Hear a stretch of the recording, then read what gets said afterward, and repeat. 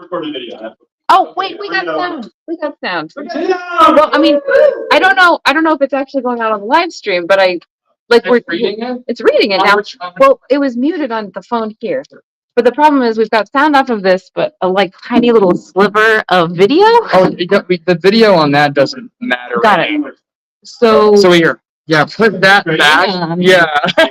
we put this over here. This is our mic. Yeah. Okay. Can you hear me? All right. It's a bumpy road starting out of the gate. Strataganza 23.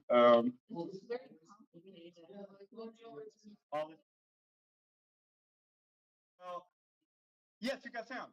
Yes. We changed it to something that says visual. Oh.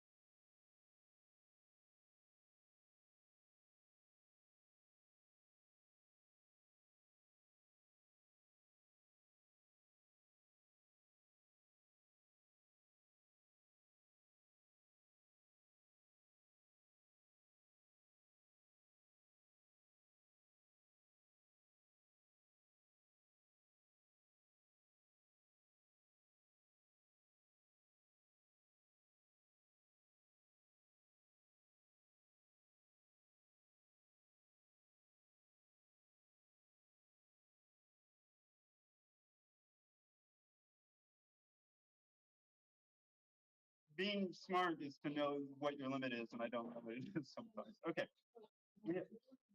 We have audio? Are we done? Okay. Oh. Sorry. All right.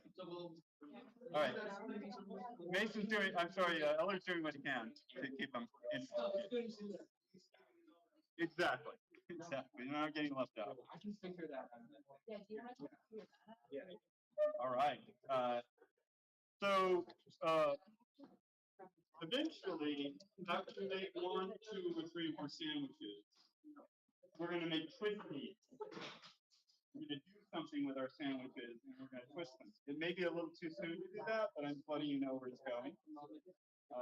And then we're going to use all of those twisties in a combined Stratcut block and show you effects. When we cut it up, it'll be like Mylar, or you'll see why Ripley, how it functions with all these organic textures.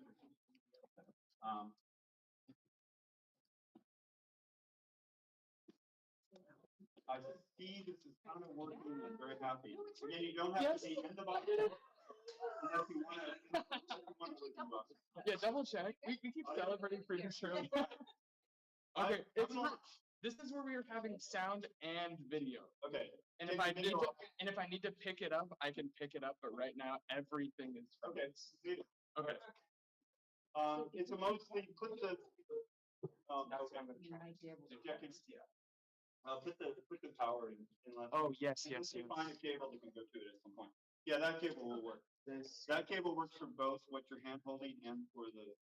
We're gonna try and get this working next, but your phone is working. It's capturing audio, video. It's awesome. It's amazing.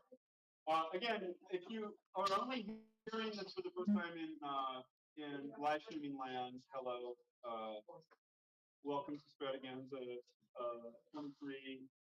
We have 30 or more people in the gallery here, starting to learn, and 8 minimum are in the room. And Eller Devane is in there trying to teach them. So far, we've gone over some very basic things. We've made snakes. Oops, what came up? Which is simply a roll, triangles, which we're going to come back, and these things are going to become important as we go through the lesson. And then sheets are just screen. There we go. So sheets, and you put a lot of sheets together, and you make contrasting lines between your colors. And that this doesn't have to be this long. You don't have to mimic it. You just need it to all be the same size and shape of the 4 different colors you're using to make the sheet. All right. I'm just gonna let it sit there. I'm just gonna angle it right here. What you're doing. Okay. So we're ready to move to the better sections of Stratcut theory. Are you ready for the theory? Okay. I'm going to start down that road because it's fascinating and one of the most enjoyable parts to understand for the very first time that Stratcut 101 is you imagine that your knife, you're the viewer and you're the camera, and this knife is actually chopping this up. If I chop it from a frontal angle, if I chop it this way, there is no motion. This is Mia Fiore, by the way. Mia Fiore is an ancient 4,000-year-old pottery technique, which Arian somehow amazingly figured out, where they did, in a sense, cut pottery clay and sliced it and applied it to the vases and the stuff in Egypt and other Mesopotamian civilizations.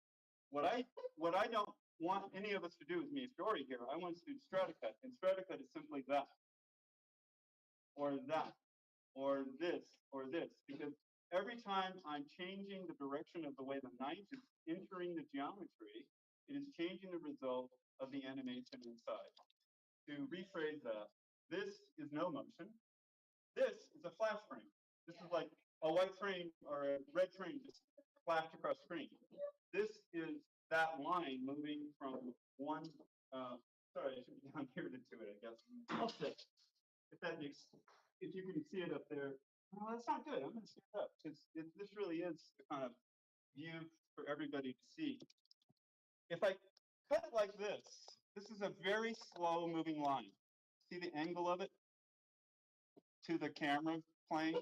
If I cut it like that, it's a very fast moving line. So you're always asking yourself, what's the angle I want to inlay of the geometry to my animation in order to achieve an effect? Pretty clear? Okay.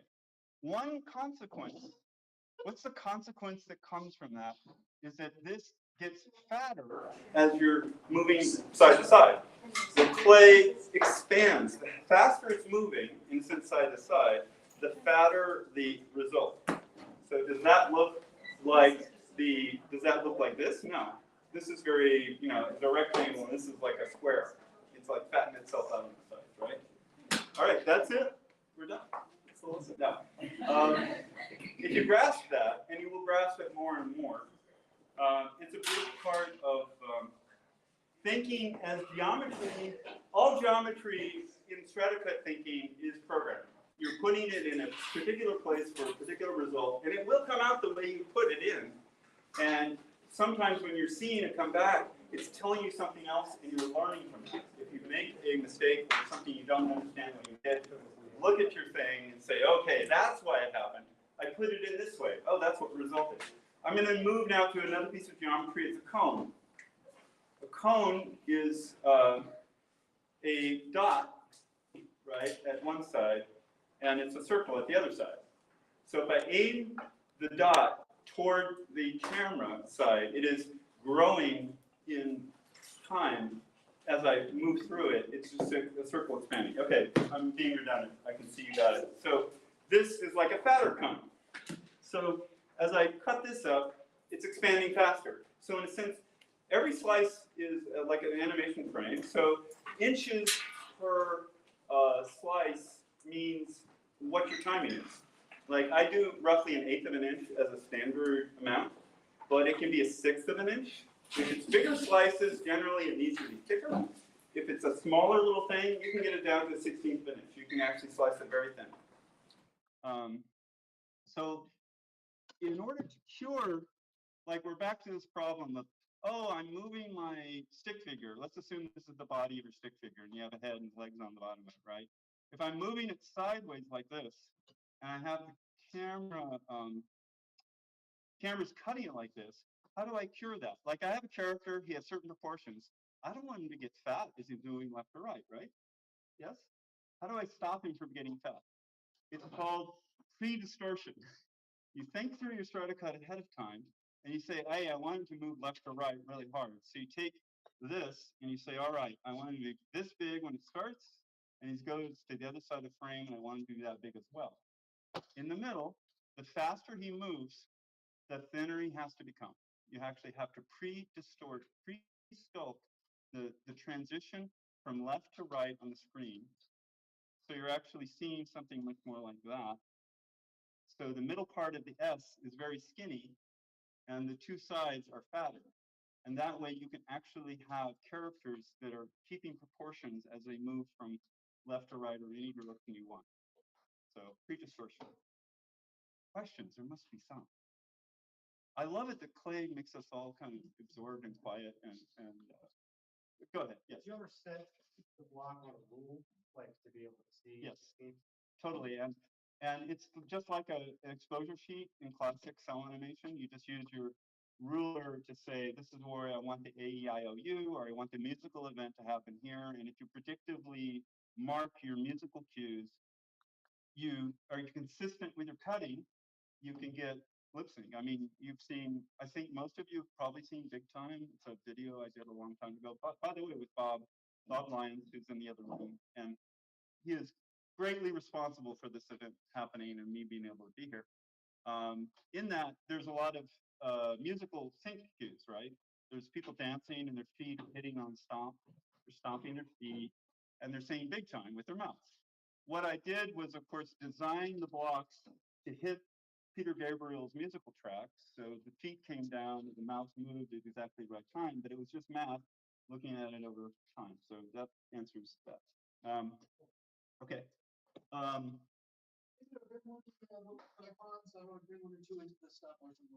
Anything you want. Yeah. Yeah. Here you go. Is there still a box with some in it? No, they're all out. There were only 3. I didn't know how many people would bring stuff. It's for later when you start to cut your stuff up. So so cones, large dots, circle, the line. They become fat. When you cut a line this way, it's a stroke. We understand pre-distortion in theory. I know it's not. This is all very fast.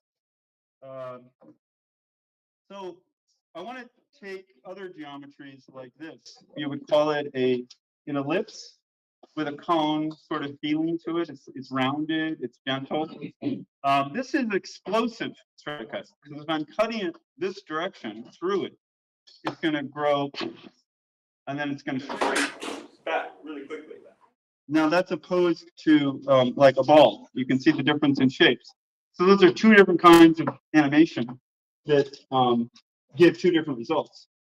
This would be like what you could put in that ball would be like, you could put lots of balls within balls, right? This is sort of a Matryoshka doll of color inside that ball.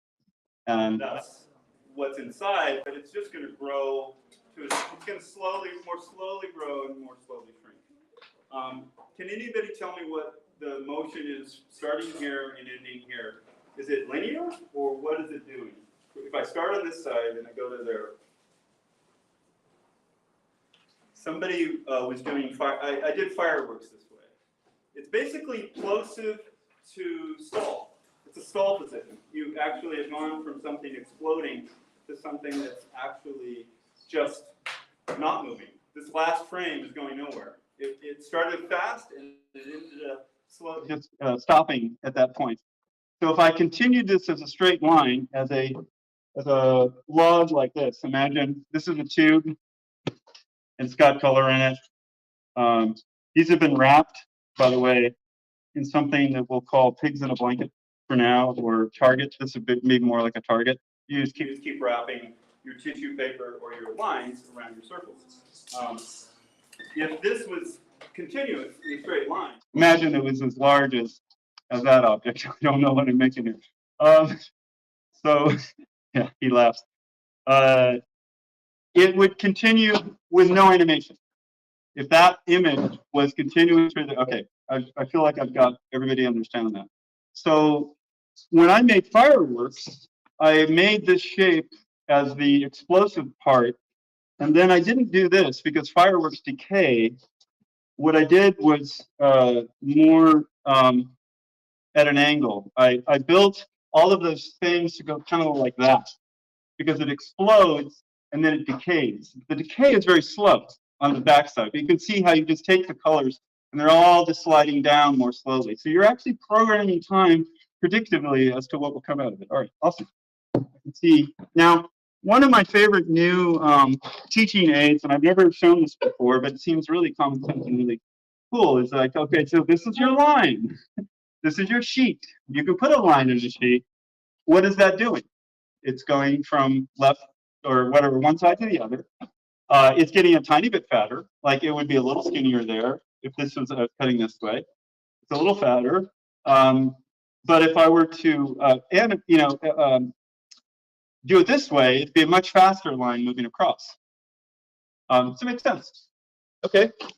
So one way to deal with sheets is to go ahead and put it on an acetate or piece of photo paper or something that's got a hard, glossy surface. I'm going to rip this up. It's very bad clay. Sorry, it's very old. I'm going to do a hodge and just, what I want to do is roll it into a Tootsie Roll. So you can imagine what the line is doing inside the Tootsie Roll. It's in a sense starting in the center and concentrically going outward. Okay, I've never done that demo before, so you're the first one to ever here to see this, even though I thought at 20, I thought, oh, this would be good, and it sat around for 20 years until it. All right, so I'm rolling it into a Tootsie Roll. And when we put that on your,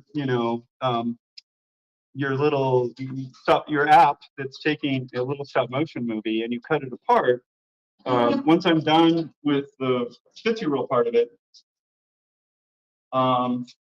this is really fun. You can't see it in there, right?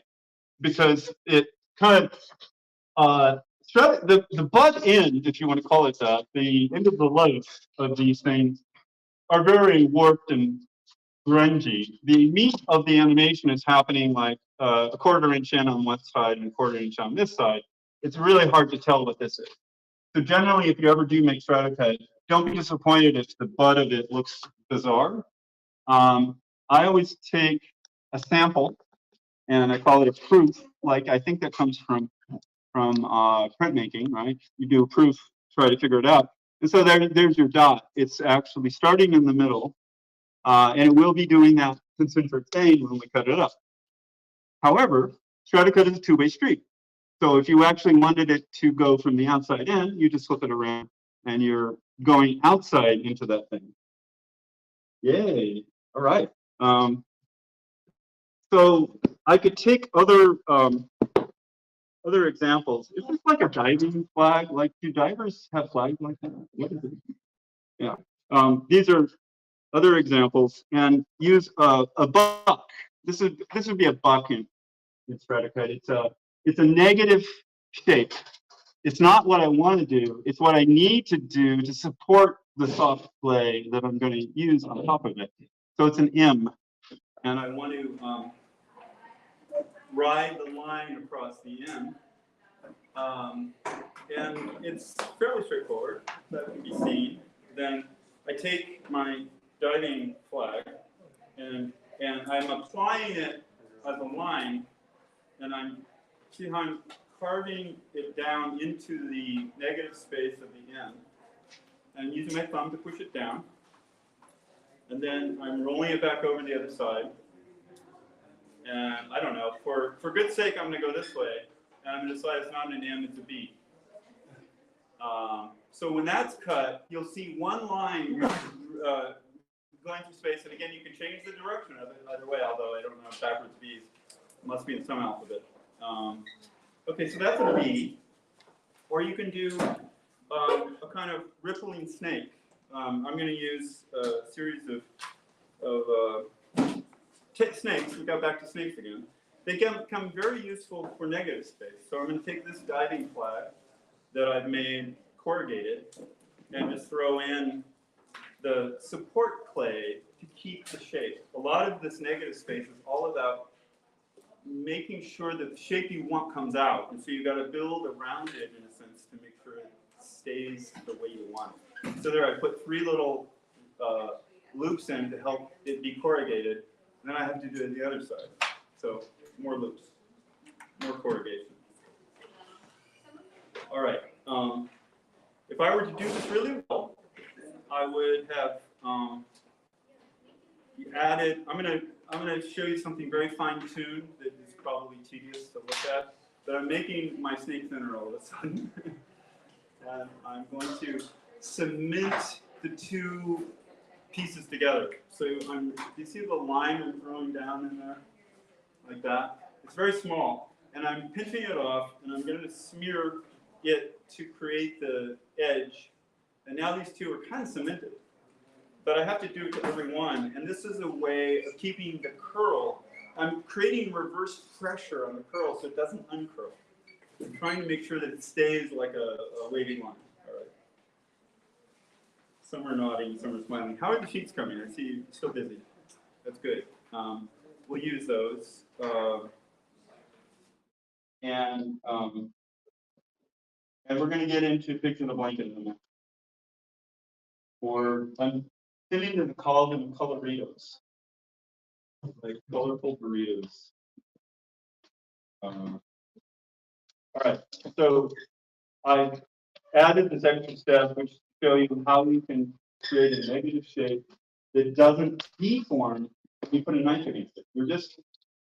It's all about pressure. It's a soft thing. Well, you got to build the reverse pressure on all sides so your primary shape can actually be supported. All right. I love it when people smile and nod, and then I hope the rest of you are catching up to it. Not trying to go too fast, but there's so much we're going to teach this day after day, every day for 4 days. So many directions, so many interesting things, and I can't wait for Mason's Strata Latte Barista and his time breaks. If you saw it, I don't know if you saw it on Instagram, but he's going to show you time braiding, I think it's very much. Isn't this a lot like a quilting class at this moment? At this moment, we're all kind of quilting together, right? It's parallel play, and I love that part of it. Okay. So I'm almost done. I know it's tedious, and I'm trying not to, abuse your attention. This is a necessary part of creating negative space. So you see, I've sort of filled it in. I would have spent more time smearing it in and making sure that the curls and the curves are supported as best as possible. So when I put a knife on it, it doesn't just go to hell every frame. Okay. Now, once I've built this, I can do, what can I do with it? Well, only one thing is animating right now. What is the one thing that's animating? The yellow line, right. Everything else is stable. But if I do that to it, things are happening all of a sudden, or this. So it's an endless pit of, a bottomless sky, blue sky, possible geometry. 50-50. All right. One thing is, like, I could put it at this angle and cut it through. So the line is actually a flash ring. It's like if I were to put this at an angle like that and cut it like that, that line is a flash ring to the camera. So I've moved it from an animating thing to do the worm to do the sort of loopy-loop corrugation to a clip. And you can prove this to yourself, obviously. A lot of this is trial and error. I think you can teach people to fish. They can fish for themselves. I think I can teach you to think in strata at some point. The more you hang with me, because I have other examples to pre-visualize it. It is not. How did I figure it out? I just sat down and literally said, if I do this, what does it do? Do this, what does it do? It just went on and on, and you just take notes and you say, okay, that's the result, and then you build. I'm going to leave it for now. We'll come back to it. I wanted to do pigs in a blanket, which is just to take a scene. Does everybody have a bit of white by any chance? I don't know if everybody got a little white. Or the brightest color you have, it doesn't have to be white. But take the brightest color you have and make a snake for me. And we're going to use, and I want you to have the darkest sheet you have to go with that brightest color snake.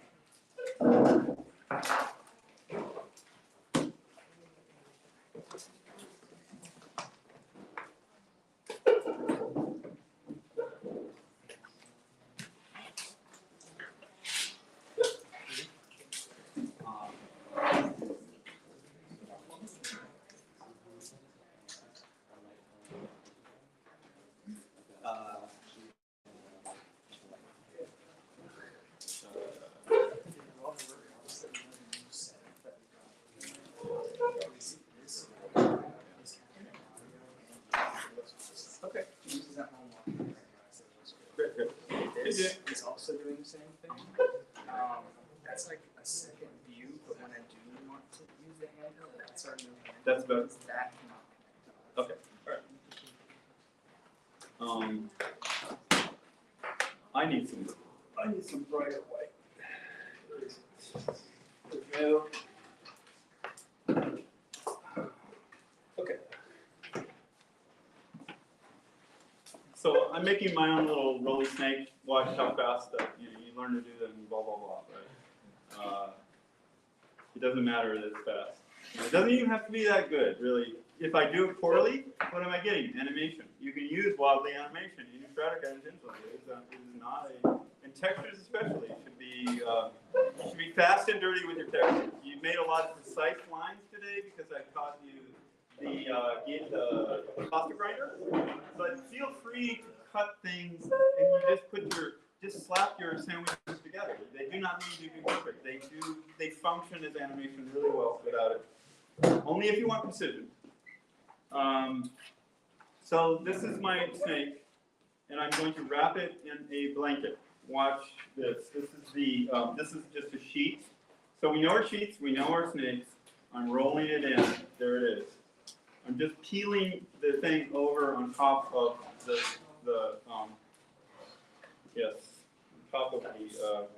white center, and then I'm cutting it off. So I only want enough to circle it 360. I don't want the extra clay wrapped. I could make it bigger, but what I'm trying to do first and foremost is talk about like the future use of a pigs in a blanket is an eye pupil. Like you would create an eye that's going to later have the whites of the eye added, but this is the pupil. And so when I cut it open, I have a highlight in the pupil. Now you can put your highlight to the side. You can be very artistic with it, and since you understand the principle of what I'm trying to do is throw that the Rembrandt Masters highlight into the Stratcut. I'm going to throw one more trick, which may or may not make sense, but I'm going to make a crescent moon.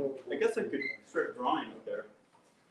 I'm going to make a crescent moon, which is a very thin tissue paper sheet of white. I'm doing it with my hands. This is not a circle. What I'm going to do is add the crescent to the existing pigs in a blanket. So I'm making another layer all of a sudden. I'm adding that crescent, and I'm going a little further to make a long. This is going to be a pupil in our. Yeah, it's a pupil, and now it's an iris. What is it? I get confused. What's the part around the black center that contracts in? That's the iris. Pardon? Iris. Iris, yeah. Okay, thank you. It's been a long week. Long period. Yeah. Go.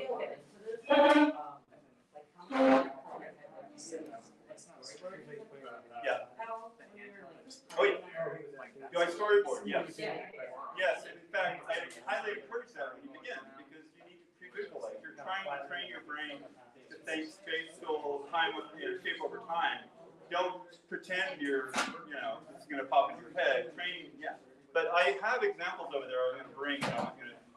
That's day 3. Thursday, I was going to be rotating objects, which is too much right now, and I would show you how to storyboard this. Okay. Now I've got the crescent on it.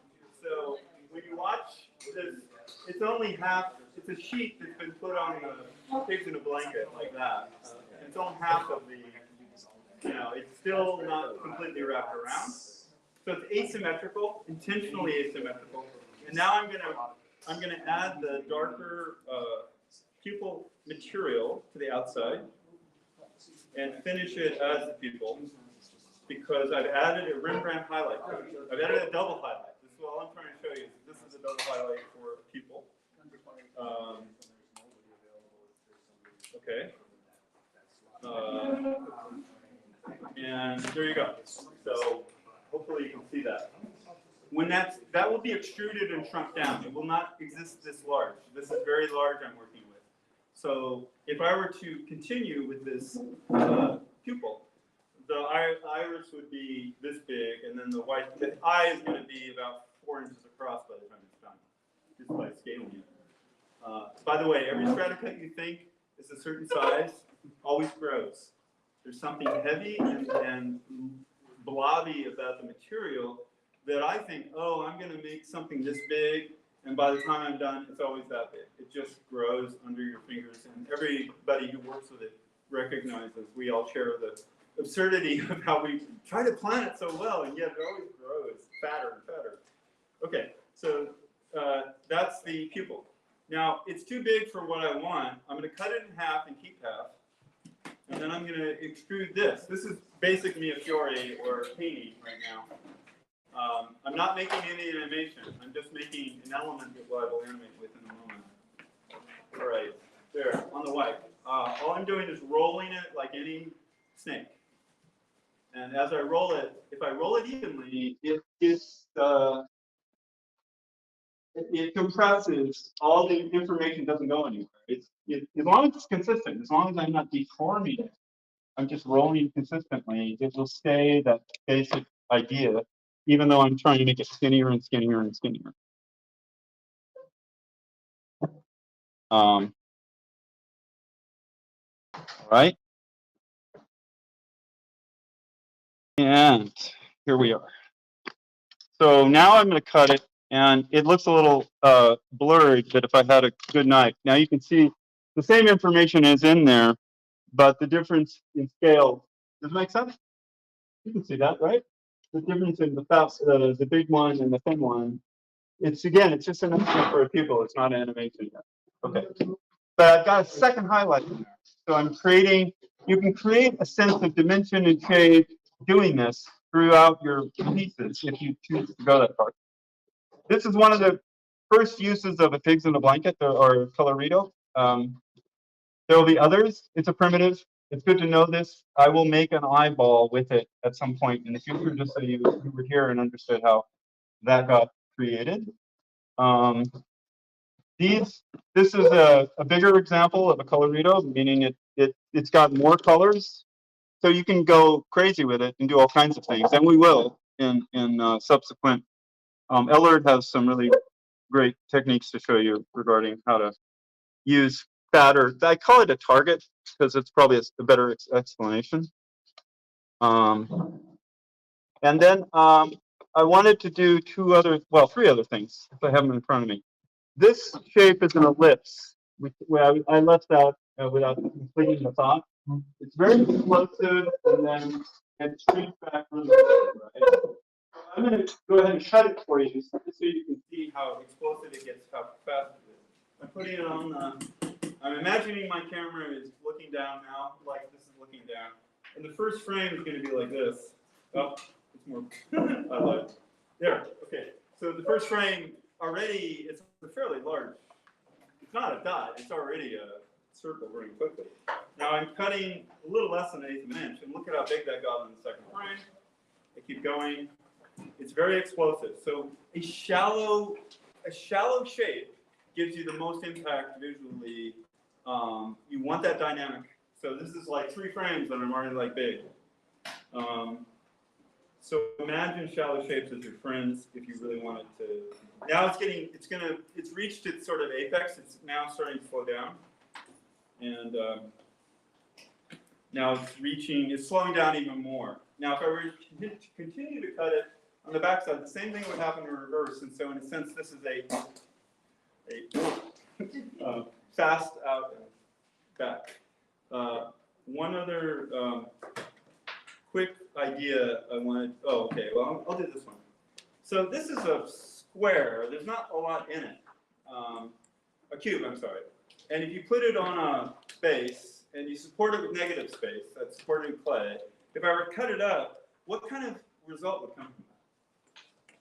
It's going to be really weird. It's going to be like it's going to start out as a triangle, turn into a trapezoid, reverse the trapezoid, and then go back to a triangle. I'm not saying I'm going to do that for you. I just want your minds to imagine, as you walk around the room, every freaking piece of this is geometry, and you just imagine in your brain, oh, if I cut it that way, what would the TV do? We can cut this up, because I'd be curious, but it's, again, going to be a triangle at the beginning. It's got, oh, yeah, three sides. Three sides, it grows. It gains another side, because it shows up, and then it shrinks down and becomes a triangle again. And trapezoid, one, it's weird, it blobs and it goes. So it's a more complicated shape, but I want to show you a simple cube can become a really interesting outcome.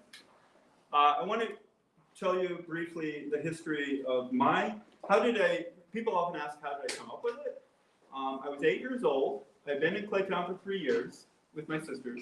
I had learned from Shelley everything I could, and then it was I think it was my 8th birthday, I don't know. We had a cake. Everybody has a cake on their birthday.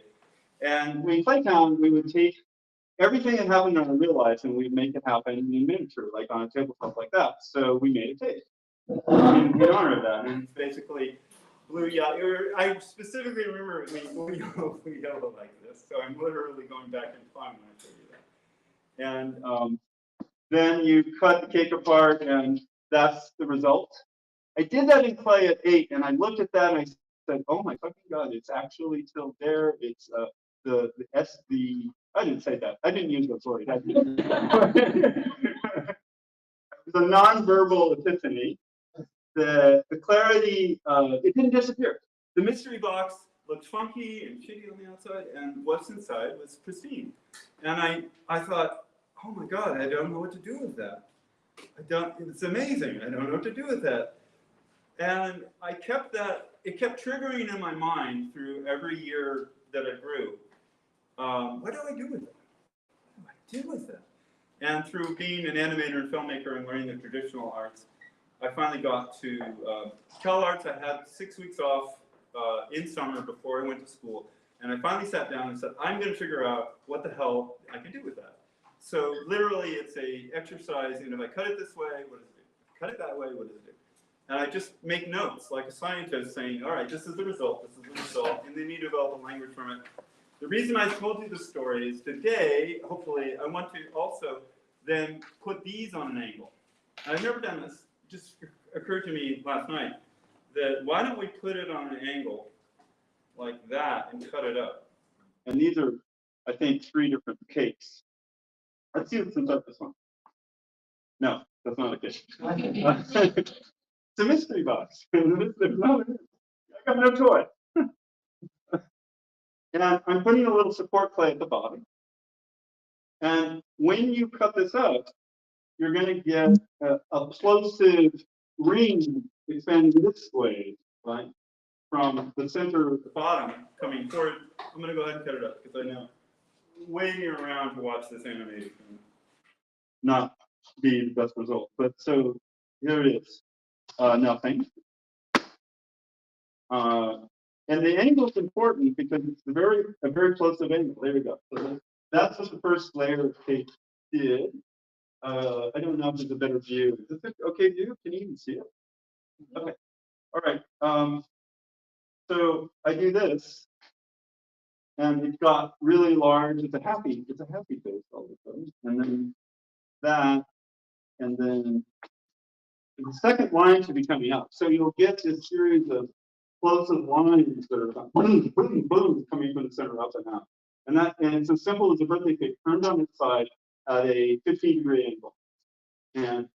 And this is just amazing animation when it comes out. So you can do this. You don't need to be that good and you know, have that much experience, I should say, and still get amazing, like just mesmerizing some stuff. So that was the birthday cake. I think that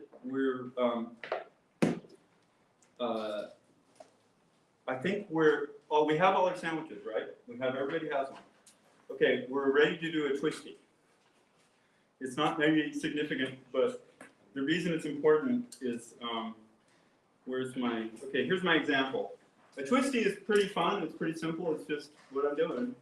Just choose which angle you want to do. I'm generally right-handed, so I don't know why I use my left to do the twisting. And I control it with the right. You can twist it one way. You can. It's a Coriolis effect, like the southern hemisphere, northern hemisphere thing. So when you twist it one way, you're going to get one result. You twist it the other direction. It's completely different. It's the same thing going the opposite way, of course. So note that, because you could have twisties both directions doing opposite things against each other. So it doesn't. There's no. The directional bias will be like handedness. Handedness is a thing in ion science, like in how molecules decide how they behave. Their handedness decides if they rotate this way or rotate that way. Maybe it's atoms or maybe it's below molecules, I think. And so everything is, all the ions in our bodies are vibrating, and they do it at certain handedness. So their rotation is actually very important to our existence. I don't know that this is that significant, but I want to point out that it is a Coriolis effect, and you can use it to your advantage. So, all right, now I've made a twisty about that much. That's about 45 degrees, 30 degrees, roughly. It doesn't have to be better than that. Go ahead. Oh, you have a question? Okay. And what we're going to do is once you've twisted it, I want you to hand it, we're going to hand it all back to me, and I'm going to make a Stratcut out of it, and we're going to cut that up, Bob, hopefully. Can we cut something up on that in 10 minutes? Like 10 minutes from now? Possibly, I haven't used it before. But Yes, time to exactly. start. Sorry. It'll be about that size. And get the Dragon Print going. Because if we could actually get that done before everyone leaves, I think it'll be interesting to watch. All right, so I've got mine. What I want to do is put them at triangles, at diagonals. And I'm going to try, with the pieces you give me, I'm going to try to build something that's like, okay, so I want to think of how to show it to you. All right, you're the camera. And I'm cutting this way, and so I'm putting it at a slight angle going, so the twisty is going to go up. I could put it at this angle. It doesn't seem like much, but it's a very different effect. This is a much slower effect. And I want to do all of those effects. I want to put it all in one block so you can see, oh, it's going really fast here, and actually show that to you so you can see the relative outcome of the same geometry shape.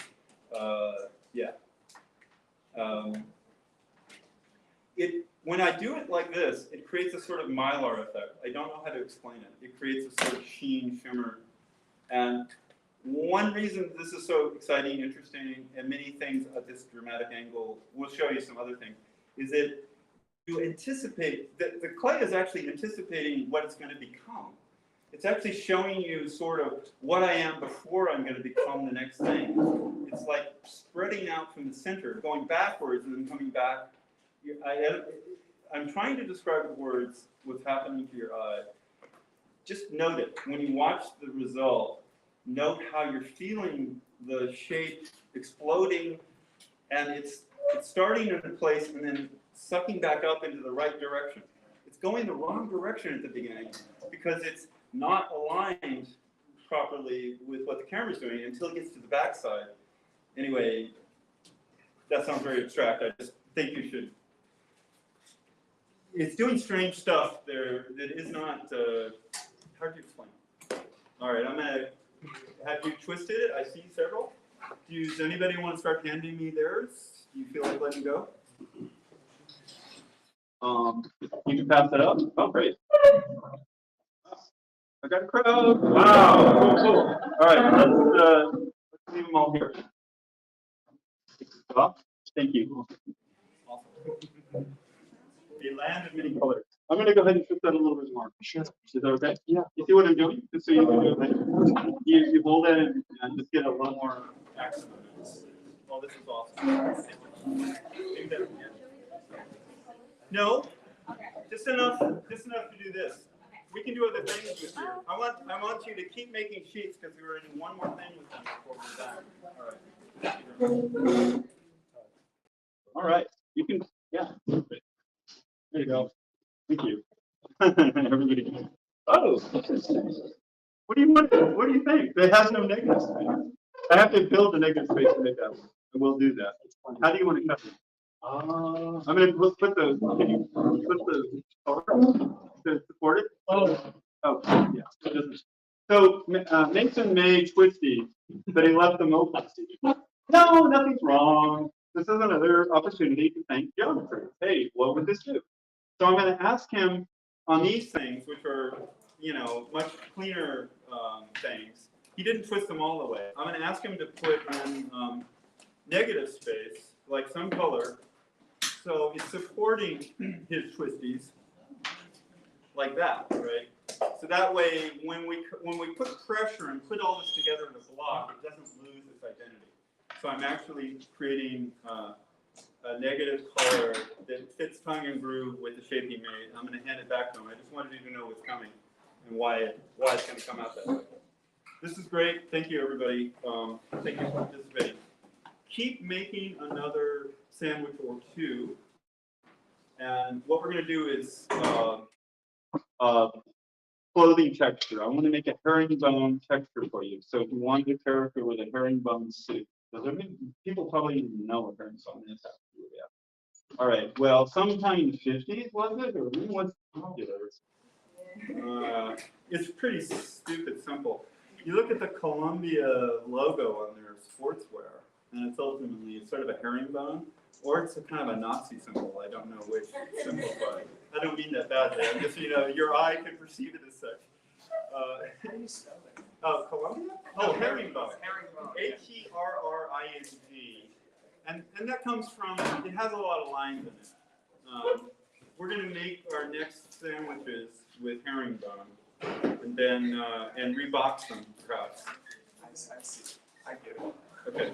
It's like hardwood floors. It's like hardwood floors. You know, parquet floors, they do the lines one way or another. That's it. Yeah. Sorry, I used my old terms. This mocha is great. Thank you.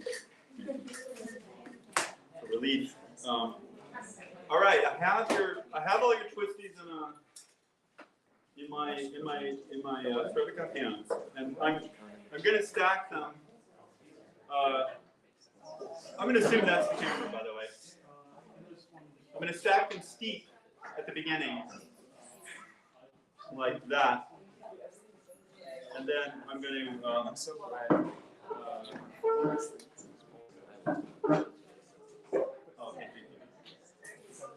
Now, when you stack them, because they're abstractions, it's okay that the negative space is squishing. If I was really careful, I could actually create a color field in which they work, and that would be kind of cool to see, right? A color field of like bold red or something, and I would jam that in along the gaps, right, to keep the circles circular. I'm not going to do that. So every shape will be squished against every other shape. So that will work because it's abstract and because it kind of makes it more cohesive in a weird way. But this would also work. And I would actually, if I had the time, I would actually put color. So you know the triangles we made? The triangles we made, right? That's the perfect shape to fix that problem. This is where your triangles help. Like there, done. You've actually supported, when I put another twisty on that, there's actually something holding it that keeps them, the three of them, from distorting against each other. And if I put that everywhere, like I put it again and again, I'm creating a bold red background color from which all of the foreground animation is happening. I don't know, should I do that or should I just smash them together? What do we think? Make it easier on yourself. I know. All right. Smash it? All right, both happening. Excellent. Thank you for keeping it happening. Yeah, they have audio, and you keep stopping at a pause to make sure that Apparently we got people in New Zealand across the world. New Zealand. So it's world. Whenever Jack or somebody's telling me that, or you get a word, I will shout it out. I love New Zealand, and I know several Kiwis, and Really. I'm sorry, I thought that was. No, I think that's All right.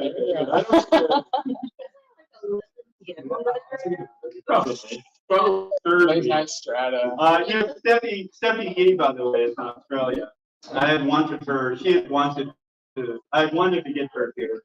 She has done some awesome work from 2016, even before the new crop, before others. And so she's in Australia probably at 3 a.m. right now.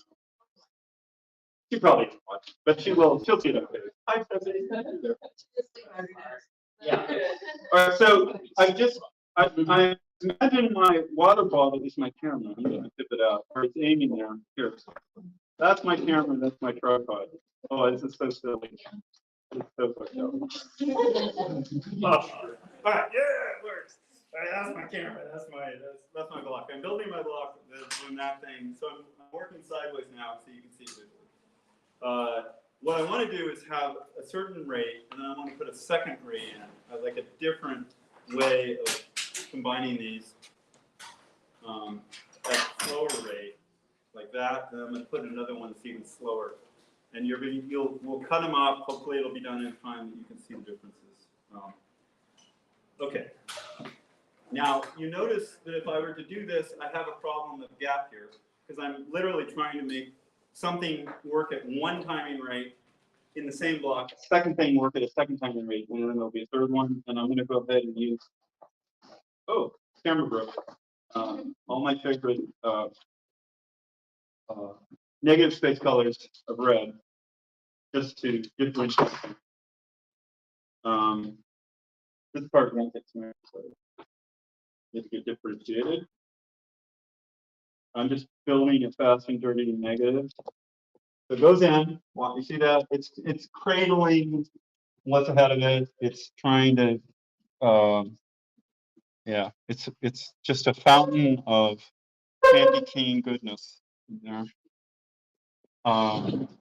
Okay, I'm cradling on that side, and then I'm going to go ahead and build a third one that's just that, like that. Does everybody understand the experiment I'm trying to show? So you're going to get 3 speeds. You're going to look at those 3 and go, okay, I understand. If I do that rate, this is what happens. If I do that rate, this is what happens. Okay, where is it? So I need to have enough twisties to kind of make it visible. This needs a few more. And for good measure, I'm going to go ahead and put these in on the side so you can we can all look at it as one giant. We could call it just text. And that's so beautiful. Oh, look at that. Look at what Mason built. So did you see the things before though? He built the negative space in it. Now you're going to get an extraordinarily clean sort of, it's going to look like it's going to have some curve to it, right? It won't look like a line because of when you twist like this, you get sort of this curving around. So it will, though, be as if it's rotating. And I'll do a steep one, and I'll do a medium one. I'm not going to do the other one. I think you grasp the thing. All right. Where are we at on time? How much have we? Is time going slower for me? Or? Quarter after 11. Okay, so we got half hour. Yeah. Okay. I'm throwing the negative space. I want to get this done so we can start to see it come out, fast. Because that's what the world is now. If it ain't happening in TikTok speed, it's not happening. All right. So this is just block. I'm throwing in, I don't want to say track red, but I'm just throwing in, trying to make supporting red. Yeah. Okay. Yeah. I tried to get my COVID shot, by the way.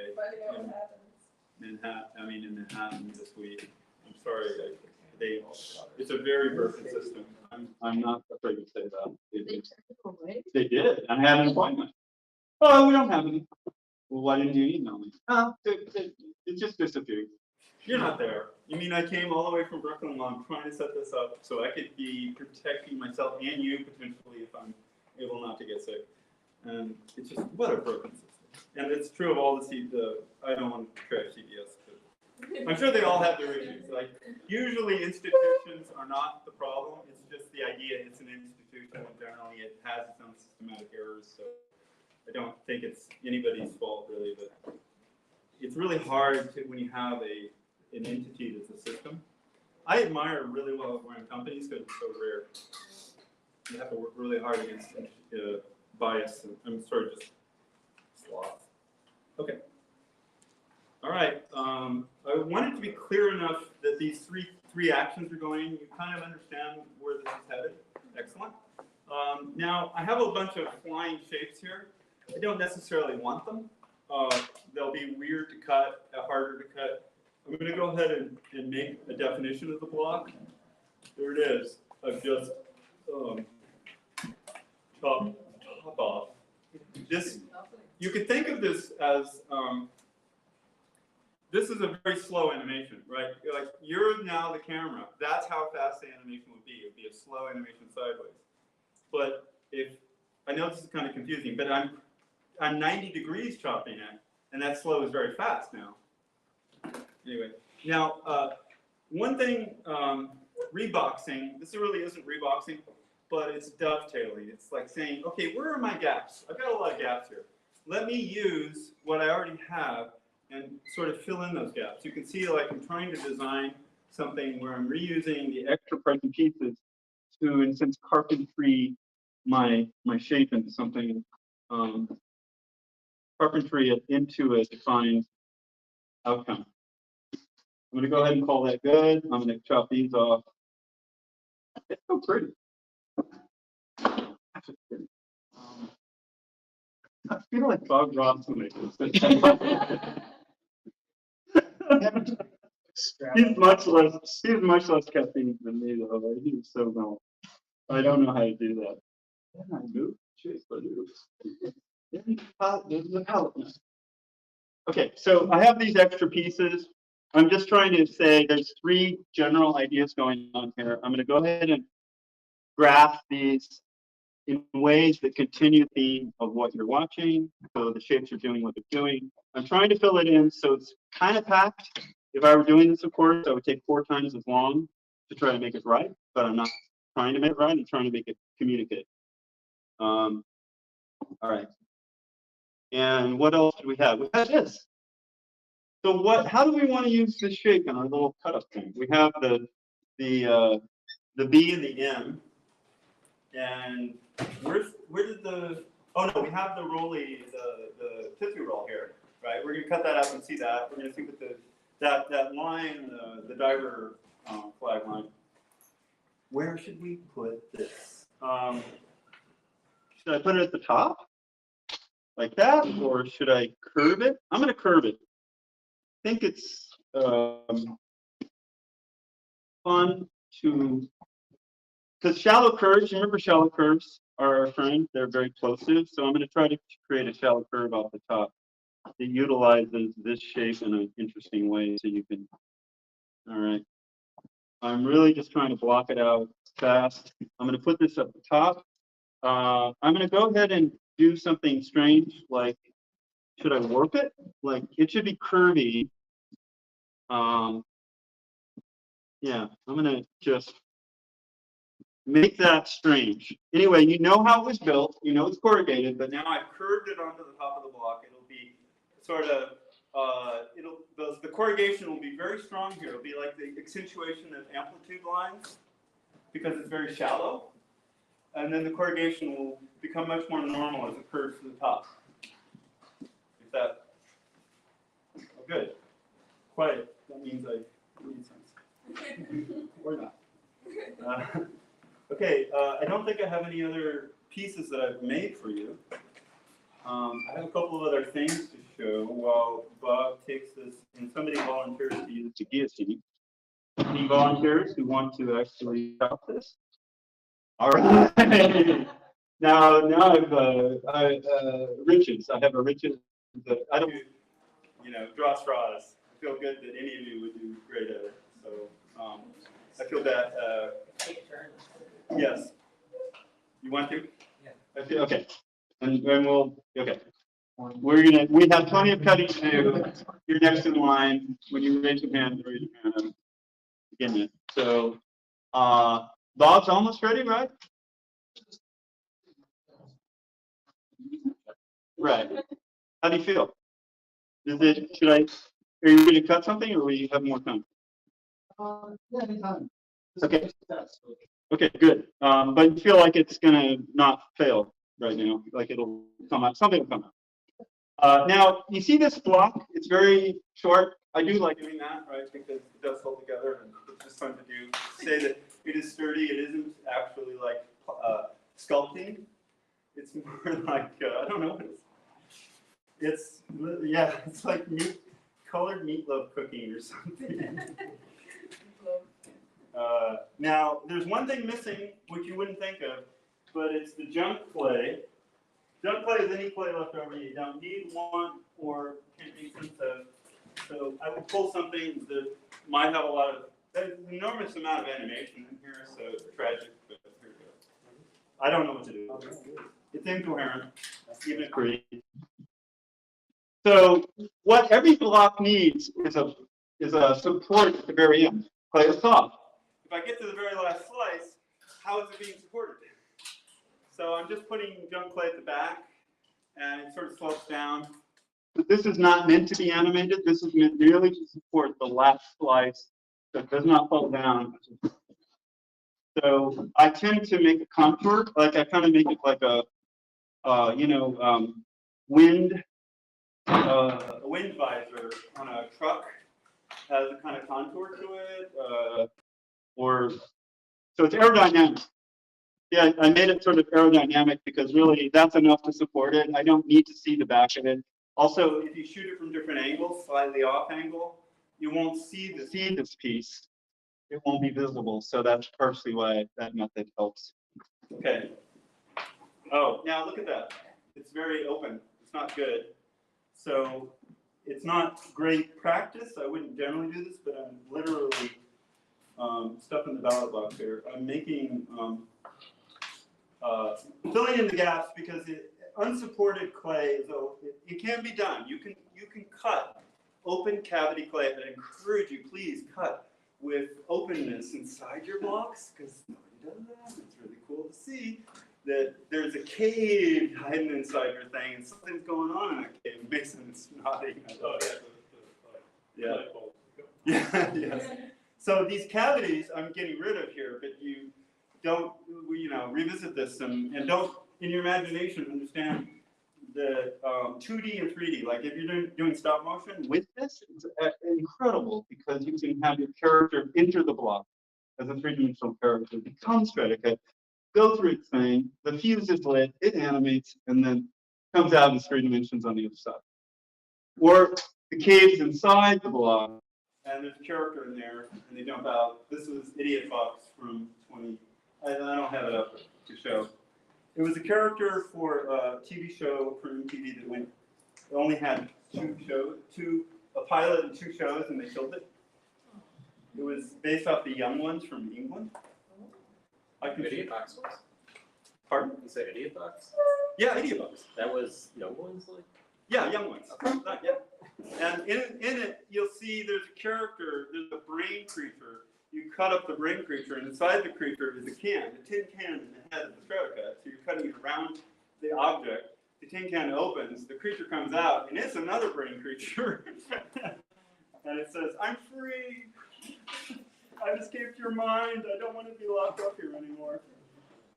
But it's very, very bad resolution because since the show got canceled, nobody at Viacom or whoever owns the property thinks it matters. So I'm never going to get a upgraded print whenever the media finally can be AI up to quality again. All right, so now I've compressed it. It's ready to shoot. I'm just showing you the little steps so it doesn't fall apart under the. Okay, Bob, we ready? Yeah. Seems to work. Okay.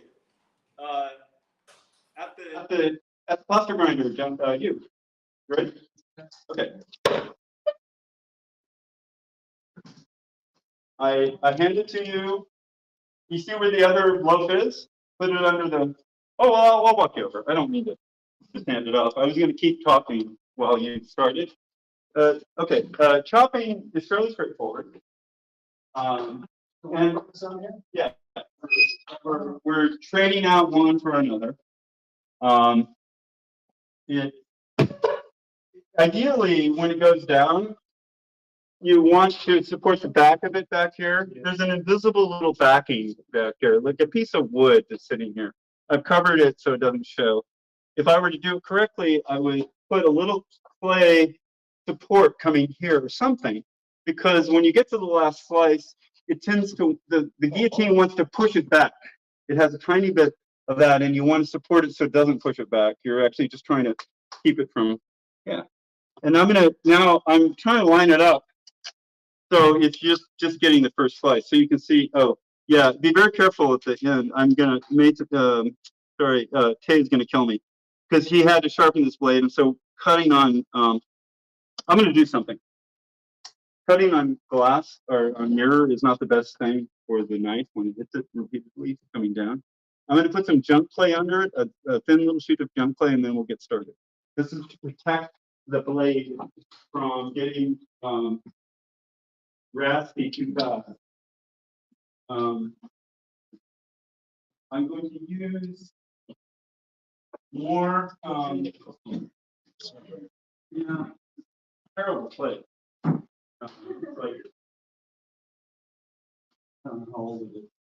I'm simply making a substrate for that thing to ride upon. It's too bad this is great animation and it's all going down, but I don't know what I didn't know what I wanted to do with it. This probably wasn't what I wanted, but it's fine. It can all be made again. You can kind of see how that would animate, right? If I had taken the respect of actually putting it properly down. All I'm making is a bed from junk clay, just a ground plane on which the actual animation can ride, and this is just a K's blade. And I do this generally anyway, assuming that that can be matted out. If this was the final, I wouldn't do it. I would take the blade hit. Like if that was going to go out and say, hey, it's done, I wouldn't put it here. I would actually say, oh, I'm going to sharpen the blade later. Because I don't want this contrary, but there's a lot of animation going on here. You can see this, right? There's a lot of animation.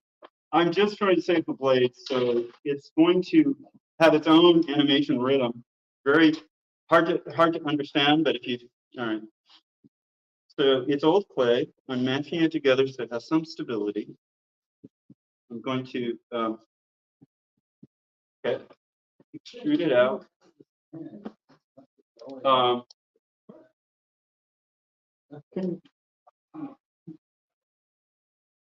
And keep making sandwiches because we're going to do herringbone in a moment. So back to this. I'm going to create a bed that allows it to float on top of the bed. It's not the greatest approach, but I mean, it can be done pretty well, but not. It doesn't really. It doesn't matter if it's the gapping underneath it and trying to make it sort of stable. It doesn't matter. By the way, this is not all the way forward at the moment. No, I know, and I don't want it. I mean, I have to go to whatever this is telling me is. Right. But that Oh. re-hit our. Yeah, we could. Oh, I see. You could go all the way back. Correct. So forth. Okay. You can set this in junk clay based on whatever. Yeah, just go for it. All right, so you can Okay, so go ahead and, yeah, drop it there. Let me work toward it. So I'm just working the piece so the first cut is actually a cut and not a nothing. All right, so you're just butted up against that. There we go. Okay. This is every once in a while. Yes, this the pen that Tay put in this is magic, right? Because it makes the whole process go so much faster because it's just hanging out there, and all you have to do is pop, drop, and it gives you a lot of mechanical leverage advantage. If you're not very strong, you can actually do heavy, difficult blocks. Yeah, I was finding I was pushing down on the wood. All right. In addition to the handle. So when you cut this up, take it to the mirror, but just don't go hard when you hit the mirror. That's all. Hard, hard, hard. And when you're right at the very end, just go soft. And then peel it off and rip it out. It doesn't matter what's. If you want to save clay, and you may, I have sheets of paper, and generally, as I'm cutting them, I'm laying them down on photo paper, 2 or 3 to a page, and then I keep stacking them. It's good practice, but you may not know that, and you don't have to do it If you're saving the slices. if you're saving the slices. Should we save the slices or? Now, you want to shoot this, right? So do you want me to do the first couple and then I can show you what's? Okay, a couple of the things now, maybe. So this is ready to go. I'm hoping that we get. So, I did have something already shot here, but We did herringbone. I can, I wanted to speak about rotations. This is bouncing ball. And so a bouncing ball is, if you were to animate it, like if you're the camera, I'm trying to show you how a bouncing ball would look in Stratcut, right? Going from one side of the frame to the other. You all see, does this make sense? Is this clear? I can't tell if you can actually see it. Now, that is your simple bump, ba-dum, going from one side of the screen to the other. This is a little bit thinner. It's been pre-distorted. It's attempting to make a circle result, even though it's a little bit of an oblong. It's been intentionally oblong. It is going from one side to the other. Now, these gaps at the bottom are not correct. Because every animator, what it needs at the bottom is a little fatness and slowness, right? We want to add a little blob at the bottom. So when it jumps back up, you've done the stretch and squash. So imagine I'm actually trying to fuse them to make the puddle between them squishier and fatter, right? Because the ball will become the for a moment and then it'll jump back up. And that is a ball moving left or right. I thought is that fairly illuminative as to actually what? Okay, cool. Now, speaking of open architecture cavity, this is a shape where I added negative play to it to allow.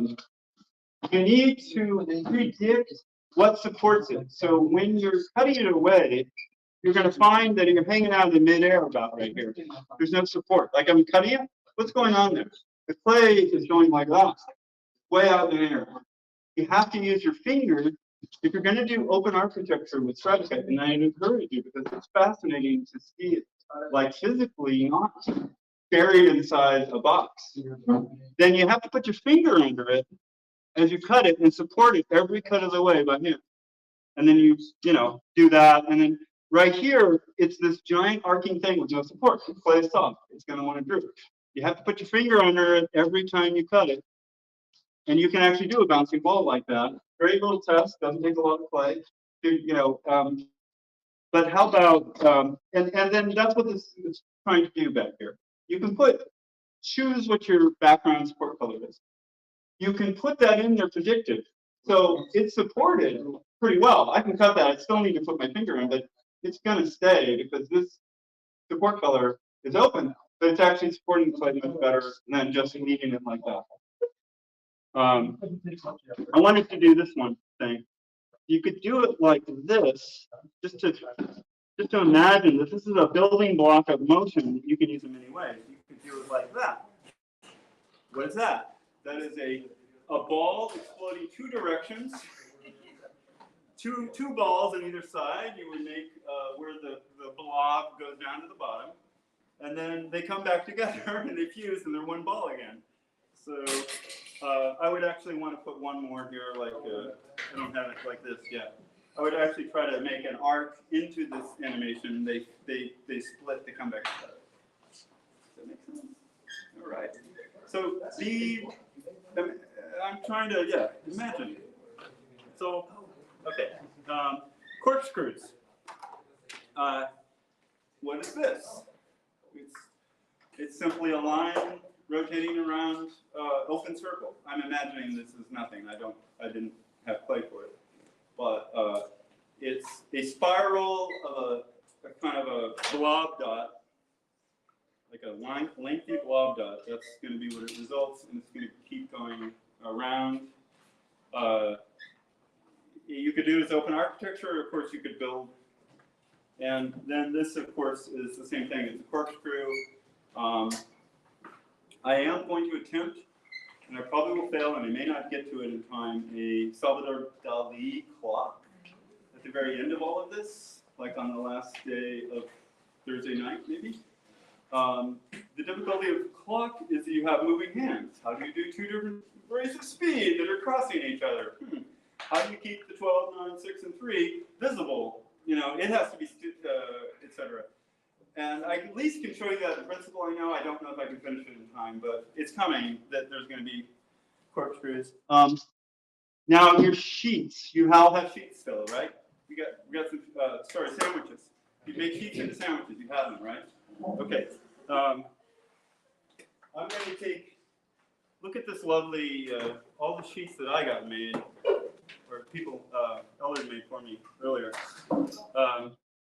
So I'm going to make a texture from scratch using sheets. There's one color. Oh man, a lot of nice black contrast. I need some red.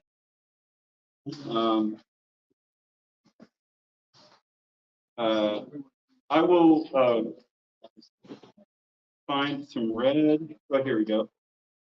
And I'm going to make a couple of these. Not just this one. Or I could use this. There's some existing sheets that have been put together. They're not very good, but I want to do herringbone for you, and I think you'll understand. Okay, herringbone or parquet. Parquet is a better way to say it. Is that you take your sandwiches at whatever 4 lines, 8 lines, 6 lines. And you square them off, and you just make squares of it. So whatever the width is, cut your sandwich that width. There. So it's actually a square. Oh, this is a terrible example. Somebody nodded. No, that's not even good. This is the proof. I often, in the middle of my clay, by the way, as a secret, there are times when I actually cut the clay open, peel it back, take a look, put it back. And if you cut it at an angle, nobody can ever see it because it's moving too.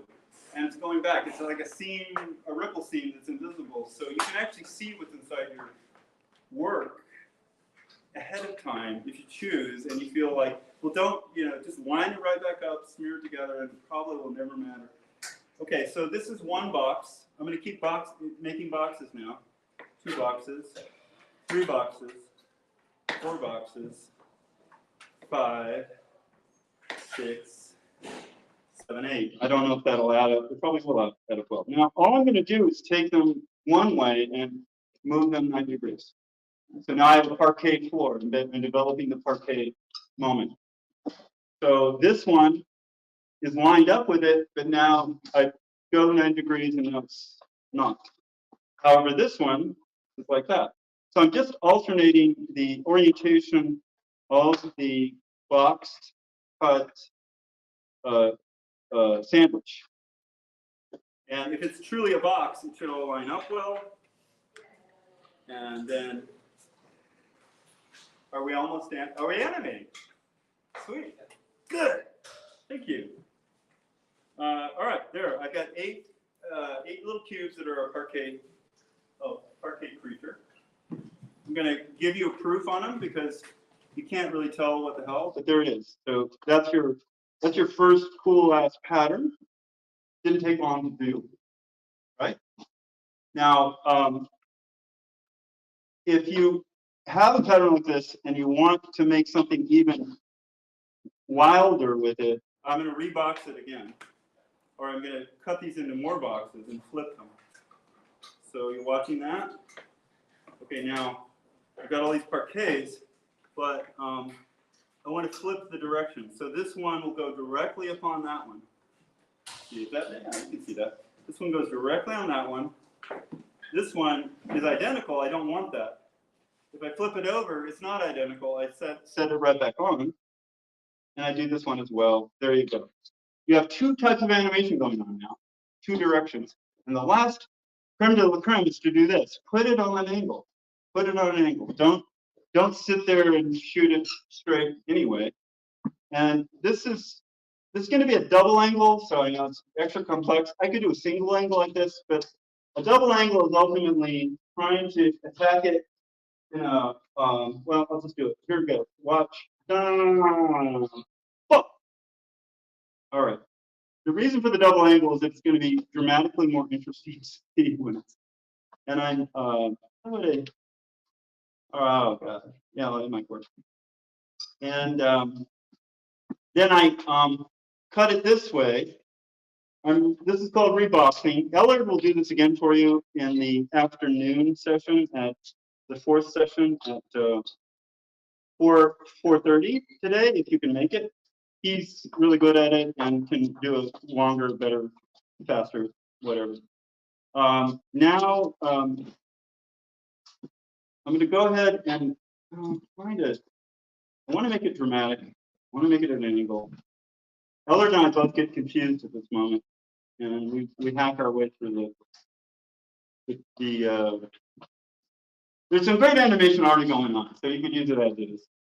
Reboxing should be a box, not a trapezoid. So one thing I have is I have a trapezoid, and I was trying to get a box.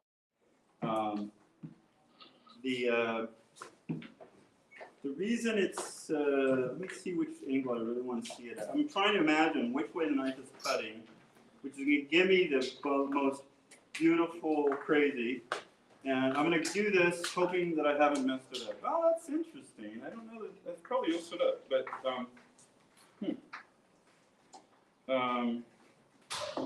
I know that this all looks strange to you at the beginning, and obviously it's difficult for me. So don't feel bad if you don't get it the first, second, or third time, because obviously I haven't even gotten this on this one. I've taken the herringbone and I'm trying to put it on an angle. I will put it back now temporarily to re-evaluate how I'm getting there. So I've basically put it back where it was, and I'm trying to decide how I want to see the animation. I'm just going to do that.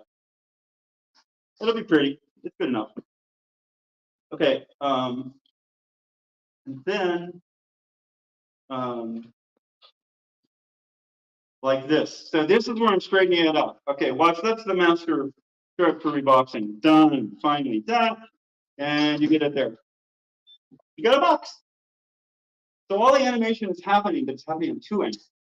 It's on a dynamic, just like this. This has been put on two ends. It's not put on one straight up at you. It's not put this way. It's put in, both of those are going on at once. So always put it, on a, so that is ready to cut, and anybody who wants to animate that, I'm eager to have you do that. If you want to slice it at your desk, anybody who wants to volunteer or anything, this is, you want to?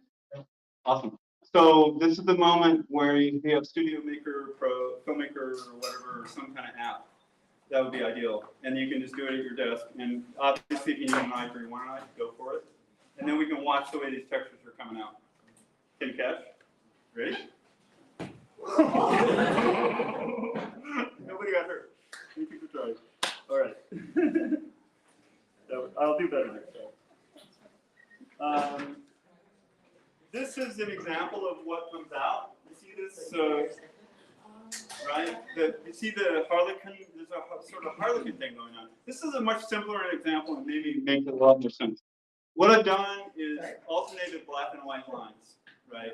And I did that by taking the same sandwich and going flip, flop, to grow the alternating black and white lines. As long as there's an even number, 4 white and 4 black or whatever number, then it will line up when you go to the other side.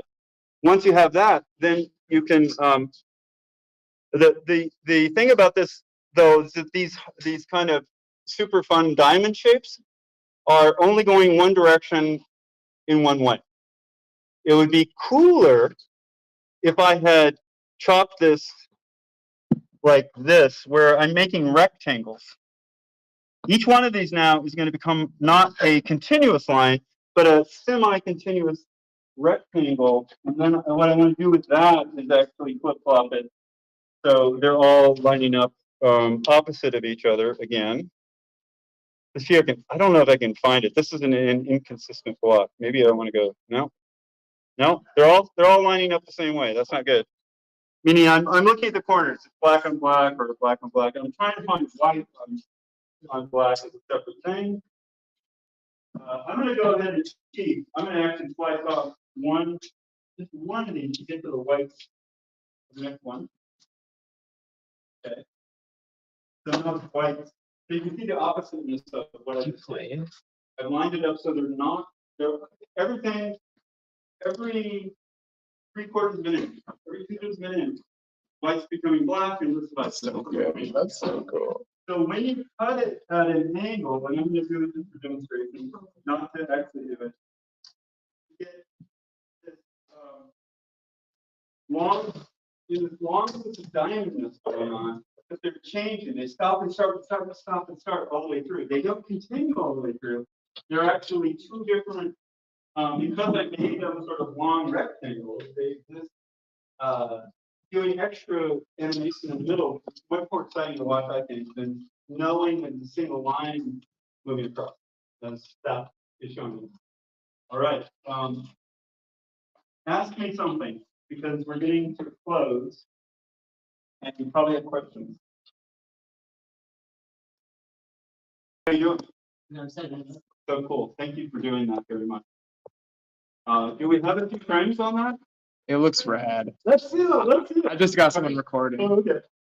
That's why I wanted to get it done so quickly. Is it's like Mylar when it starts to move finally. It's like 30 frames, so it's like you can see it. Oh, okay. You've already got 30 frames, great. Got it.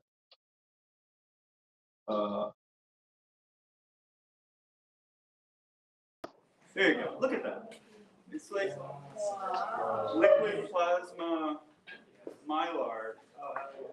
It's going to keep going, and then you'll see the second pass will be much slower, but it'll still be animating. And the last pass will be mostly just the same shape rotating. So you'll understand the angle made all the difference up to the animation of what's going on. This is awesome. This is fantastic. I think I got through most of this too, and it's a pleasure to share it. I hope I've what else should we talk about or do? What's the time? 10 minutes? That's so bad. That's so cool. 5 minutes, okay. Yeah.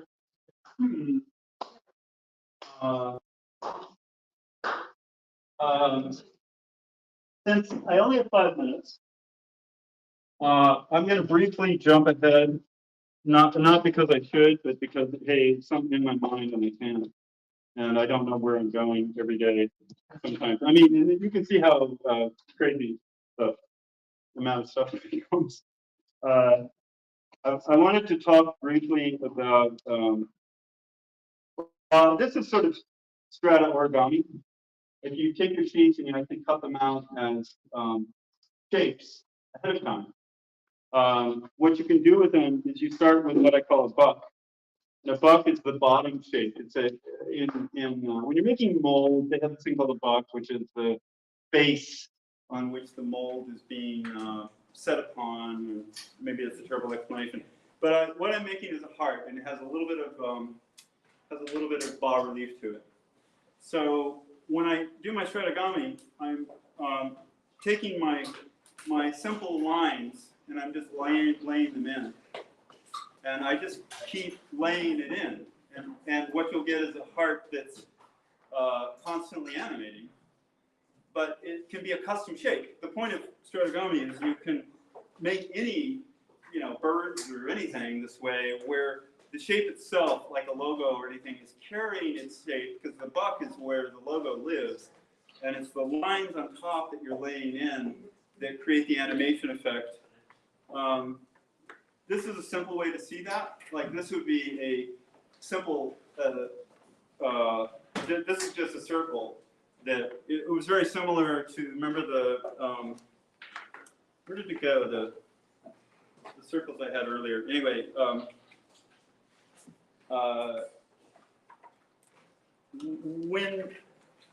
when I think of how to use the, you have sandwiches, right?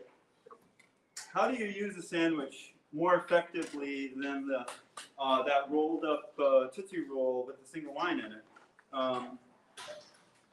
Let me have get some sandwich color together. Okay, so these are two cones, but what they really are is the buck of an infinity. You can see that I'm going to make a small little infinity symbol with this, and I'm going to animate the infinity looping back and forth. All right, maybe that's the creme de la resistance for the session. So here's my sandwich. I'm going to make bacon out of it. By the way, I call that bacon. I don't know. You can come up with other names. There's neon bacon or Dayglow bacon. It's just stripey. The kind of bacon that won't kill you if you eat too much of it. If you hang around too much. And then I'm going to wrap it around this buck. And so watch this. This piece is to start where you want to go the other way, and use this as your support to go the other way. And now you're going to start building with your stripies. What do I want to do? I just want to keep reiterating that. So I'm going to pull them together. I'm weaving now. This is strata weaving, since what Mason will be doing a little bit more of later. So, yeah, if you want to cut, somebody else can step in. I think, yeah, he did. He wanted to. Okay.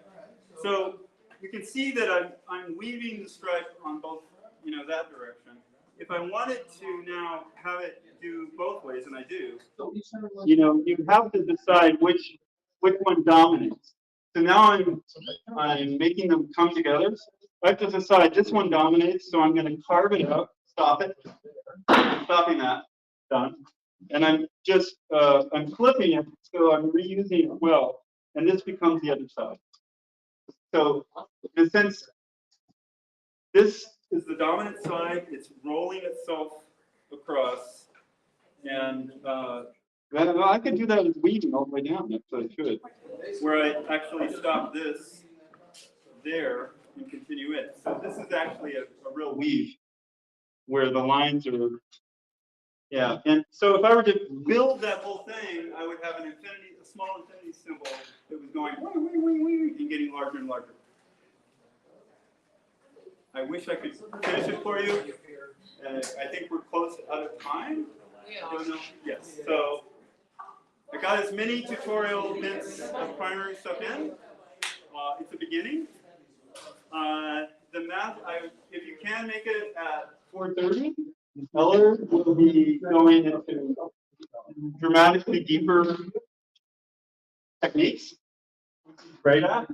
And then at 2 o'clock, do not you can miss what Mason will be doing, which is rather last day and time braiding, both of which look awesome. I'll be in the lecture hall at 12:20, trying to talk more about a lot of things in theory. It won't be as hands-on, because they don't let play in the lecture hall. So I'll be doing the demo on a table. But okay, did we get a? All right, we're wrapping. Thank you, everybody.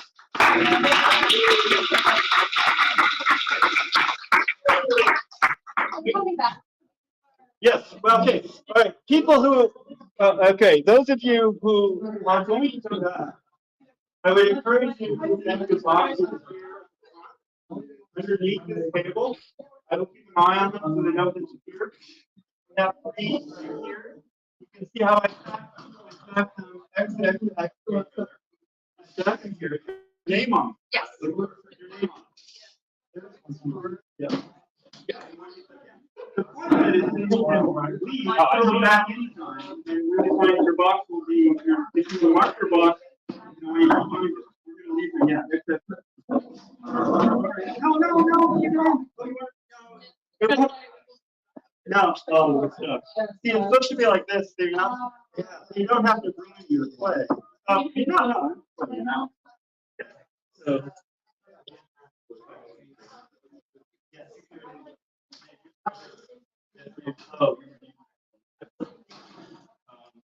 It won't support very much. Here, I'm gonna that for life. The lecture hall is yeah, lecture hall is I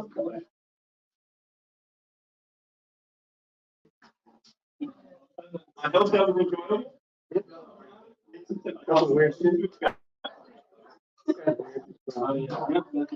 This one has like weird. Yeah, I sliced one up and then stuff in the wrap. You can, when you cut it, you might want to put some support play if you want to keep it purple. Yeah, otherwise it'll sort of blow down. So, yeah, you don't mind it coming out. Yeah, yeah. If you make, use your triangle technique. Yeah, whatever your triangles are, that's what your triangle is. Yeah, something like that. And then use the sorry, your own cell phone. Yeah, or yeah, that's okay. Yes.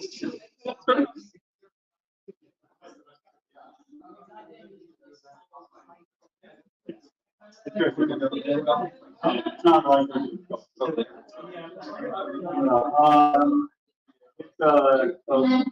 12:20. Are you? If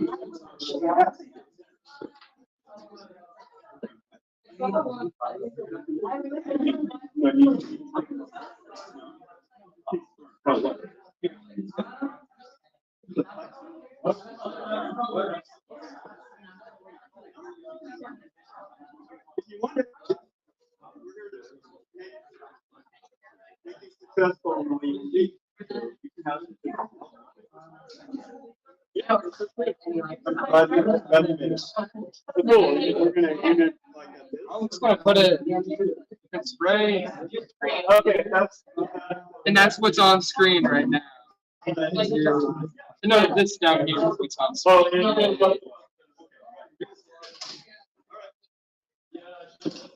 Thank you. Came together. It's pretty cool too. It looks pretty cool.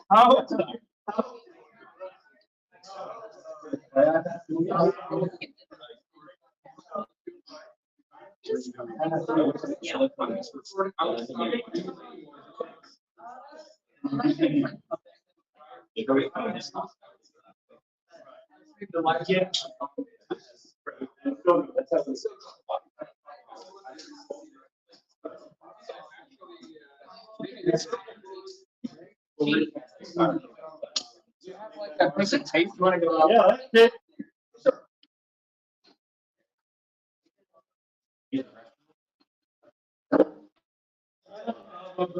I've got some. Yeah. Yeah, I tried to do a whole rotation. Oh, you tried to rotate the block. Yeah, Yeah, I'm wondering, I don't know if it, can you run it half speed? Oh, yeah, yeah. Just to see if it reads better. No, definitely.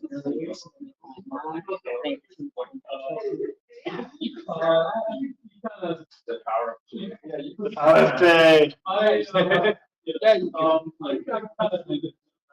Yeah, that actually reads better. Yeah. And understands the text, so I was thinking that. Yeah. So what I've encouraged is, at some point, I'm going to have a Dropbox in a couple of days.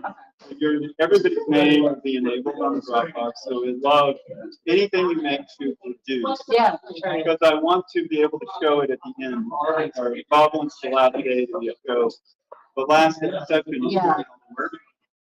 So great, thank you for doing that. Are you going to be here more than just today? I only want to say, I'm not sure how my schedule is gonna be, but like, I would like try to come back. I'll see if there's like room scheduled, so I like. Yeah, I understand that, you know. Yeah.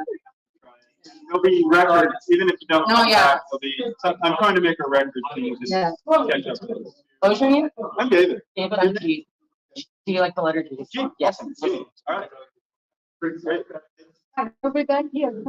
No, it's in the lecture hall, which is one door down. Oh. Yes, one door down. And, yeah, it'll be me in the lecture hall.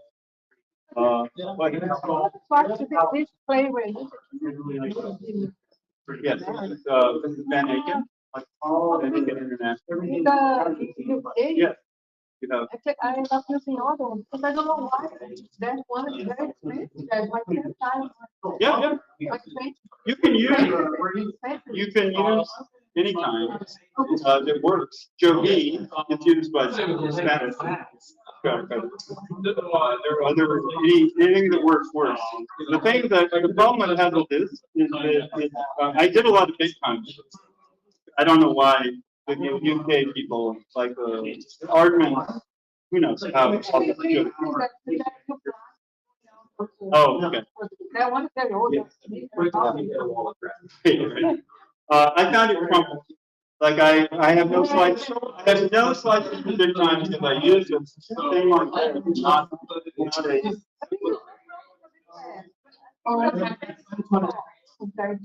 No, I don't think it's enough. It's gonna depend.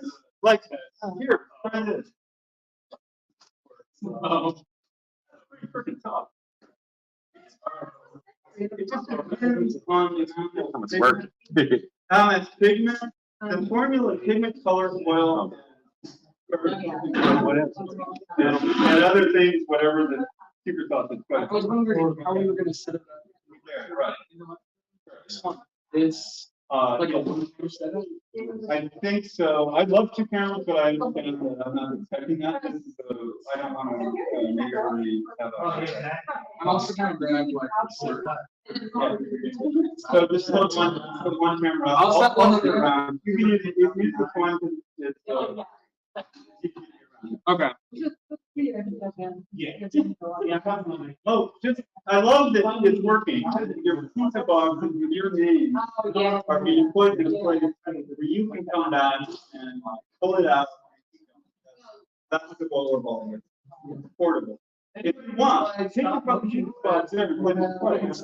I can still do that because they're worried about their kids. That's the reason.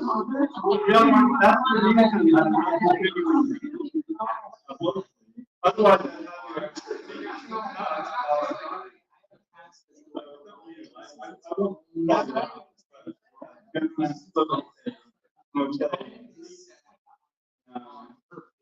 But you can play over if you want to help me. You need to so instead of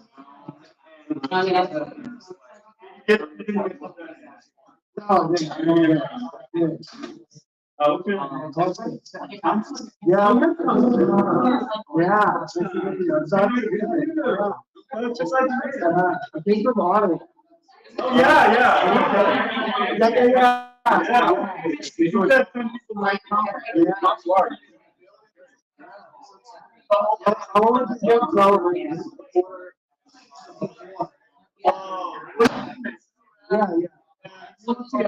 But you can, the point is to put it up. Oh, yeah, there's much stuff. Yeah, coming down. Okay. The live stream, so we're supporting it so we can actually post it. Was this good? Yeah, this is. I think a lot of it was hard to maybe understand. I think I have to do it. Yeah. Okay, so you did get it, but you got to run the edges. Okay, I think that diagonal sheet with a line running through it. Yeah. Keep doing more of that because your brain once you understand that, then you move up to lots of lines. Yeah. And then move up to yeah.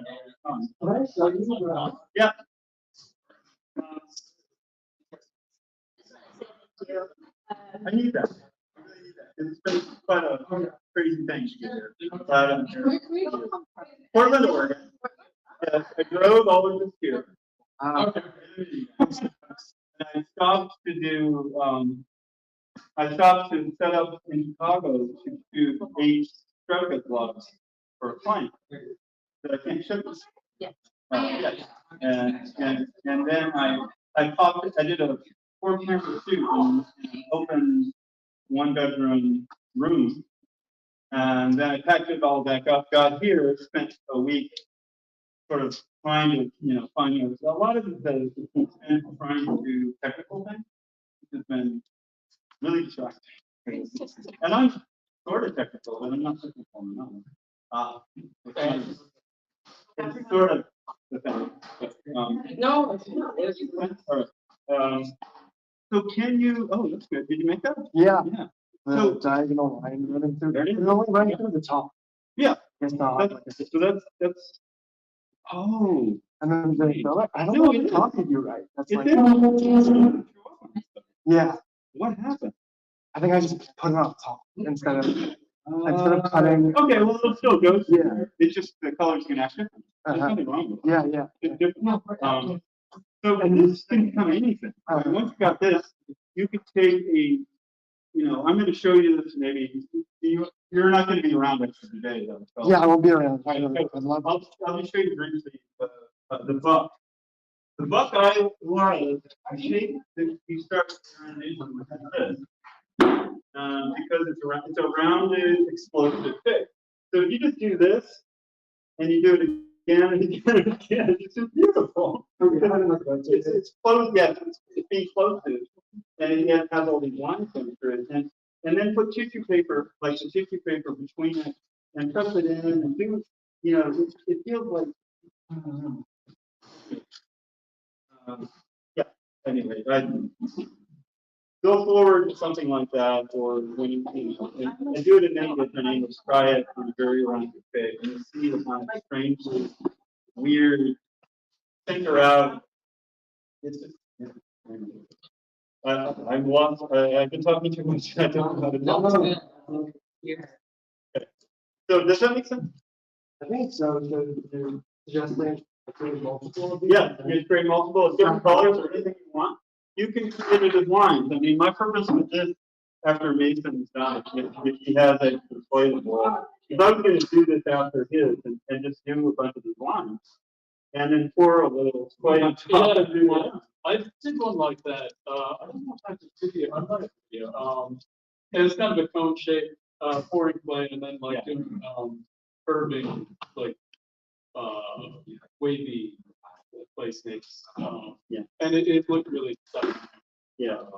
So that's like crisscross applesauce. And then this is the 10. This is like a compressed star shape. I could have gotten. I can tell you how to do something at some point. This is like Mia Story style. Yes, well. Yeah.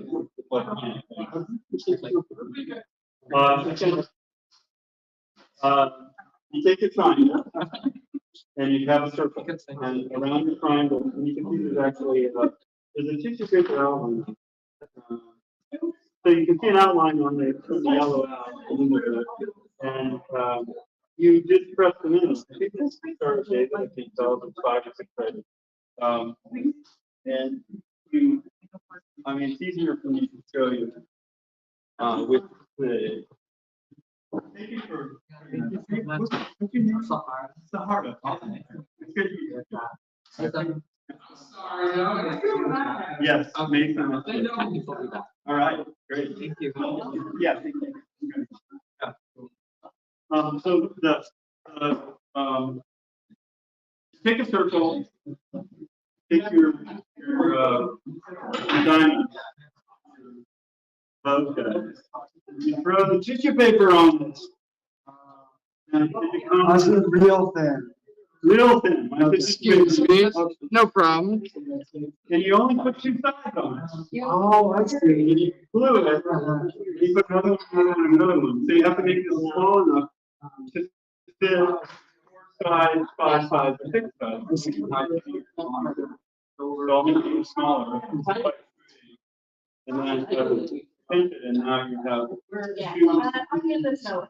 Oh, yeah. I mean, if you There you go. And then you have to use negative space to fill it in. Excuse And other sides. Because,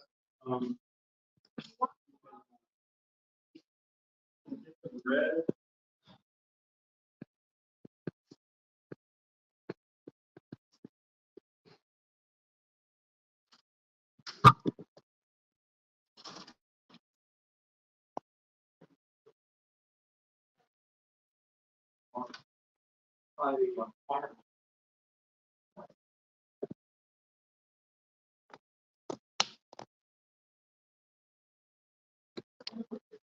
Yeah.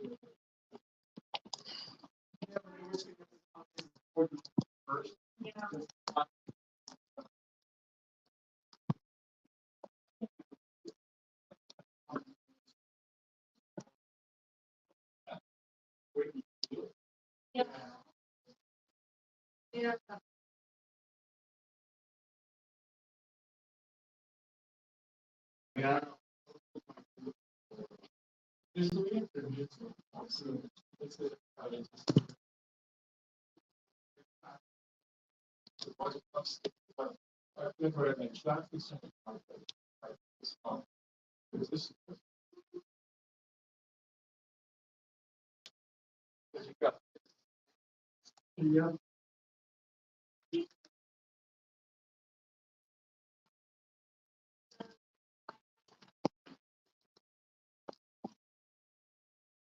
Tapping again.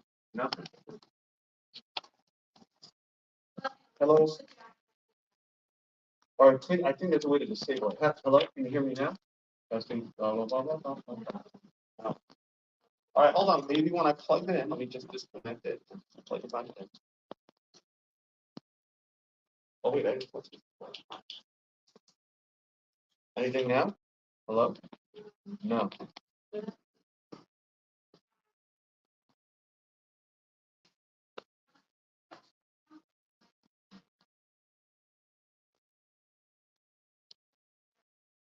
To change the mics and see.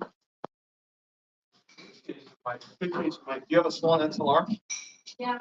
Why don't we connect it straight? Larry's going to connect straight here first. Rule out, maybe just see what that is. Yeah.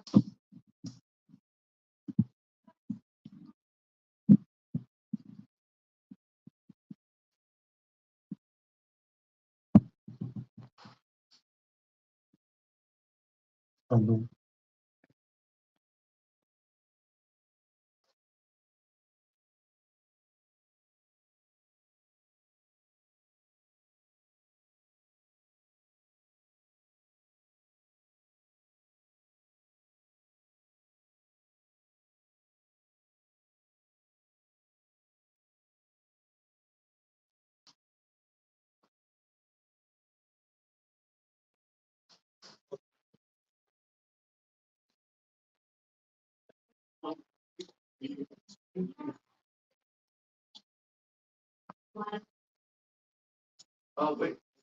Oh, it's just connected down there. I see it. It's two cables. It's unplugged. I see it now.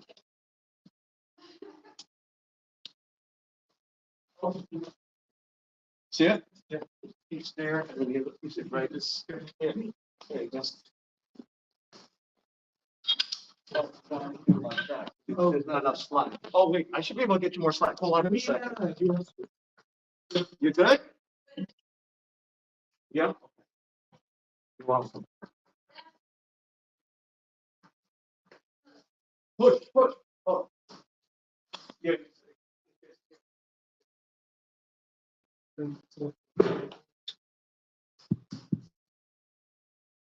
Testing, yeah, you hear this, right?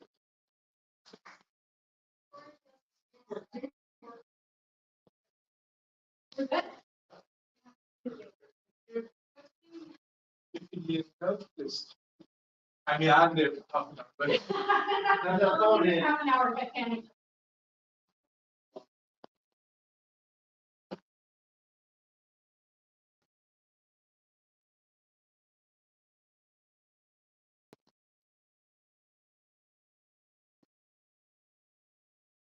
The lecture's in here, right? But it'll be packed by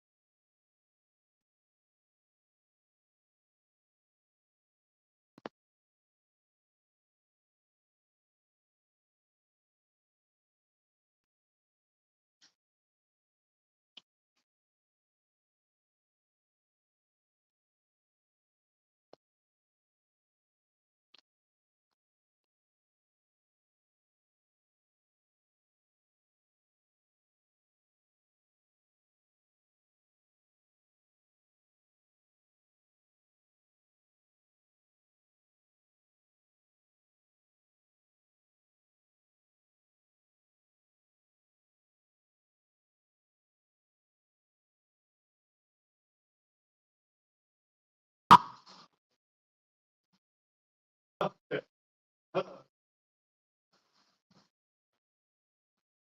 All right. So, where's the camera? Oh, I see. Ah, no, yes. Okay. Um, ooh,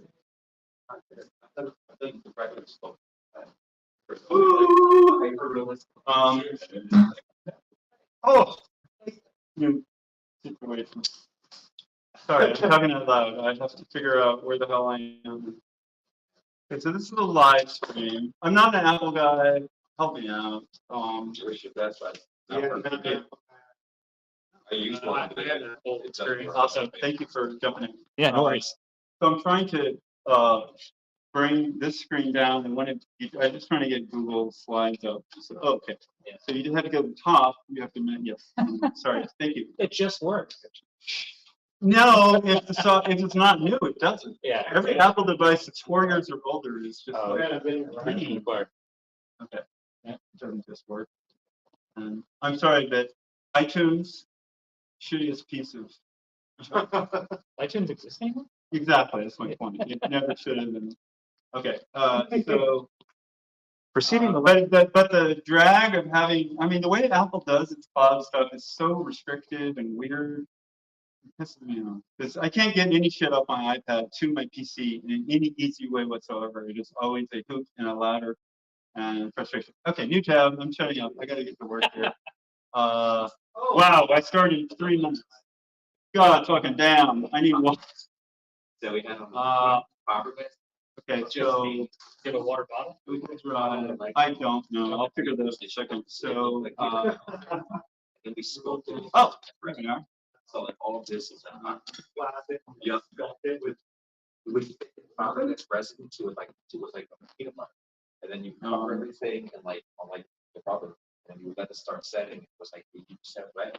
Set and you start grinding. And then you can just resculpt it and then bond it on top of it. Yeah, like sanders, like little grinders and chisels. A restaurant in Chicago. Okay, it weighs like 2 tons. It has like a whole metal understructure. This is like welded too. Well, like there's the whole thing's welded together. I wonder. Yeah, it's just on top of something. And then with this guy. Oh wait, I don't know. They're the old man. Yeah.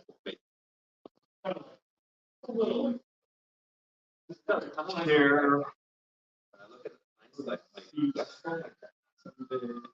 It is. Let's bring a chair. Yeah, just in case. I'm not the best at standing forever, even though I stood a lot. Thank you. I can totally see it. It's such a bad picture.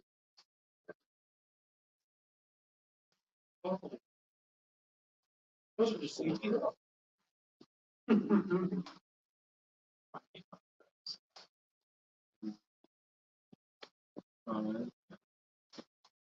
At least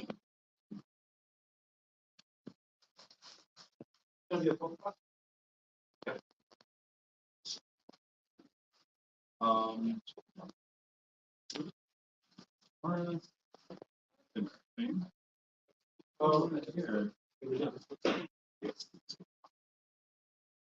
And drive. Sorry, I say that a lot. I gotta stop saying that.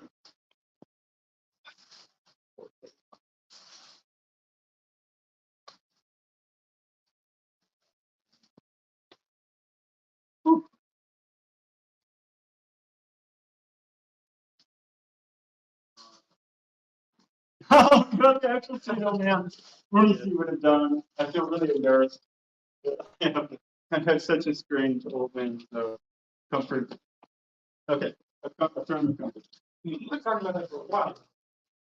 Like, sort of custom chair things to sit in, the sitting for so long. Have been talking about that? I think you've been talking. You've heard, so you've watched me. It's some old thing, yeah. Okay, yeah, In fact, we had shortcut. which I will again someday. You can ask that story. It was you. Yeah. It's definitely you. It sounds like me. I'm constantly trying to figure out, this is, Keypads and things. yes, sadly, I'm in, I don't know, slight remission for fibromyalgia, which is a neural thing that triggers all this shit in your body. And I'm getting better, which is why I'm here. It's a struggle. Just, and being 64 doesn't help. And just maybe that's all it is. I don't know. Is this your first time doing like a long form show? Yeah, this is an unusually ambitious in every way, and I'm doing it because other talent exists finally, where conversations can happen, and I'm not looking at the blank face. They know what I mean, and I just found it so thrilling. And everybody's on the East Coast, so I decided to drive it out here. A long story about Pratt, and I should probably say this. This is what this is about. Let's talk and ask questions and be more. Let me get my classes up. Shoot over time. Okay. I need a knife if someone. In case I get into quickie demos. Thank you. Got in the other room. You have 3. Good. Cosmo. Nice. Oh, you actually have it? Oh, you're being so kind. I was going to say from the other room. I bet you got the. I That's found IKEA. IKEA. Okay. Are they good? They're fine. Great. Yeah. They're big enough. I have a big Big one. enough, no? Yeah, it was a free Okay. set, and I got them because they were the only one they could find that was snub ones. Yeah. And they want 20 ones. Because that seems like easy. Yeah, you can see everything I do. I grind it down. Oh, okay. If I get this knife, I go to the grinder and I get that fucking thing off as soon as it's done. I have hacked myself several times, and I don't want you who are new to it to suffer the same thing. The fact I don't have Band-Aid and tape on my hand is a minor miracle after the weeks I've been going through. It healed. The body healed multiple times. Oh, yeah, I saw that video. Yeah. It was Which one? some video. No, it was yesterday. You were talking about. Oh, this. You were in the other room. I think you were just like doing a rundown. That was this room in this one in front of this. Yeah, rundown. I looked back at that. It didn't seem as bad as I remember. The screen was back. What? The screen was back to the viewer. Right, because it's my selfie camera. So it's useless unless you have the text.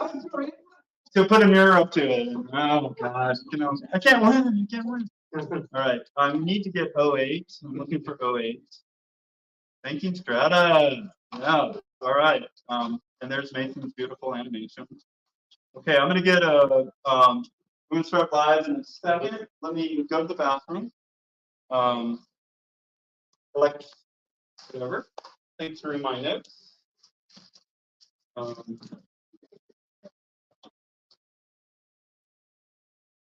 And let me look at the old master class. Yeah, let's start there.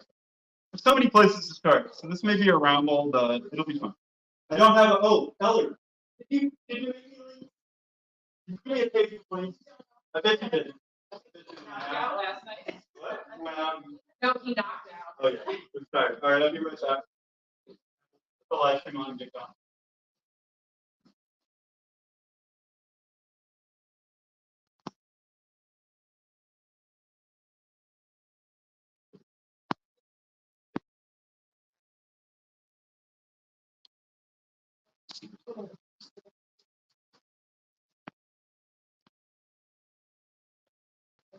Yeah.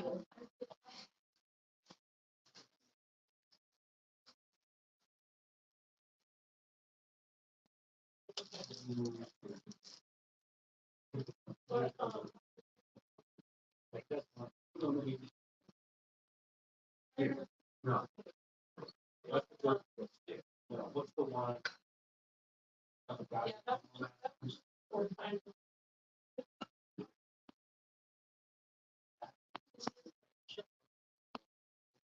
It's so real. So they end up It's just like, yeah, like that.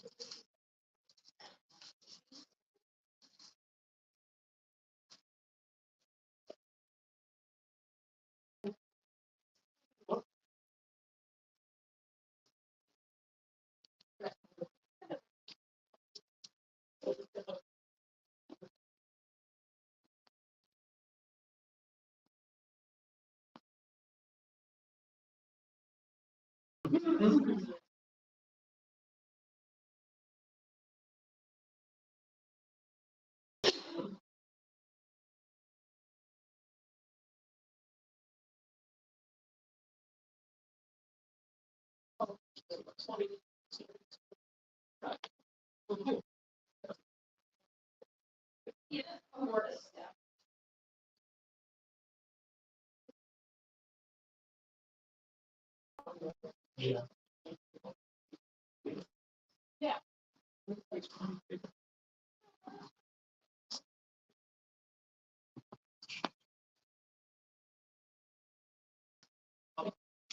I just remembered, I'm also the technical director.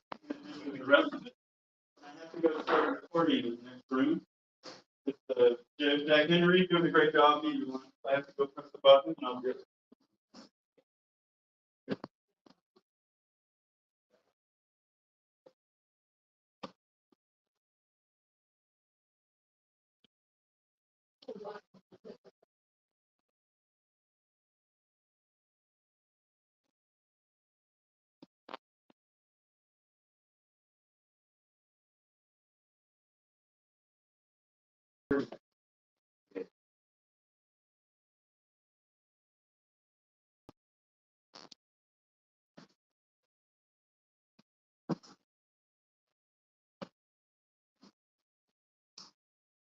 So, did you read it already? No. Make sense? I'm going to bring the rest of the virtual world back to us now. We're back. Hello. Yay.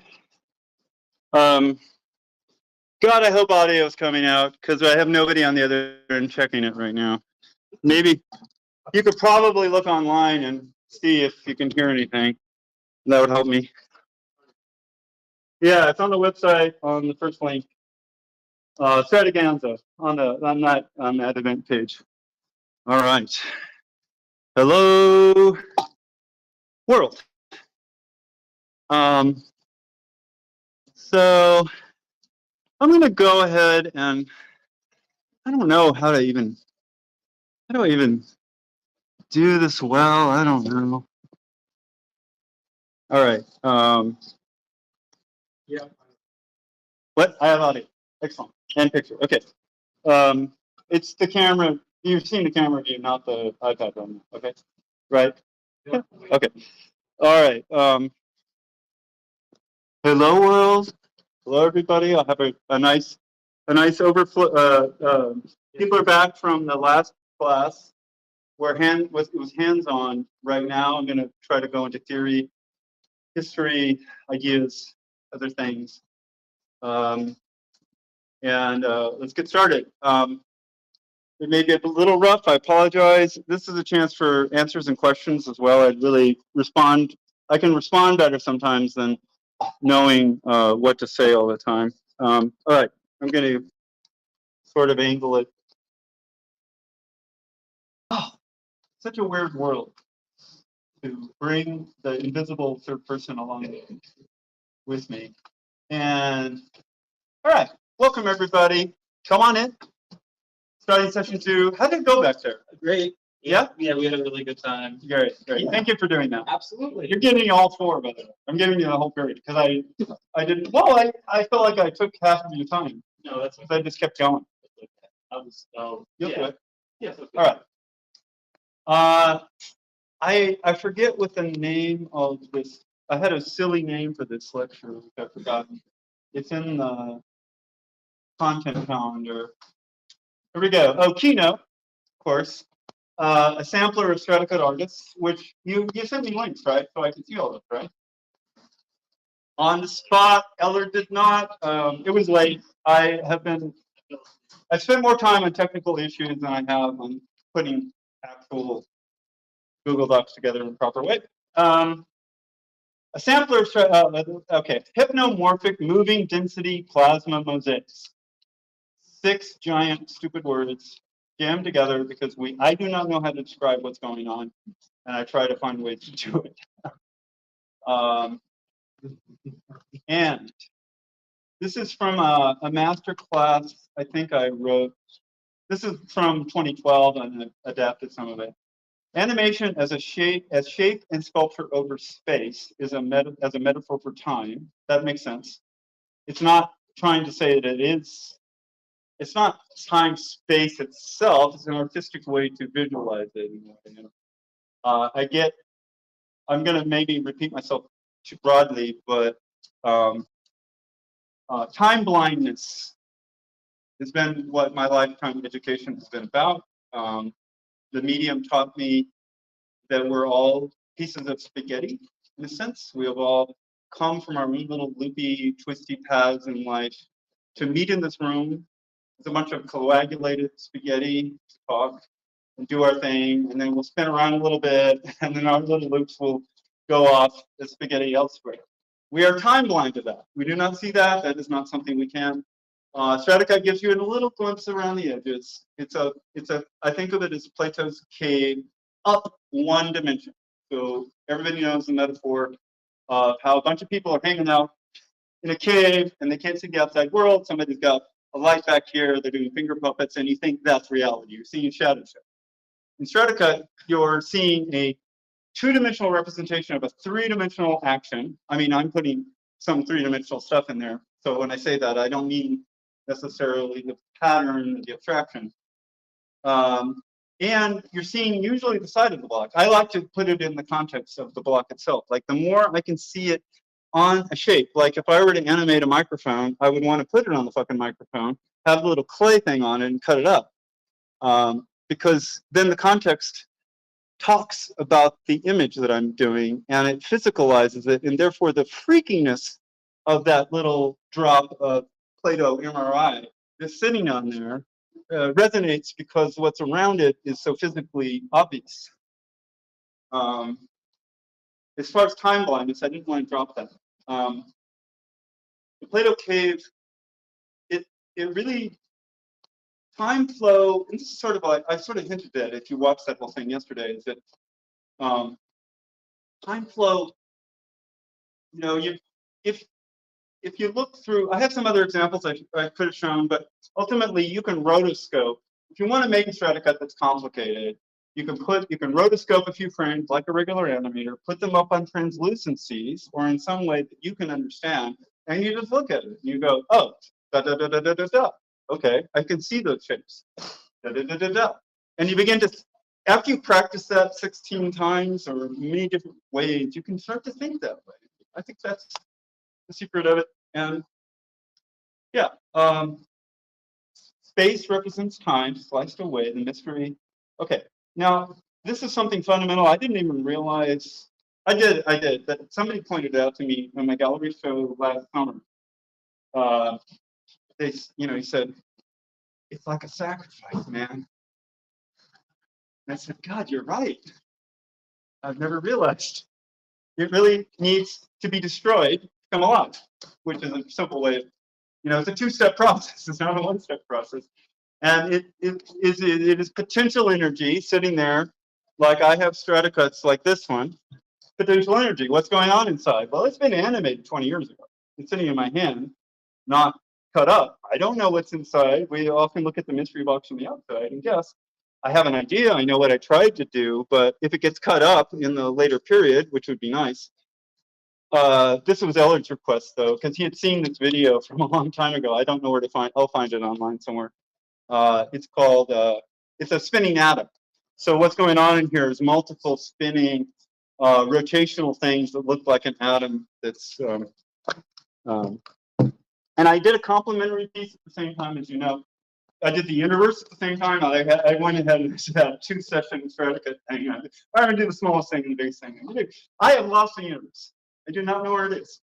It's lost in my garage. I will not find it until I move, and by then it will probably be hard as a rock and uncuttable. I hope not.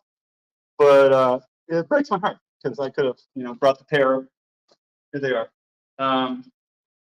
It must be destroyed to come alive. Isn't that weird? It's just so weird. And time blindness, if the world could think about continuity more, like where you're going, where you came from, where you're headed, and how it's all connected, I think that the society would be a little longer term in its thinking. Like if people could slow down, not look at their phones, not scroll so much, but actually create something that they are alone responsible for physically. Everything they put in is what comes out, and they have to determine what's the beginning, the middle, the end. They see it as a result, and it's a self-affirming imagination exercise, if you will, that takes you away from short-term thinking, ADD, and a lot of the things that we all kind of are part of because we're so many things in so many directions. In fact, my art, as you can tell, is a comment on density. I make a challenge to myself: how dense can I make it but still be readable? How chaotic can I make it but still be coherent? So I'm trying to ride that line. In a sense, you can see the gallery show is that what you're seeing in there. I'm putting as much out there to kind of almost overwhelm you, but not quite. Now, maybe I don't, maybe it's too far, maybe not. But I didn't want to. You don't do Stratcut and then say, oh, but it's minimalism and it's peaceful and it's a white wall and I put one piece up. Anyway, I'm trying to keep to the spirit of it because it's attempting to. Well, my early work was attempting to break out of this infotainment. If you've ever seen BuzzBox, which is where a lot of this came from, which gets to how easily, we evolved. We have a lot of triggers in us that are bioengineered into us, and we're constantly being biohacked, of course, and Skinner box hacked. They're Pavlovianly making the buttons you click addictive, and you want to see the likes, and you want to see the whatever. And I think of it in its best sense as an antidote. So when I think of the four-dimensional metaphor, as it's a metaphor that fourth dimension we can't see, but you're only seeing three dimensions. I grant you that, but you're playing with it, and so you're looking around the edge at something we have never been born with or can't evolve to understand, and that is how time is continuous, and we're all, in a sense, a large shape that still echoes into the past. Like everything we did is still out in the cosmos echoing, if you had a sensitive enough instrument. And everything we're about to do, I don't think I'm fully deterministic, but I do think that the future's open. That's a philosophical question, but anyway, these are things that come to my mind from having done some. All right, I need to get. Okay, so this is yeah. I'm going to go to something more tangible.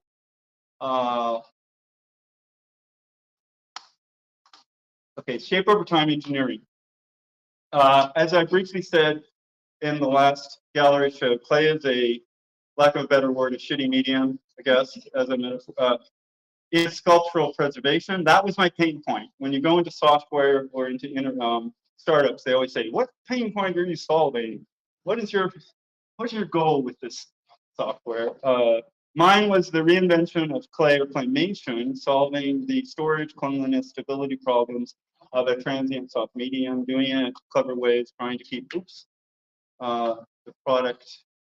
You can pound it, drop kick it. I threw it across the room, and it's still contained. You can fuck it up, and the content is still there to a degree. At some point, if you abuse it too much, the coherency will go. This is something I put out a long time ago, but it's not mia fiori. There is a true narrative control over the shapes. To me, that is I'm just saying this is the invention of a programming language, not the first person to cut something up with a knife or abstraction. You have narrative control. It's an analog computer program, the tubes, ribbons, instead of code. When it's done right, design, motion, sculpture, it's happening over time. There's a kind of chronomorphology going on, a chronological morphing. There's a lot of existing. Funny, I'm hearing my own echo. It's bothering me, but I guess it's down here. Maybe that's it. Did that ruin the mic? Yes, I can't hear myself. That's good. And it's probably still streaming because it's coming out of that. There's an enormous amount of interesting chrono art. I think of it as an amazing field now of chronophotography and you know, when you see skateboarders on magazines that are in multiple positions, it's talking about shape over time in a way. And so there's just a lot of, yeah. I don't know which way I'm going, up or down. Okay. Bob, Robert Lyons, who's really largely, he's in the back there, professor here, teaches stop motion and experimental and has been completely essential. All of this happening, give credit to Bob because he brought together a lot of different moving parts, and he's still doing over and above trying to make it come off. So he has two excellent PDFs on this, so I would encourage you to see it. He's down in the Stratcut PDF. I'm not going to show it to you, but it's really quite, it's like simpler than what I'm saying, so sometimes it's a good way to look at it. What we just did in the other room, diagonals, steeper is faster, shallow is slow, 90 degrees motion is no motion. World lines are the arc of time flowed through the past. Do you know what a world line means? Oh, good. It's well, I mean, sometimes people do, right? And when you travel across the world on the globe, you are going from the fastest point A to B you can, but it is not a line going straight. It is an arcing motion that is flowing with the relativity of the gravity field that it's actually trying to move through. And I think of world lines as incredibly informative when you're trying to predict how you're going to construct or get a result, study it. It's a really good existing. And then I talked about pre-distortion, which I think you've got briefly. Moving Stratcut left to right, in the middle, it becomes fat or it becomes distorted. You have to pre-skinny it up so it doesn't get fat on that motion from left to right. There's a lot about pre-distortion. You're going to talk a little bit about that. Yeah. At 4 o'clock, please, if you can be, don't miss Ellard. Shape and the angle of the cut equals the motion. That's your ingredients for your results. I know it's a silly example. This is a way of thinking about no animation, slow animation, fast, super fast, flash frame. Oh, I'm cutting this way, by the way. Cutting from top down. I know I didn't really put that in there. Here's some world lines. I should have shown that. That's kind of really how you have to think.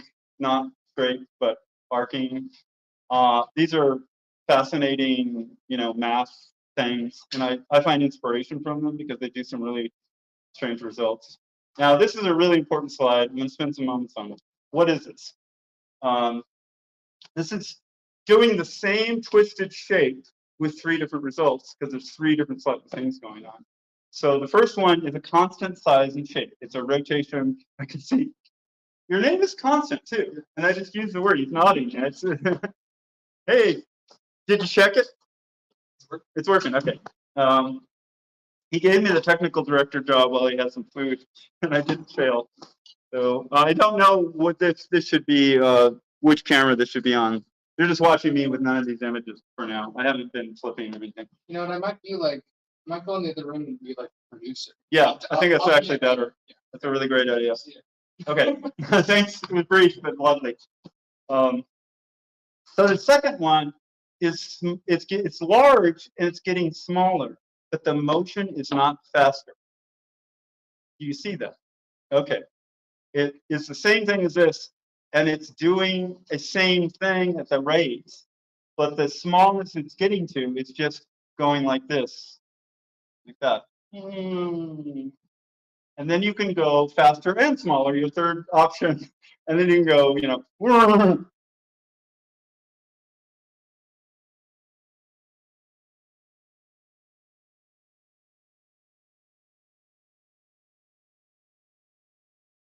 very max savvy, so oh, here it is. Okay.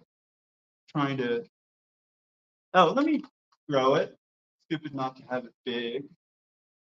Grow it over here in Macland. I grow it here.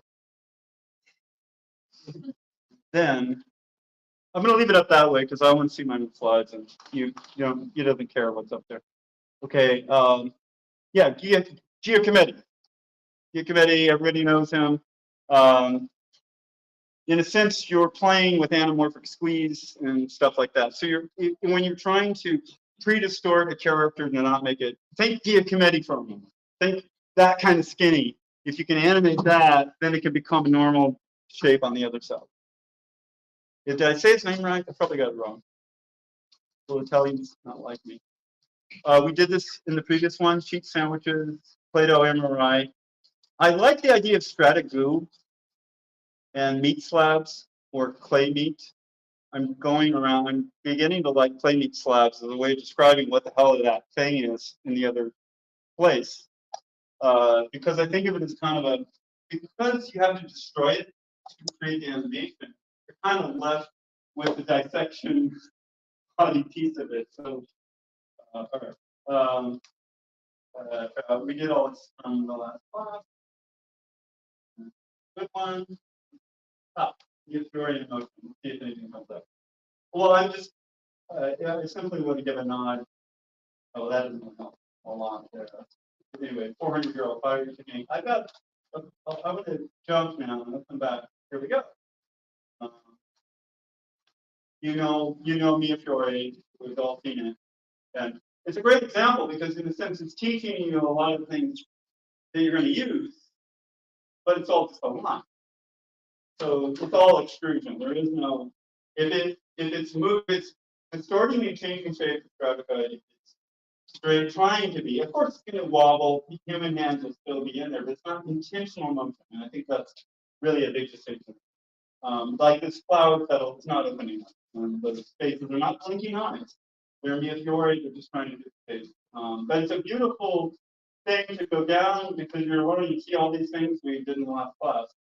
It's going to teach you all that, so I would encourage you to, learn a little. And I think it's, yeah. Oh, this is like before I came here. I just wanted to, what is that? I typed in young David Daniels is an artist doing Stratcut. And it didn't disappoint because it's just like, every 2 minutes, their version of when you put it through what is the thing on the right is the not expressionism, it's the pop art, I think it's pop art, whatever. They have these filters and I like that with the hand. And there's the wrong amount of fingers and what the hell they're doing, and I love the stuff that they have. As you know, I have a lot of hope and faith in AI for different reasons. So that'll be on the Friday class. I just, there it is. Like he's actually even got the little, the funny. I'm not that big in their Google. I'm sorry, in their internet search. So they didn't have images enough to do. This is Panopticon. For some reason, I really have a thing for eyeballs and Panopticon because that's where we're headed. We're into a sensor overload reality. We are going to be observed in every shape, form, and every way, which way. They're observing me now, obviously, because I'm looking light. But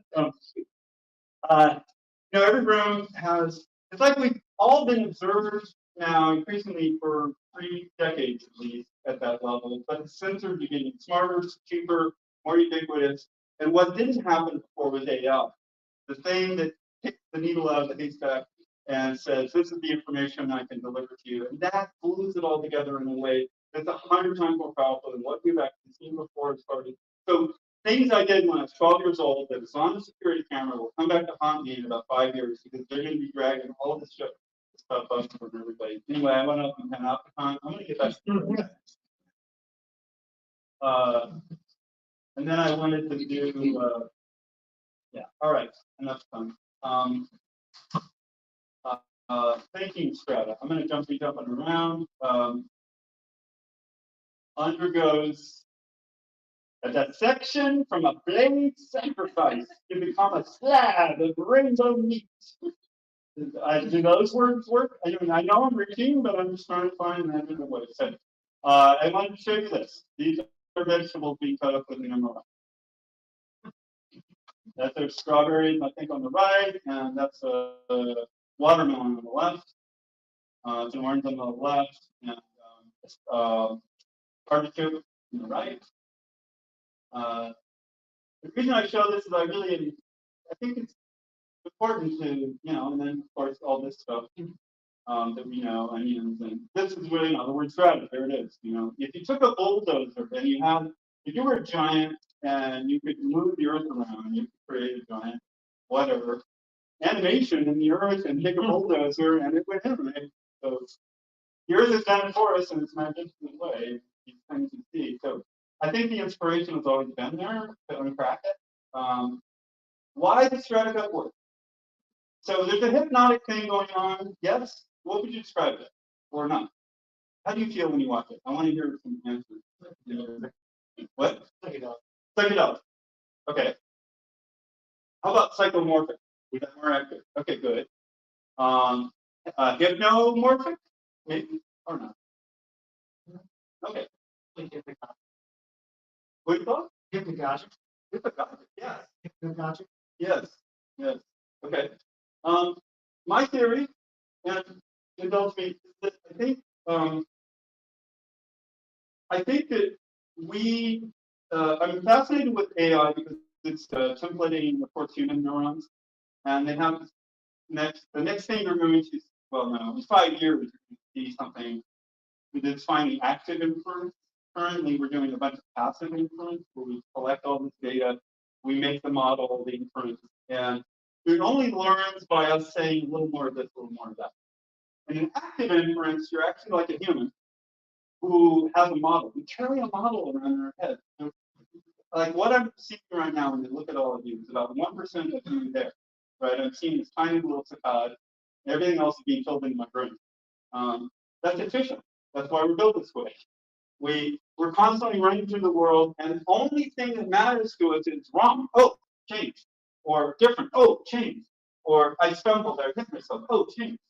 That's the future of it. That's an active inference AI, and that is being designed by a guy named Carl Friston. He's a neurologist, and it's exciting to me because it explains what I think is going on. I believe that Stratcut is talking mostly to your reptile brain. Why? Because it's everything all at once. It's not it's not defined in a clearly understood, outlined kind of way like typical images. And your brain, your frontal cortex is only designed to actually make sense of these tiny little things. And when it sees all that, it's like it's shutting off in some way and allowing that to happen. And that's why I think it's powerful. I could be wrong with the theory. I don't pretend I know, but I think about it a lot. So I think that's where it's happening, and that's why it's sort of fascinating to me as a thing when I see people's reactions and I go, "There's something else." Shape over time art. There you go. These are some of the other stuff that I think is really relevant. This is Tim Jensen. I think he passed away. This is let me show this. Find some images for this time. There's some music, which I guess I could put up. So this is CG Stratcut. This is done. It's not important. It's just a beatbox. This is like 15 years old now, but it's a series of planes taken from. You shoot your live action. You make the planes, and then you create an optical flow cutout. So all the pixels are understanding the optical flow of what's going on from the next thing to the next thing.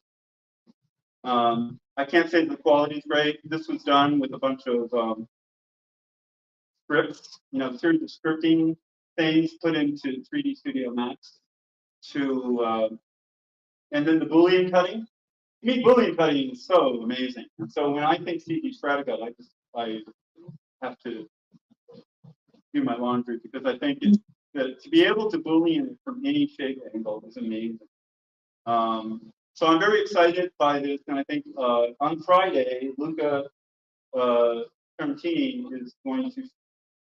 He says he has lots of surprises in a good way for AI Stratcut, CG Stratcut, and you'll get my own flavor is Nerf Stratcut. Those are 3 different categories of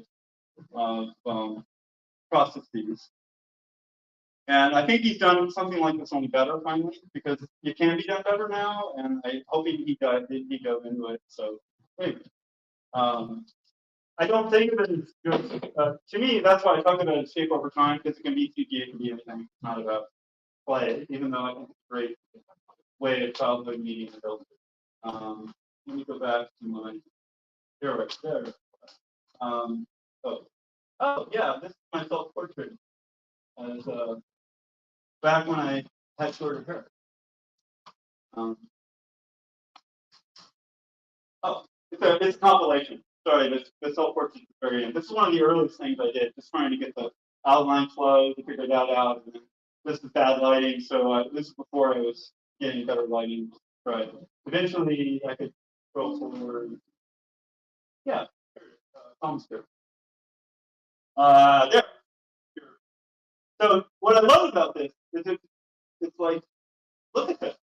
That's just a simple capsule shape, simple egg shape, passed back and forth, going through it, completely. You can see all the textures, they're not great. You can see where it's going and what it will be. That being 50 years old, AI, not the worst. Okay, and I think there's a place for both. I kind of primal morphosis is. I often think of it as a kind of thick underwater portal to program images that sort of more relevancy from the next. And I often feel suffocation. Like I actually empathize on some of Jay's work. It's like I sense when the character's in there and he's looking around, I kind of oh, he wants to get out. You know, he's suffocating inside some dense block that he can't get out of. It is a fuse. You light the Stratcut candle and the rope of burning energy must sparkle and crackle along at a certain rate, or it loses its gestalt. It loses its ability to be motion image in doing the in-betweens in your mind. And they each tumble from one to the next. Which point? Oh yeah, thank you. You still going? Vintage one.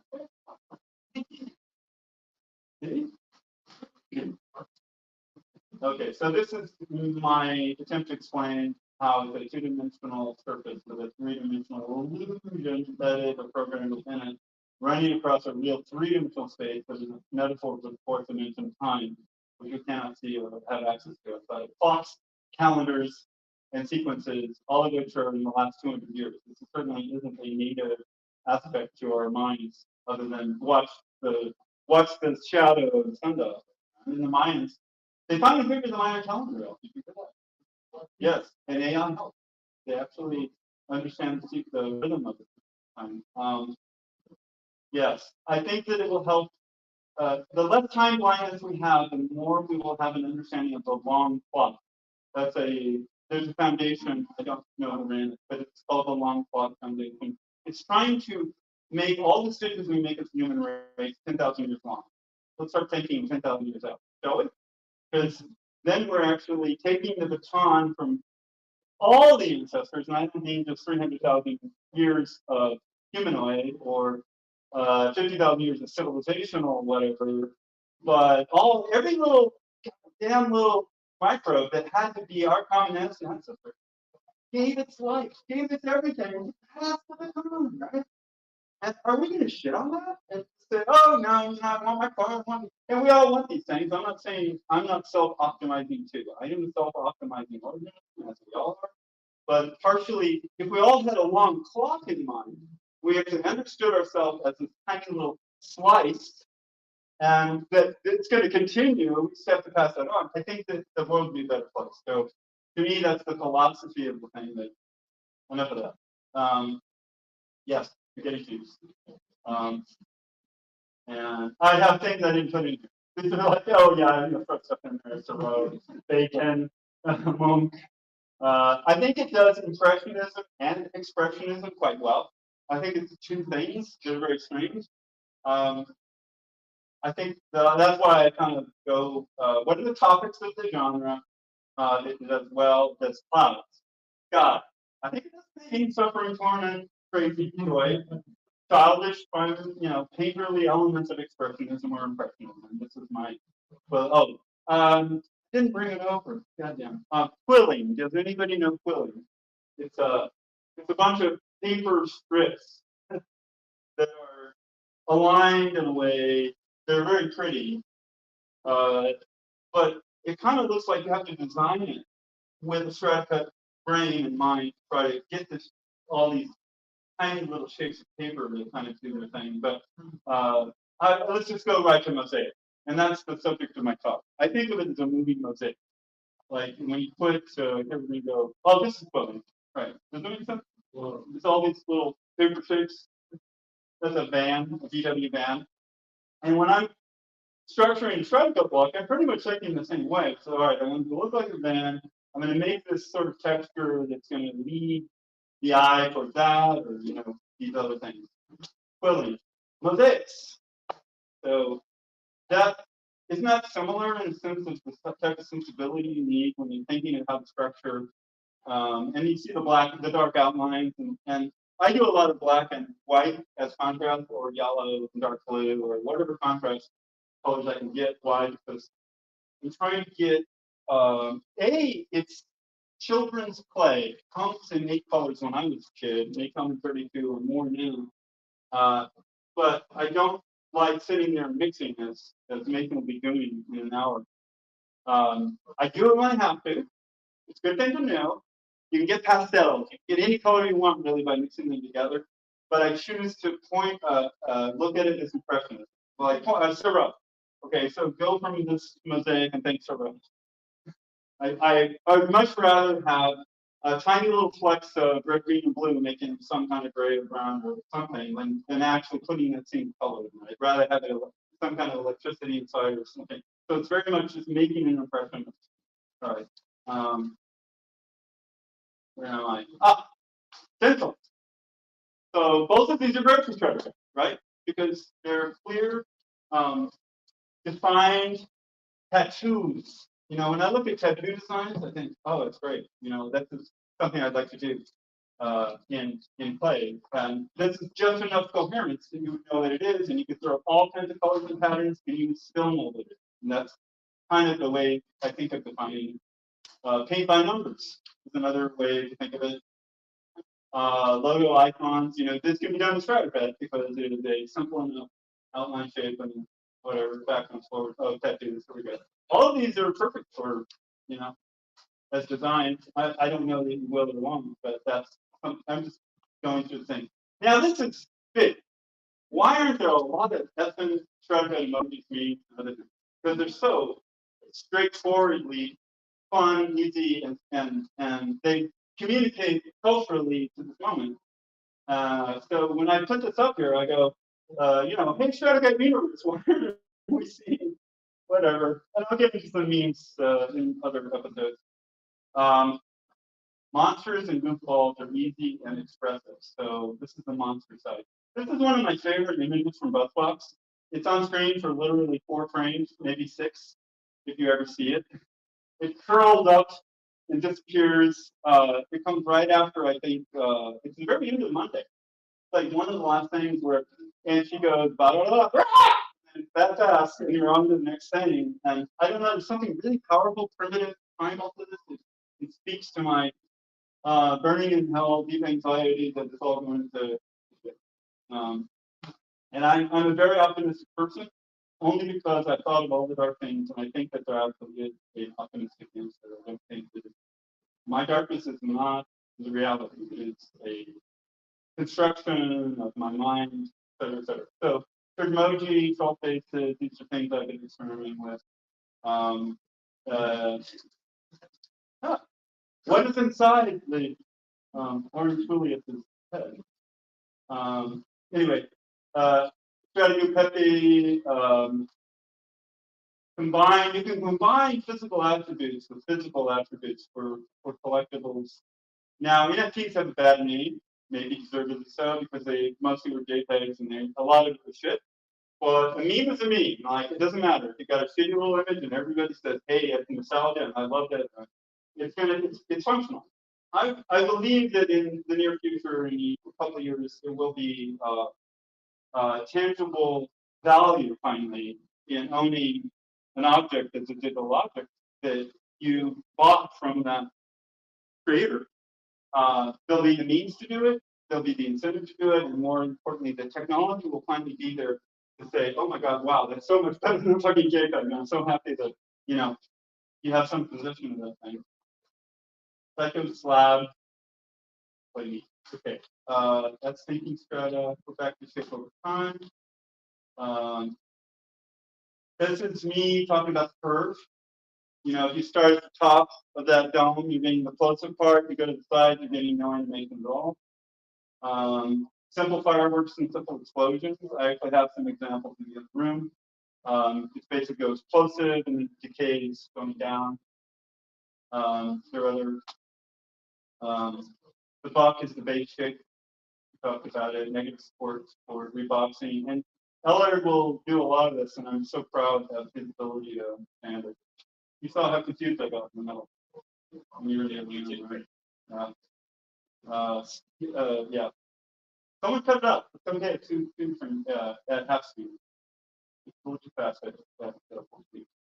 Transitions. We never talked about transitions. The great thing is that once you have your emoji or your tattoo or whatever you've got, is that we haven't talked about the in-between, so the flow, the dovetail joints, the flow between that image and the next image and the next image. So it's important to imagine the tails of what you've made in the first section leading to what the second section is. And you can do that many ways. One of them is, you know, like if I have one face here and another face on top of it, and I build it as two blocks, I go to the bottom face and I gouge around. Like, can you even see me? Who's got the camera only on this? Yeah, hello. You've got two cameras. Like I'm doing human gestures here, and nothing's going to read if I. All right. If you're out there, Jack Henry, I'm in here. Okay. If you put a block, you've done your sculpt, but you haven't. Yeah, you like. Oh, you got it right. So yes. I'll try to frame it so fast. No, it's pretty good. Okay. Thank you. Okay. Yeah.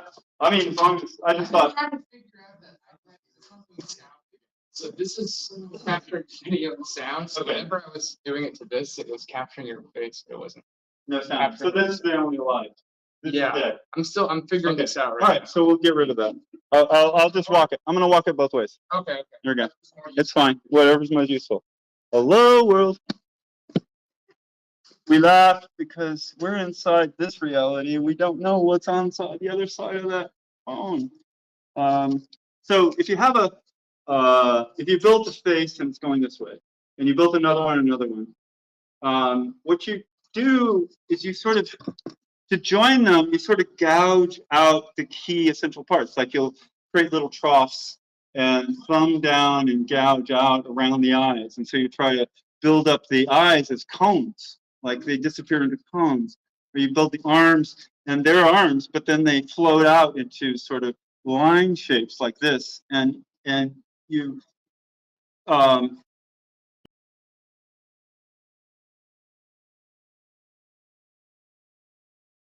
out in ribbon shapes and go, you know, that moment your eyes are just going, well, yeah, okay. And you're into the next thing because you've done the dovetail like a carpenter on a joint. We're doing that to that. And you just have to think through your morph positions as you transition. All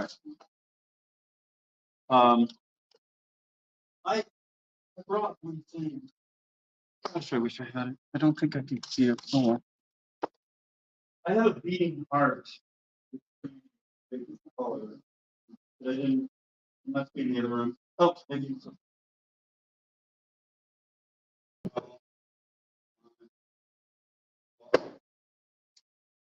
The mind.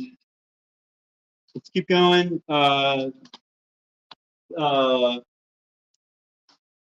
You can use animation forwards and backwards. You can flip the block. So if I animate it one way, I simply flop it. I flop it from that side to this side, and I've created a completely different complementary animation to the original thing. Let me keep going. Oh, stacking rooftops. So you could take just a bunch of check this. You could take any kind of this is I'm gonna jump ahead. That's teeth, animated teeth, by the way, not finished, but I can cut it, and in a sense you can see the animation. The teeth will be doing crazy left or rights when I put it inside a mouth. But in it, if you want to, I don't know, pass it around, is that I actually tried to put, well, you can see it there. You know, you know how teeth have a kind of rounded. Yeah, it's not all black and white. I put in intermediary colors, intermediary tones to try to make a sense of roundedness. You do as much as you wish or think you can do, but you can make it feel like it's animating left to right, but it actually feels like it's not just flat. Yeah, if that helps, if they can understand, yeah, it'll be good. I want to find my animated heartbeat. I thought I'd brought it. Okay, stacking rooftops. Thank you. That's what I need to do. By that I mean this, like, is your tile, your stripe. I'm not being lovely with it, but I'm simply splitting it into three things, and assuming that if I cut it this direction, what's happening is it's sort of like going out and disappearing. Makes sense? You're creating an energy thing that's kind of contained. It's not actually continuing to go out. It's not continuing a thing. It's just going boop, boop, boop, boop, boop, as you go down within that. And it's just like roof tiles all the way up. You don't really have to do a lot with it other than that. I just wanted you to think. Okay. Constant had a long flight from Toronto. No, it's okay. My voice is soothing. People know anyway. All right, keep going. We're going to do some of this, so I don't want to talk about it. It's coming. This is really important. So this is a time braid, not in the Mason sense quite, but it is the first. All right, I'm going to try it. This is the leg, the primary leg of the foot. In a sense, you can cut it either direction here, but that is me. That's a person walking like this, right? Moonwalking. Oh wow. Does that make sense? They're just going around. They're going around and around in place without going forward. And that's what my walking man looks like. You'll see the walking man over there. Whereas this is walking forward. It's the same animation, except you're actually getting that. But this is what's actually going on, right? There's a diagonal aspect to it, and yet you still have to have the legs cross each other as you're. And so you're using pre-distortion everywhere here. You're making certain. This is perfect. That's pre-distorted, and then the foot plants, so it's fat. And yeah, go ahead. That's a bird's eye perspective. Right? Yes, sorry, we're looking down or from below. These are the feet. Let's think of them as the feet or the legs or something. Yes, it's a bird's eye. I know this is a really simplistic thing. I'm imagining my feet moving like that. And when it's moving quickly in space, it's going here. It's going like that, right? It's going forward like that. Then this foot's going forward like that diagonally, and I'm going to move into the audience. The pre-distortion is to make it skinny.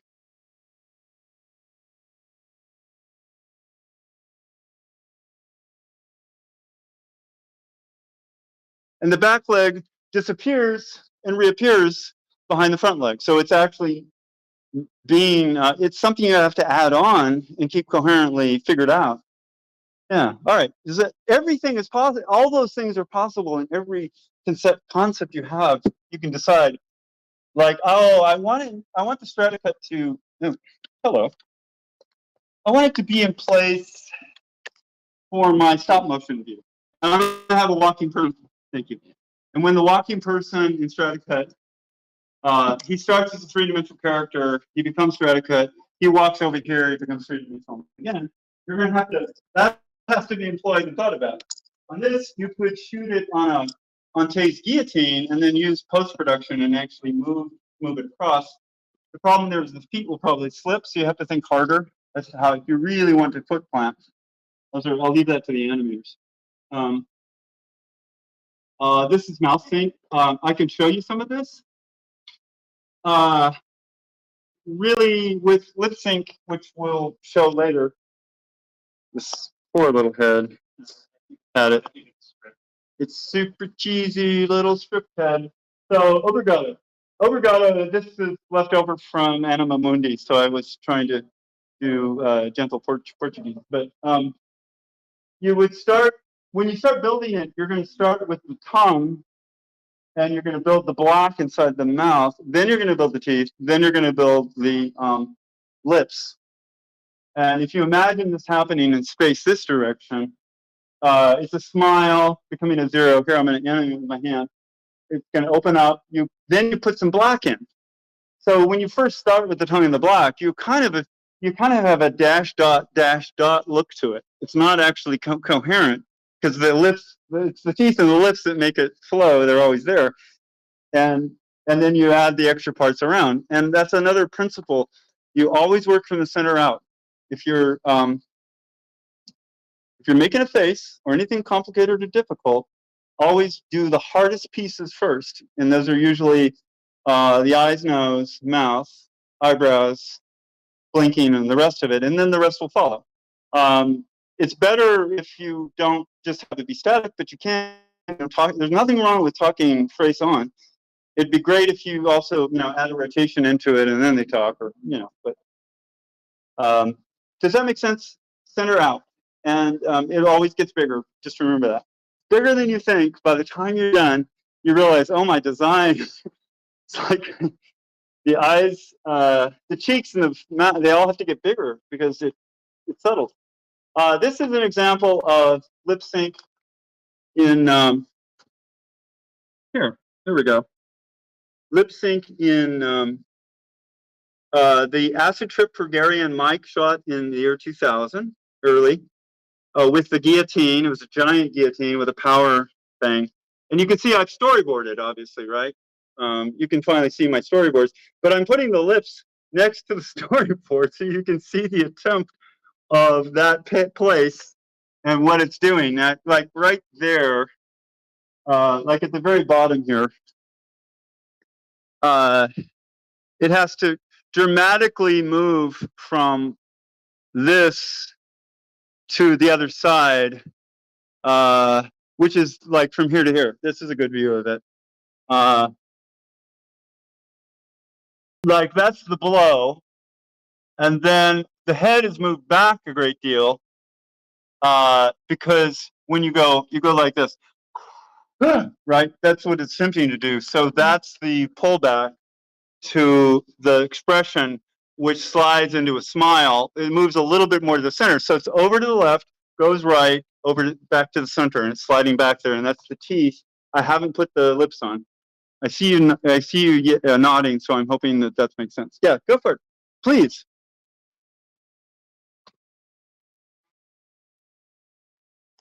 Yes, absolutely. Yeah. Yes. Yes. Because, well, I'd have to say yes and no. When you need lip sync, you have to. If you're doing obrigado and it has to come out and it looks like you're saying hello in Portuguese, you have to precisely put an X sheet down or any kind of, go for it.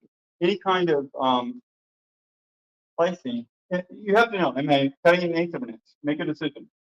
And as you're programming to make a decision, generally, if you're this big, you could get away with a 16th of an inch. If you're that big, you want an eighth of an inch. And on this one, these slices are back there. I can show them to you. They're just under a sheet of paper. And they needed a sixth of an inch. Why? Because the blade is going down with surface tension through this really heavy stuff. And depending on how sturdy the blade is, it will actually bend through the stuff. And what you're doing is getting a thick enough slice that even if it decides to go wildly on you, it will come out as a complete unit. But then you have to program the animation to be longer. You have to counter your anticipated results to say, oh, it's a sixth of an inch. Hey, I better not make this kind of an action. I better make this kind of an action, right? You have to elongate it to fit the anticipated cutting. Smaller it is, the thinner you can go, the larger it is, the surface tension marks the blade. And doing it by hand is a whole other problem set.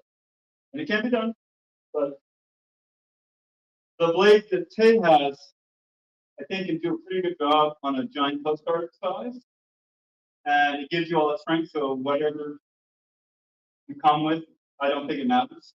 You know, I don't think it could do the Gary and Mike stuff I did, the Asper, because that was like this, and I'm a little worried. But he's got a really good sweet spot. He did a great job. My guillotine was the side of the doorway, literally, with a giant. It had a motor on the top and a giant plunger, so when I press the button, it would go.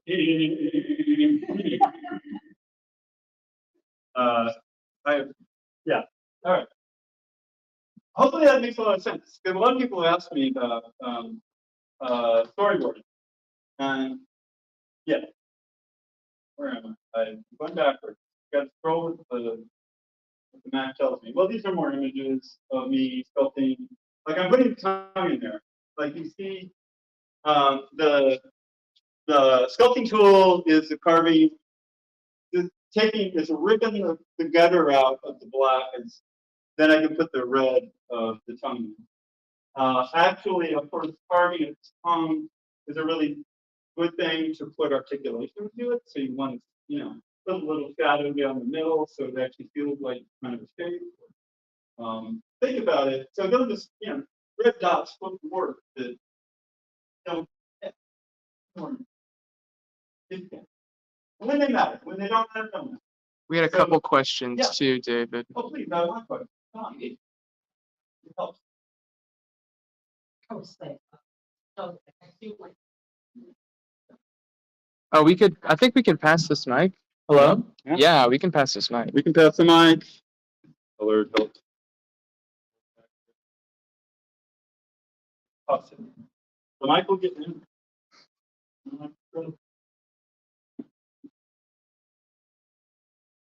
More angles on here. What am I doing here?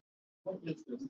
I think I'm adding her the beginning of her cheek to support. This is the cheek color marbleized the granny who's got she's speaking these things. If you do me a favor and look at Gary and Mike for this episode, if you find it, and notice that the character design of the Stratcut is dead on for the characters of their thing. They may look like I made them up. I didn't. I kept to the model speed very clearly. It can be done. And in some respects, I'm most proud of that, the ability to take play and handle it enough that, that's the granny head. So when you see in action, it's actually, anyway. Great, yeah. Question, thank you. It's not even like secret. It's just like I assume like any medium like practice. Like you just have like a lot of like failed like animations or just like drafts and stuff, or like practice and just over it. I think the key is to practice on small objects, doing small things with small goals, and do bite-sized small things because you don't want to chew up play. It's expensive early on. Test. So if you want a result, see if it's approvable, like it comes back the way you think. I think once you do that, you're actually gonna then when you do the real deal, you say, oh, this is the one I want. You're not going to be too far off because you'll already have the vocabulary. And people say, well, do you know what's going to come out? And they say, yeah, 95% I understand what's going to come out. But that's because I'm embracing coherency and chaos. I'm actually expecting the patterns and the chaos to do certain things, of which sometimes it doesn't do. right? It does it a little differently, or I'm surprised. But the coherency is clear enough that the design carries it. That's really the key. And so if your design is okay and it's readable, then the rest of it's just joy and fun. And, yeah. So I think it's not that bad, actually. I like to think more than I like to do now. I just like thinking. And doing it is hard, difficult, and it's just grinding. And it can be a lot of no fun sometimes. But anyway, it's a very valid question, and I'm glad you're interested in going from it. More angles. Okay, so this is for another festival that happened a year later in 2015 called Chili Mamas. Margarita and Willow. That's right. I'm trying to remember this. They ran the festival back then when they did. So I was trying to do a Chili Mamas. That's my, this is the most funny. That one's the most funny one. Chill, because I'm trying to do chill. Chili Mamas. Don't be afraid to do that. Right? That's a silly moment, but it helps the precision. It's fleeting, and yeah, it really helps the clarity of it. All right. Any other questions? There are some. All right. I like questions because I don't know. I just don't.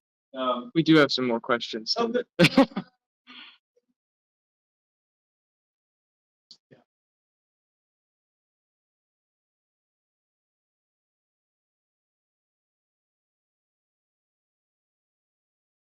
When it's the faster the motion, the thinner it needs to be. More gauge committee you need to come. The more quickly stretched you need to be. Skin, if it's going super fast, Yeah. super skinny. If it's going moderately fast, a little bit skinnier. So it's fatter. Oh, the foot hits. Yeah. With Okay. walks, With the watch specifically, okay. If I'm walking this way, like this, that is fairly moderate. So I would make it like 30% skinny. I'm going to give you a general number. But if I'm walking like this, I got to make it like 70% skinny. That little bit did that much. And it's really hard to still coherently play walking all over something that's skinny and keep the design of the character becomes like, like that for one little moment before it expands back out because it stops moving. And people generally accept the flow because you're going to get warble, you're going to get distortion, and those are happy accidents if the content you're doing accepts it, right? A lot of it is choosing the right content. Say, this is the story I want to tell because I want it to look. I'm going to let the artifacting that's fun to watch actually happen, but I'm going to do enough effort to try to give the illusion it should have been, or should be if you could, MakerBot. Everybody knows MakerBot and 3D printing. Why don't we have a Stratcut that is a nozzle with clay that's at the right temperature that's laying that down? It's going to happen. Should happen. I like to think it's going to happen. What it doesn't have is the mosaic cut. In a sense, you need a combination 3D printer to do because you need to jam you have to plan it through. Okay, I've got the outline, I've got precision, but you have to jam the texture in. And so as you're building it, you kind of have to have these other shapes, and they're actually being put in too at the same time. But as the manual shapes that have the texture, then you could actually make a freaking precise Stratcut where you just go, how did they ever figure that out? I look forward to that. But getting a nozzle to not stick with clay, it's got a very thin. It's either going to clog or just come out like a running mess. Is that a good answer? And I didn't answer this. So yes, you can tell by testing, right? So like I did that really super crude S-shape where it's I'm looking down, like say bird's eye view, or from top down, and I'm imagining that's the body. It's thick here. It moves this way. It's skinny. It goes here. I just need to cut it in the middle and look. Does that seem like the shape on the other side? oh, it's too fat. Well, I need to go thinner. Or, oh, it's fine. Or, oh, it's too thin. You know, mostly it's going to be wobbly. The hardest part is getting it to get, when you're going super fast, if you want to keep character definition or identity, oh, I don't look forward to that. I keep my content in the weird precisely because the difficulty, I could do that. I almost want to say that. I could do a lot more precision. It's just exhausting and tedious. And you look at it, you go, cell animation. I could do cell animations and play. Why? Right? So do the things that it can do for you and don't try to make it. But does it make sense? Just test it. Just in the middle and try out the shapes beforehand, which would help you learn it before you commit to large amounts of clay and you go, oh, it we'll get into reusing clay because I believe there's an enormous use case for all the slices you made. And you should begin to think that you can use it up to 3 times. The reuse of it is, I don't want to say it's magic, but it's got an enormous amount of possibilities and qualities that are just fascinating. Did I bring one of those? Want me to grab Did I? Yeah, don't worry about it. I had a I was going to show you something that had been used 3 times and what it looked like. This is an example. It's over there. Any other questions? Yeah.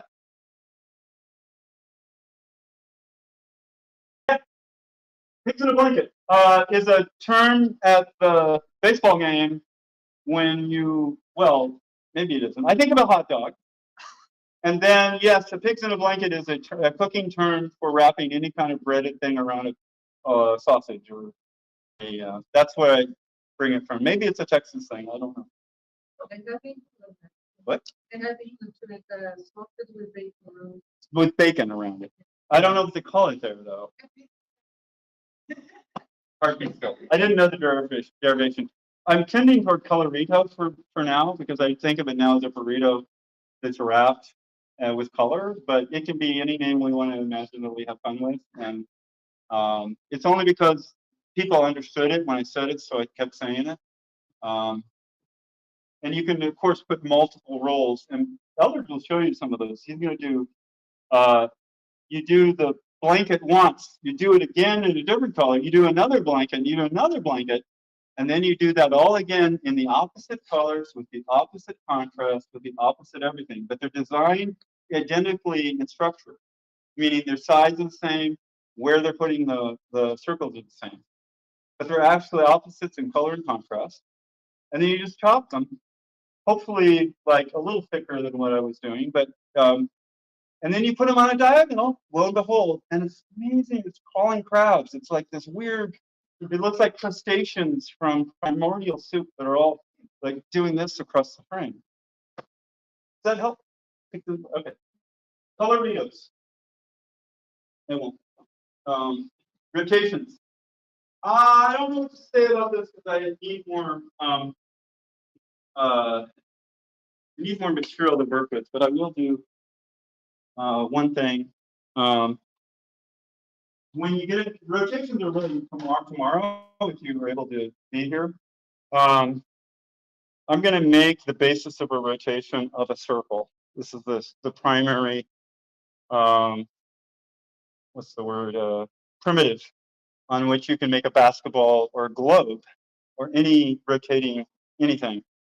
So it doesn't look like much yet. It's basically just a little fatter in the middle, a little skinnier on the edges. It's basically an oval. It's elongated oval. And I would do it much better if I don't want to waste your time. But this is it. I'm doing it right now. Boom. There it is. That's the beginning of the circle. Now I'm going to work it a little more because I want to cup it. I'm going to actually put my thumbs in, cup it on this side, flip it over, cup it on that side. And what I'm building is the crescent-shaped moon that begins on this side, becomes a fat center, like a elongated almond or an elongated ellipse, and then moves itself over and becomes a curved half moon on the other side. And that's it. And then repeat it. Just make more of them. Do it. And then you cut it apart and the thing is spinning. So that's a spinning basket, or anything rotating. And there'll be more complicated rotations, but it's fascinating how And getting it right is not easy because you can tell that I could pass it around. I mean, you can just look at the amount of dip that's in there, the fatness. I should have cut it up first. Yeah, I'm cutting it this way. Okay, so look at it straight on. This is how you do it. Is that a circle to you if you use one line? Sort of circle? That's the shape you want to cut it at. When it's sort of a circle to your eye. Yeah. And then where my fingers are in the middle, I'm going to try to cut it. It's all wobbly. But in a sense, that's the almond ellipse in the middle of your basketball or your football or your globe. And then it's cupping around either direction like that. So this would be going from your right to the left as you pass through. And it's a little crescent-shaped moon on this side. It's got a little cup going that way to allow the other. Each of these have to stack into each other. What you're making is an infinitely stackable shape. So they all have to, in a sense, be the negative shape for the next piece, right? And I'm not saying you're going to be perfect. I'm not. It's a theory. In a way, it's crude, which I love, because I can make it mathematical and I could do it in a CAD/CAM and we can make the perfect shape. And in some ways, I'd say that's good too. Make the perfect shape that's constantly repeatable. Make a mold, produce the hell out of it, and you'll have the most precise spinning globe. But this is the principle of how the thinking goes on. All right, I'll pass it around if you have any interest.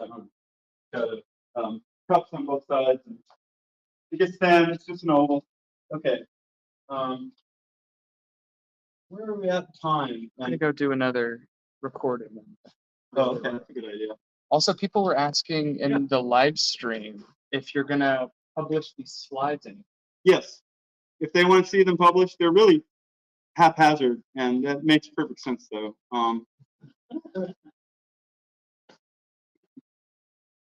Oh, I'm sitting here. These are things I'm thinking about doing next. Isa, she wanted to see how I did complex hands. You know how you get a hand to go from here to here in Stratcut. You know, that kind of stuff. And it can be done. I've done it. It's just it's too advanced. And I don't mean to say that. Like if there was a second week, I would try. Hand spinning a clock, I'm going to try to do that. Obstructive surgery. Don't be afraid to cut into it. When you want to see something, you can peel it off and look. Okay, it kind of works. You don't have to actually ruin your block. It's key, though. It's best if you cut it at an angle because that angle will disappear when the block is back. It just looked like a ripple nobody even can see. If you cut it this way, you're more likely to get a slight misalignment when you put it back. If you cut it exactly straight, but that sometimes tells you more. So feel free. Don't worry that you're cutting to look at it. Strattic surgery is when there are times when you have done it wrong and you know it. So you have to be able to go in and surgically, like, all right, I'm gonna rip out this part, literally.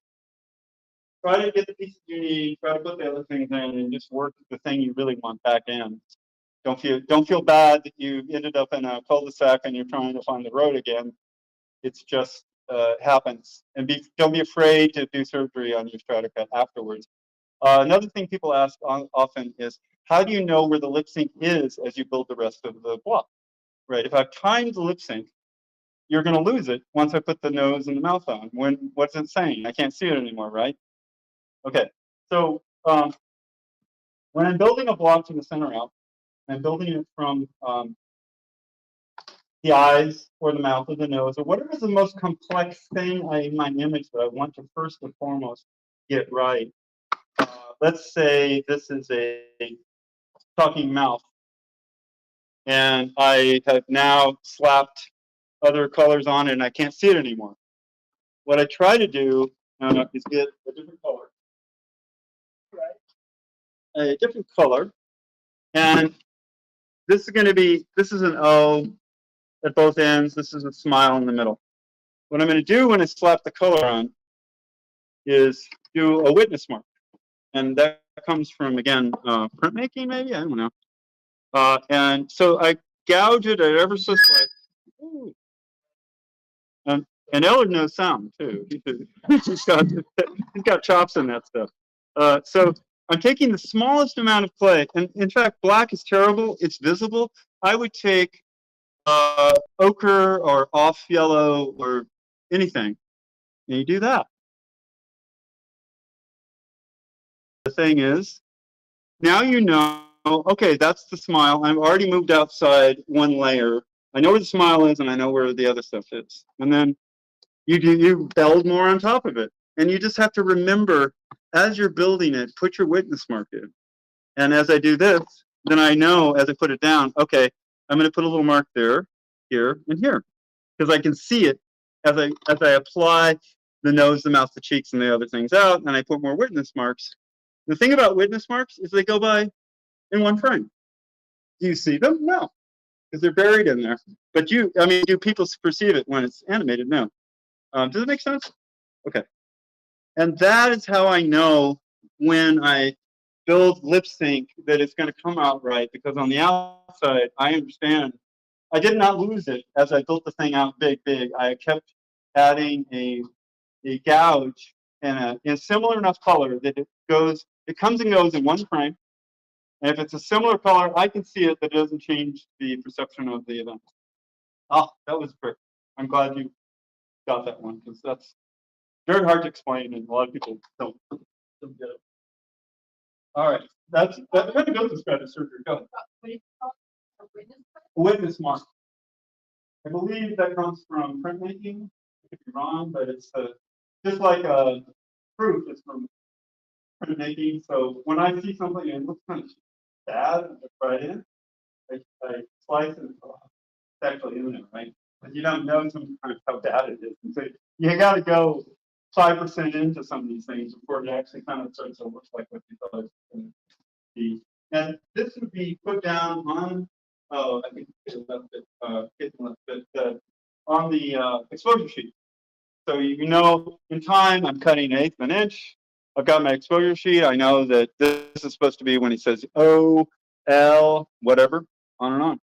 That is a crude way of explaining how to keep track of your timed, expressive, musical, or linguistic hit points while you're burying what's going on continuously. So nobody else, I couldn't tell what's going on in many of these things after the fact. So I have to have that compass give me an accurate confidence to do it. Now, this was done when they couldn't do, sorry, this was developed, you couldn't do audio warping to the nth degree. Currently, I would say you can be all god off sloppy, and they can rectify your lip sync or rectify your music probably to fit your Stratcut. Or you can certainly change the speed of your Stratcut. This was done on film, one take only. They weren't going to change, Peter Gabriel wasn't going to change big time for me. So you had to hit it or you were toast. Okay, that's context is king. I mean that in sort of a Banksy sense. When you put a rat, a graffiti rat in a sewer next to a drain pipe, that's interesting. Same thing with Stratcut. Why aren't we seeing outdoor Stratcut or Stratcut sewer grates? In all these strange places. Of course, the context matters only if the image that you have is relevant or contradictory or somehow resonates with the context you put it in. But I find so much interest in that, because then it re-physicalizes the Stratcut loads. It doesn't sit there as this, oh yeah, I'm getting hypnotized and it's all kind of good looking. No, it makes it an actual thing. Yeah. All right. I'm probably getting to the end of this. Yes. This is, I did something for Chili Mamas, and I was trying to conceive of how the monkey would be flying and everything. So yes, I'm not saying that's good drawing, but it's me trying to think it out. Reverse engineering. Let's look at the acetate. I'll just show them right after this if you want to walk to the other place and understand what I mean. You just rotoscope off of anything, and you can design like a conventional animator what you expect to see. Look at it as a series of cells. Look through the time flow like a world line, and the world line is the time flow, the fastest way to get from here to there, and the way you want to get it. Okay. All right. I did anticipation in my animation, by the way, and especially in the reason the acid trip was so, I don't know, fundamental, is I was trying to do as much character animation in a Stratcut loaf as I could figure out in the time given. And it's a truism in all animation. Most of you know this, some of you don't. That you tell them what you're going to say it, you tell them what you said, right? And by that, you don't use those words. You simply say, okay, David is going to pick up the block. The first thing I'm going to do is step back because I'm anticipating it.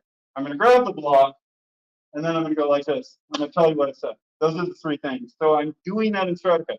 And so when you animate in Stratcut, think of the anticipation of your character moving the opposite way of what you want, and then going to do it, and then finally finishing with some reaction. It's classic character animation is something to keep in mind if you're really trying to attempt that, which is a difficult thing.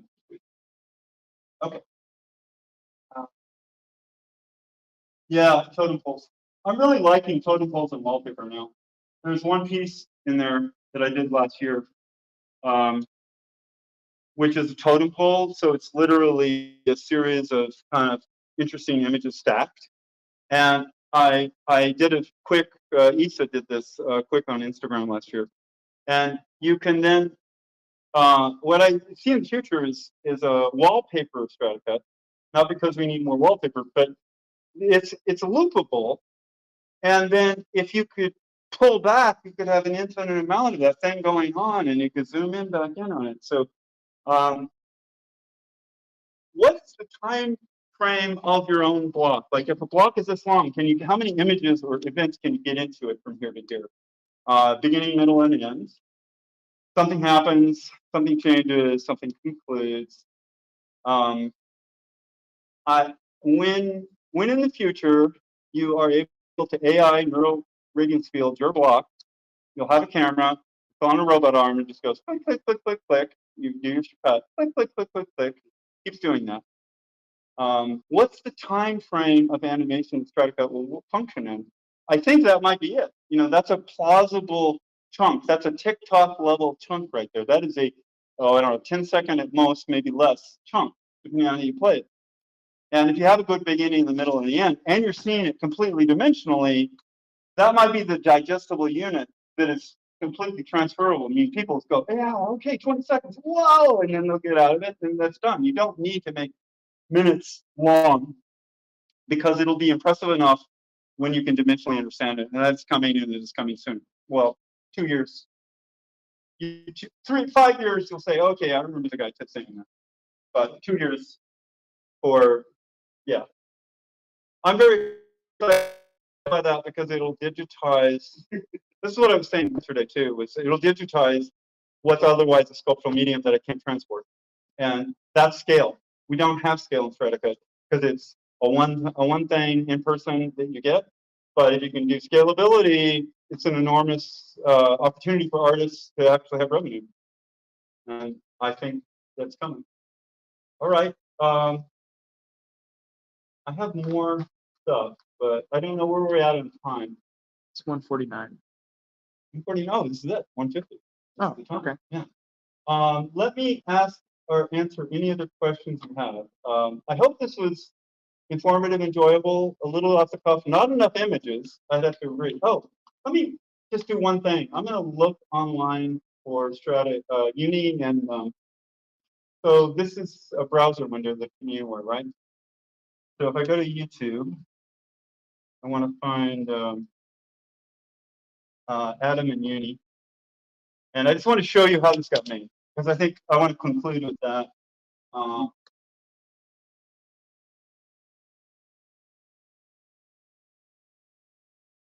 Maybe they'll find it. Yeah, maybe they'll find it. Oh, well, you've seen the clip, right, Keller? Yeah. You were going to put a link for me. Oh, I got stuff here. Well, I mean, just because we did the globe spinning, I wanted to. Oh, come on. I want to. I'm going to use there it is. That's the rotating globe. That's the shape I just made you. So you've seen it move on with different colors. It's just that shape repeated. I want to find out. I don't know I can. Oh yeah, well, this is oh no, that's too much of that. Back when I showed here and I had chemo coming. Well, It's on your channel. it is, but it's not easy to maybe. Oh, that's the wrong me. That's why I got to go to my other file. I can't do it. I got to go to a different Gmail to get to whatever. So I'm going to quit on that. This is I will show. I'll find that clip and I'll show it maybe somewhere in Mason's class or not when at a break point. And then I was thinking I would actually set it up next. If nothing else is on the machine, go ahead and actually see it. So you'll be able to connect 15 years ago. What the hell? And then finally, we're sacrificing to the blade today. Honor, like the Indians, you must honor the different lives of the Stratcut. Thank you, Stratcut. And you're giving me all these clay meats to remember you by. I'll do that and then we'll cut it up. And I'm excited too because this has been sitting on the shelf and done, and it'll be. I hope. That's like I would look at me and go, oh. So anyway, any last questions? Take a break, get some lunch. Thank you for all being here. Thank you for your time.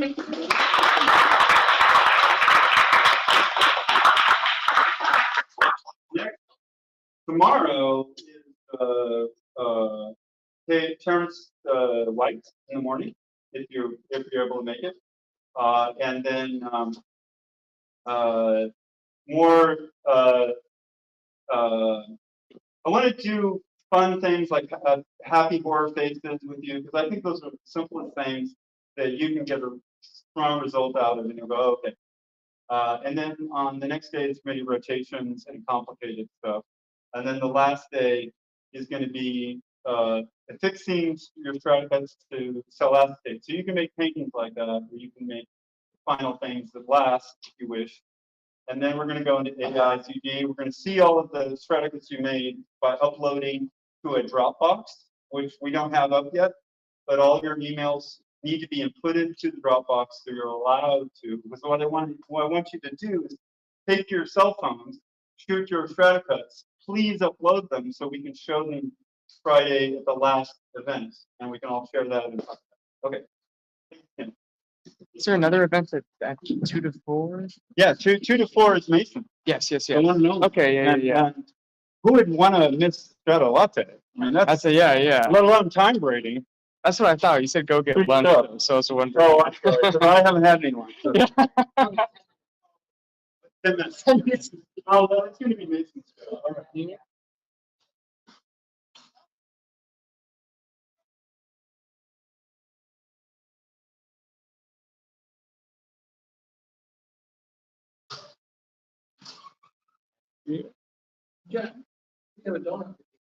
Really? Wow, thank you.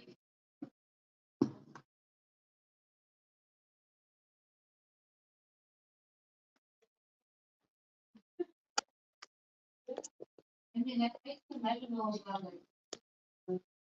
I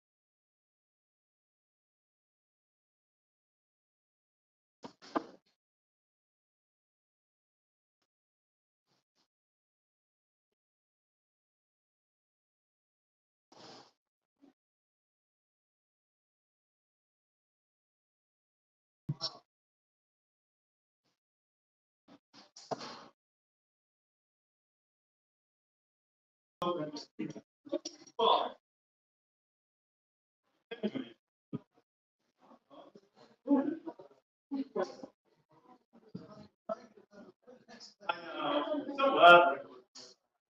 I gotta clear this off to let Mason take over, so I need a fast exit here.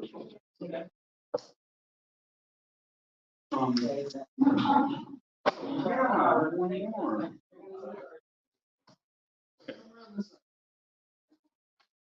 When I turn this.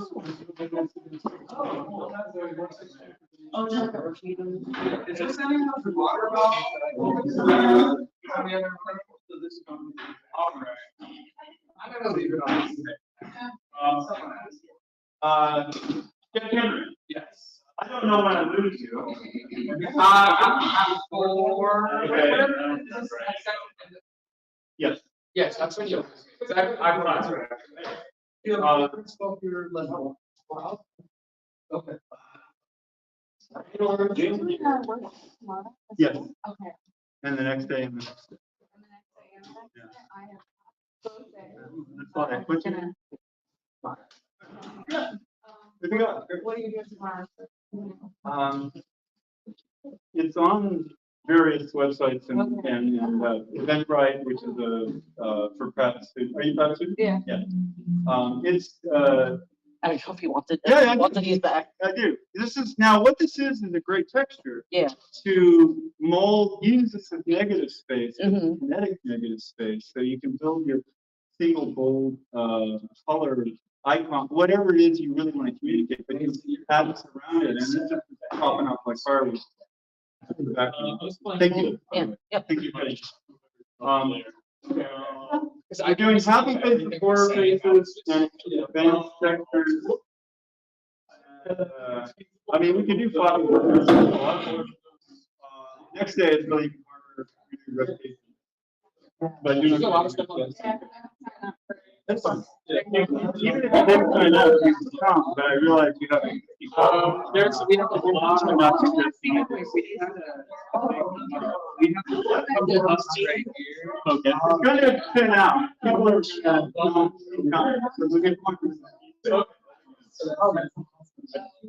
All right, so I need to clear this out if you want. That's fine. Keep it. Right, I'm gonna get this as clear as I can, as fast as I can. Yeah.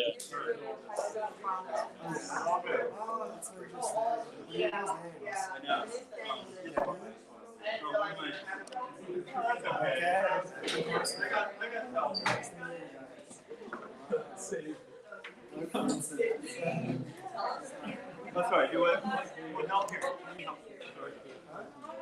I just followed Sorry. There we go. something spill. Water. Oh, okay.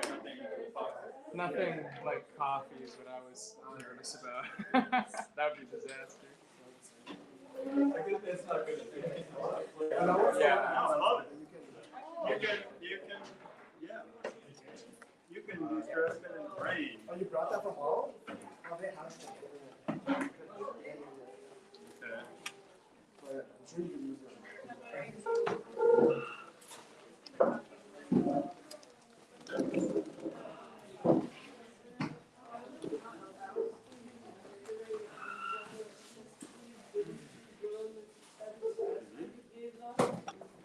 Oh, there's waste baskets. There's still going.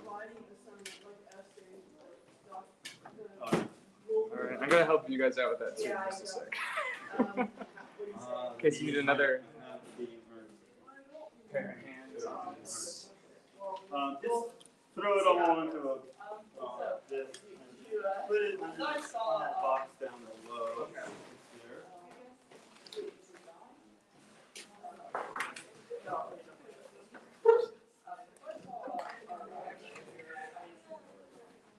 Nice.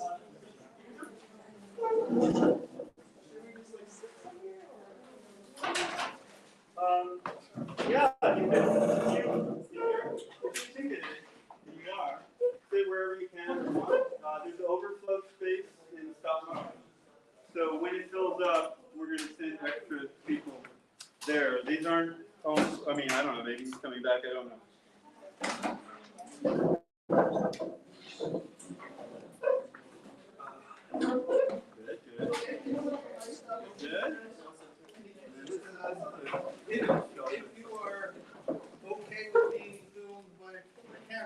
may end up on in the screen of this. There's a live stream of it.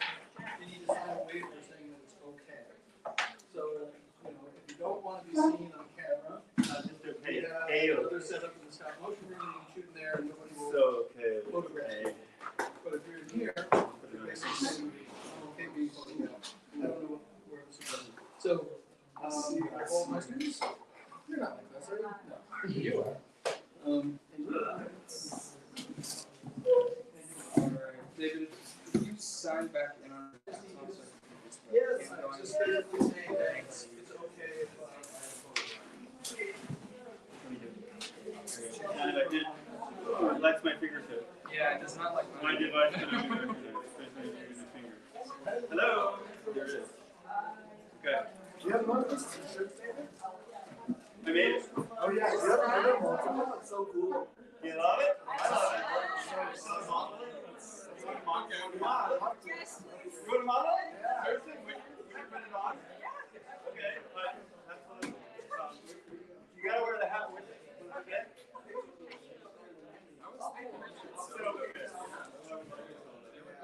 Oh, cool. We're even doing it. We should have the live stream going for that. It's going right now. Oh, well, it's not a. Oh, not to see. Yeah,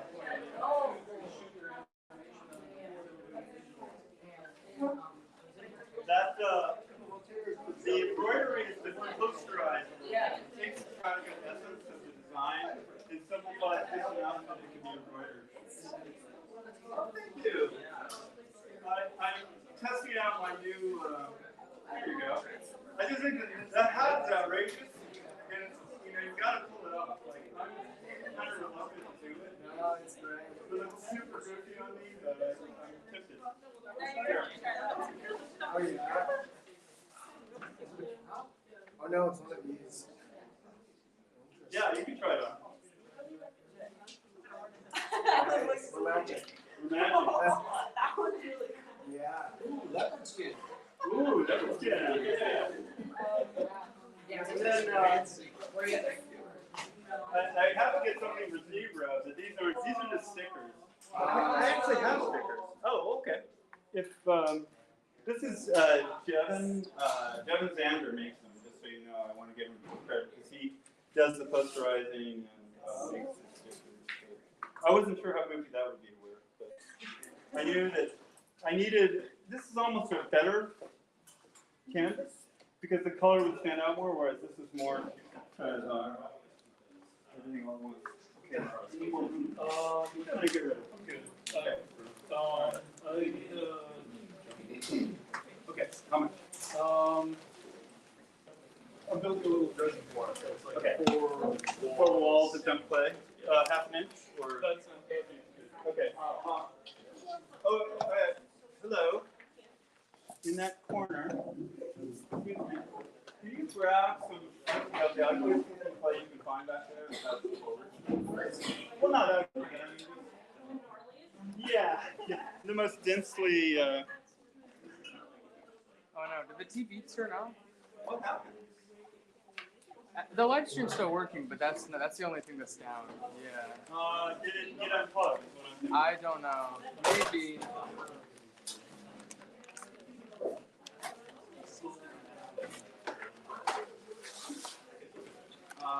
Did it get unplugged?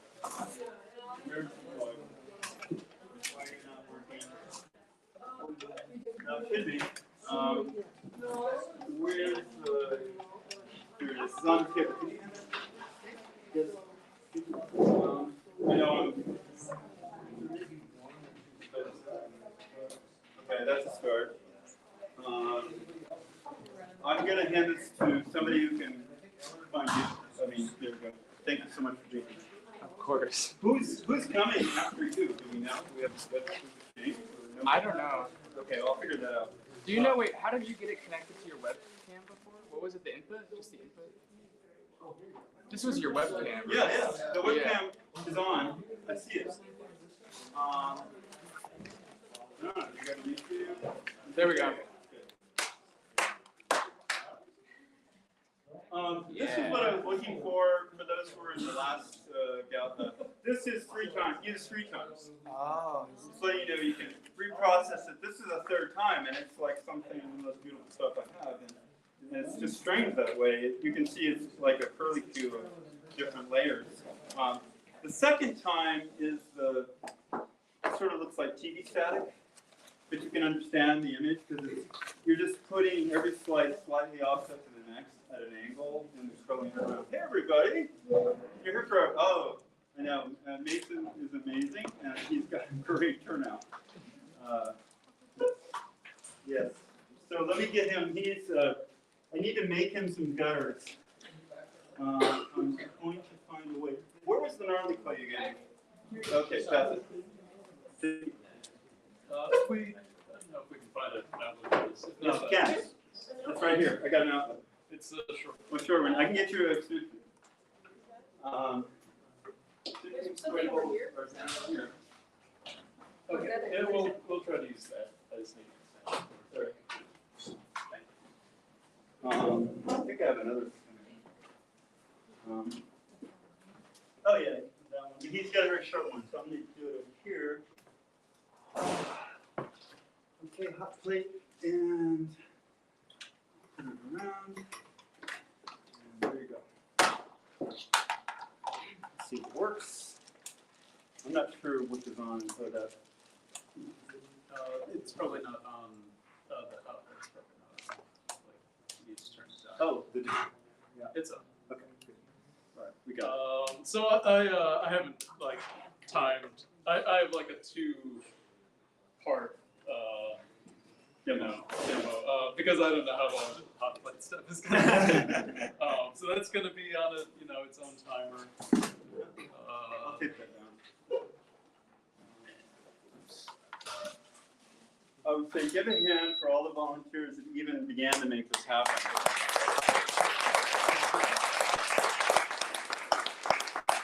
Even though it looks like chaos, a lot of work went into trying to make it organized.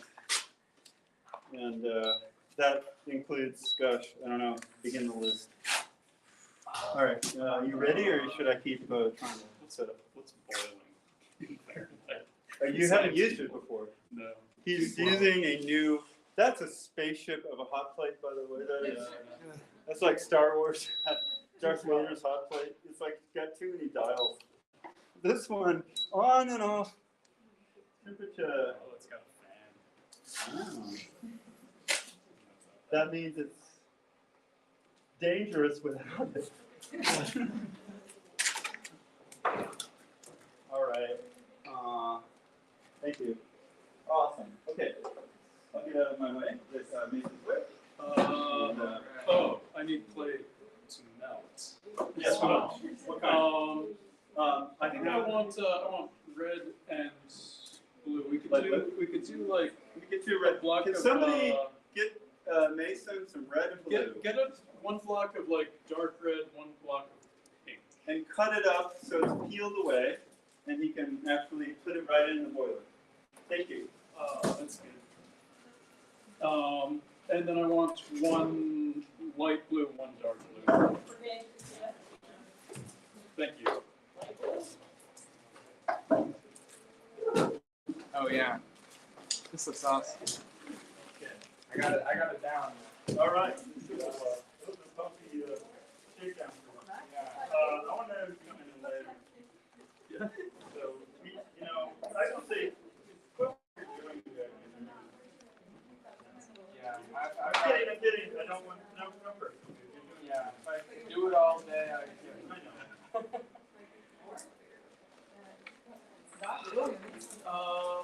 If I could get a block of dark blue. Yes. Keep passing clay to the. I'm gonna be replenishing the larder. Okay. You came in on Master English, right? I did. So he only draws it in theory. What else do you need? Anything else? I think I'm good. Okay. He needs a moat, which I'm trying to build for him. Thank you. How tall? 1 inch?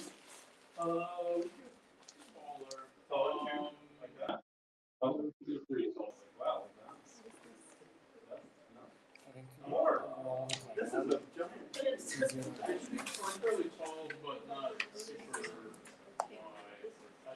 Okay. Tell me what you're doing now. We're building this reservoir, putting a piece of foam core to like make two chambers, pouring two holes of clay. Okay. One is the So chamber. is this use? That looks good. Okay, I'll keep just doing that and I'll let you fine tune it. Okay. After I Thank do Okay, so, I want to pass this around, and I would just simply say if you want to smell it, not because it's just got such a, it's like something else. I don't know. the last thing is, this is the stream that's going out? I don't know, it isn't, this is behind you. Yes, so the That's streams that usually- are going out. That's what's going on, why?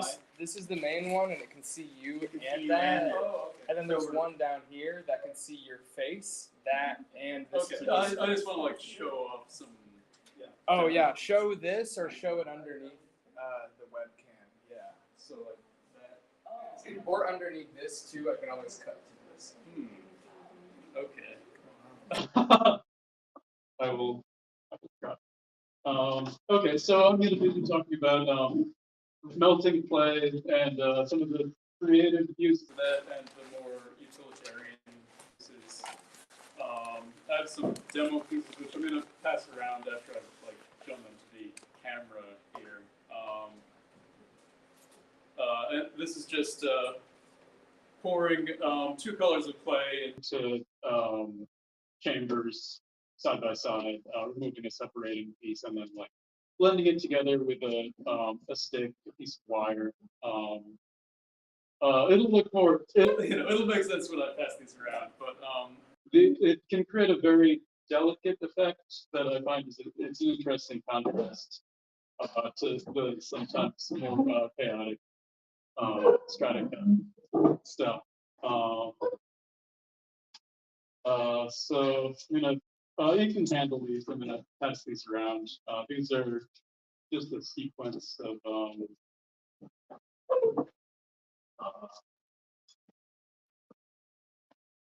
poured clay. And I have another.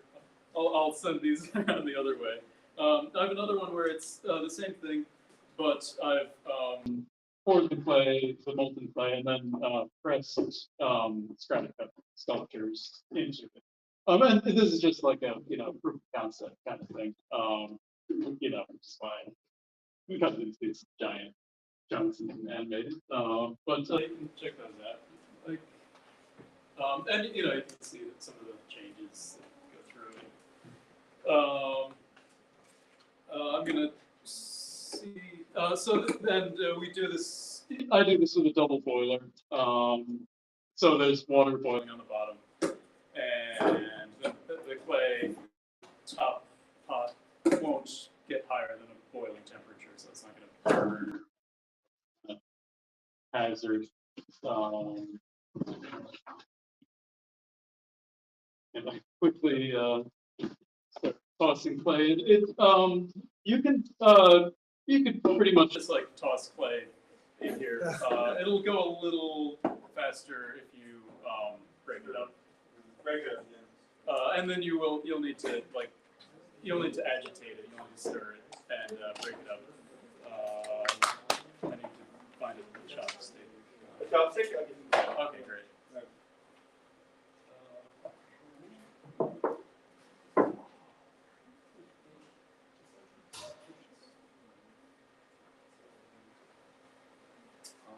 Okay, so that's going.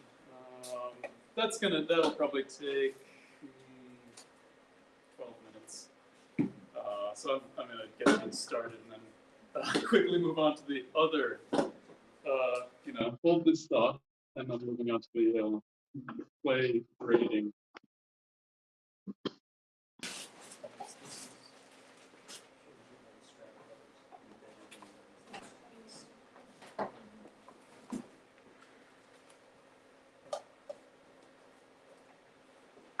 Okay, so that'll take a moment. The other thing I've been experimenting with lately is braiding play, just like braiding hair. It's another pattern that's fun to have like in the toolbox, along with like checker patterns. If you were here in the morning session, the parquet floor pattern, all that other stuff. I find it's interesting because it's easy to set up symmetry with it. I was thinking about symmetry in Stratcut because if you have let's say you have a really random loaf of clay and you cut it in half and then like flip those pieces, you'll have this like symmetrical looking thing. And I just lost power. Wow, which one? Can we pull up? Maybe they were fluffing. Maybe they were taking two. Okay, I'm gonna put that to the other. Just got more. Yeah. So you'll love the random loaf. You'll cut it, flip it, and then have this beautiful symmetry. So like my brain was thinking like, oh, that's true, and the symmetry will continue. But it doesn't, because one side is moving like this way and the other is moving that way. It will create an interesting flow, like it kind of reverses the flow of the animation. So it's not useless, but it's not symmetry.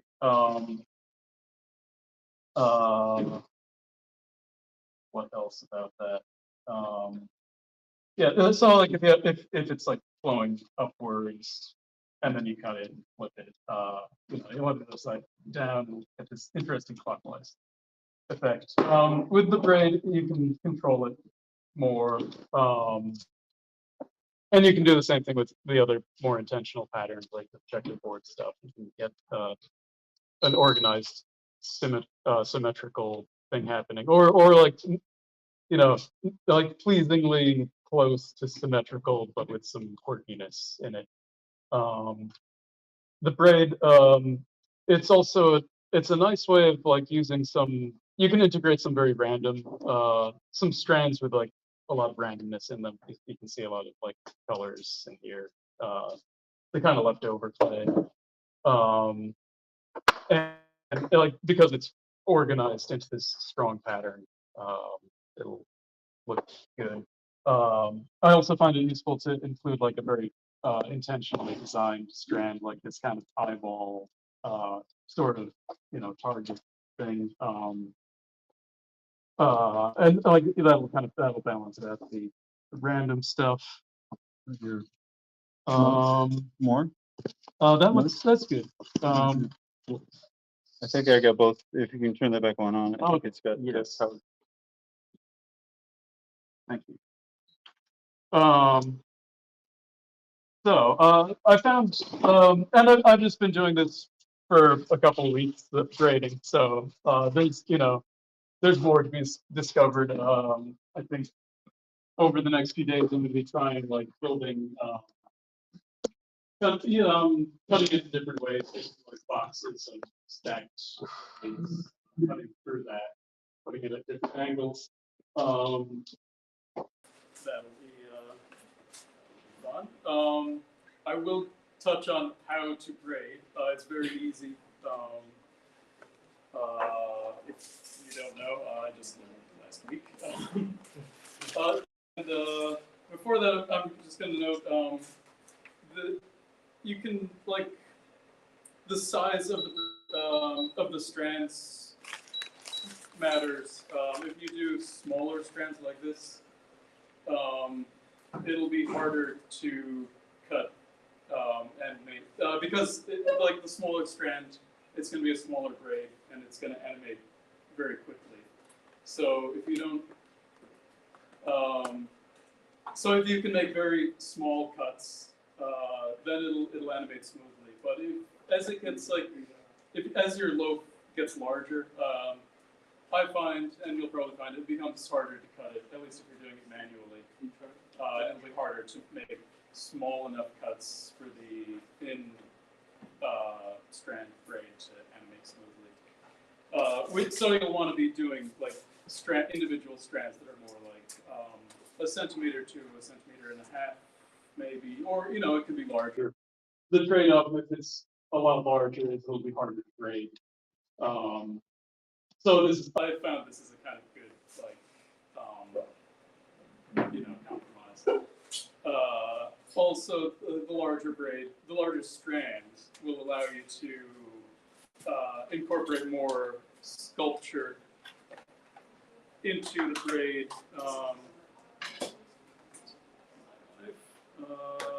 Like, you know, so I've got like a concentric thing going on, a little target within that strand. I'm going to braid these now. And try is coming back. We're coming working on it.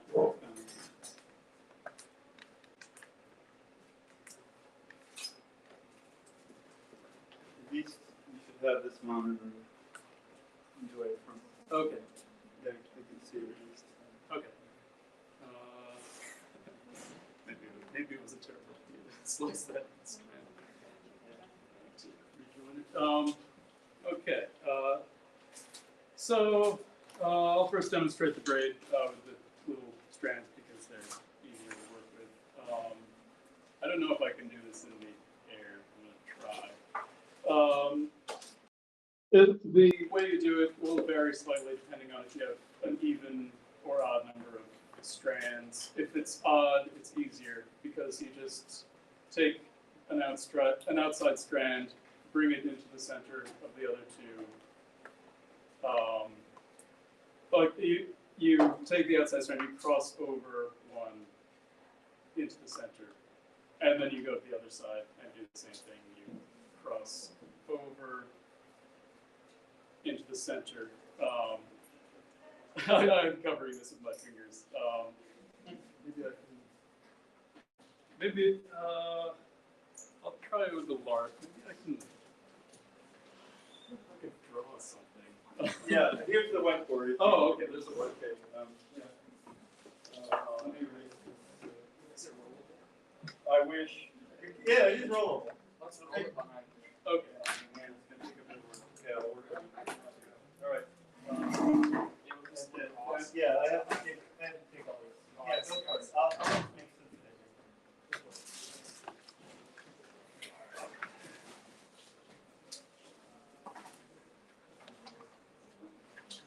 it. I guess I can also pass this braid around.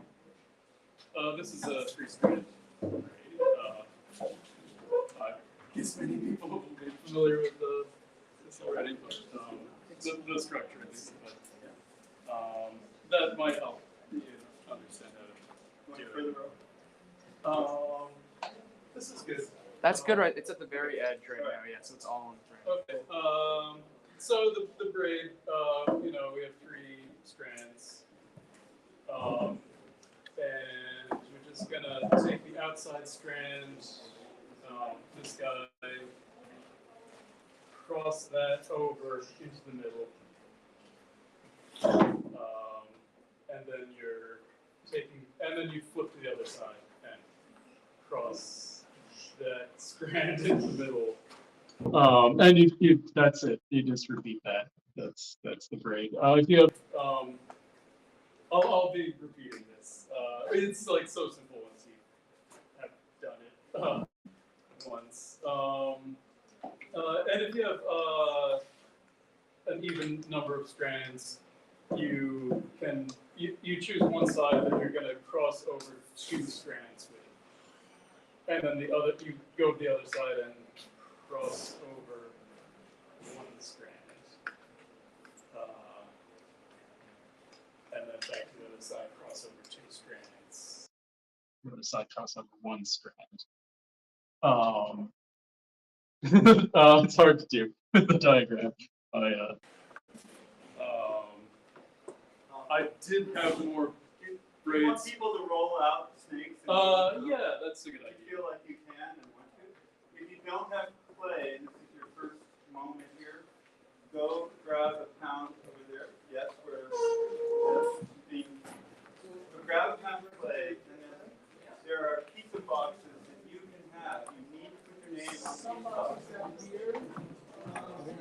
Dude, those ones were beautiful in the mornings.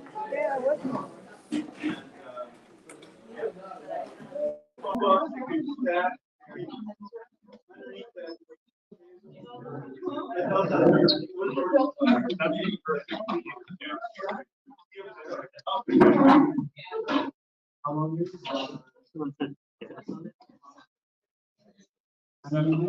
Oh, yeah, do you? I don't know. What side you put them on?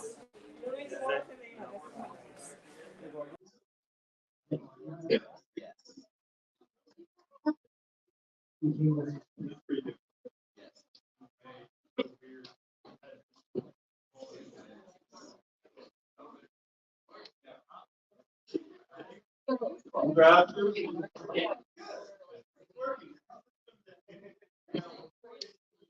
Yeah, thank you.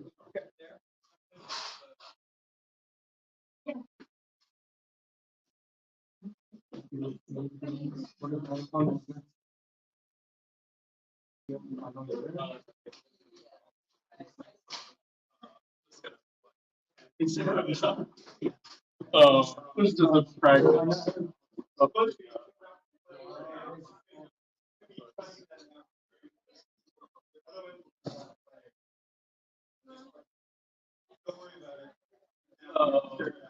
So, like, we'll do we'll try the 3-strand braid, and like once you get going, it's really just like very fast.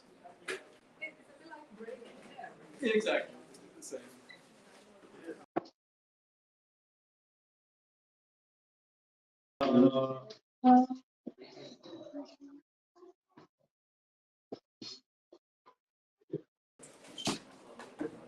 So,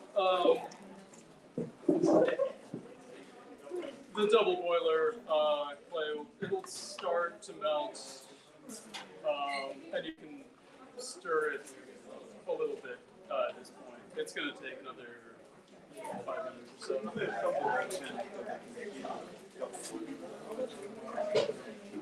I can do this too. I can just do a handheld shot with the double boiler, so you don't mess up that. Okay, if you like the whole thing, that's fine. Yeah. Yeah.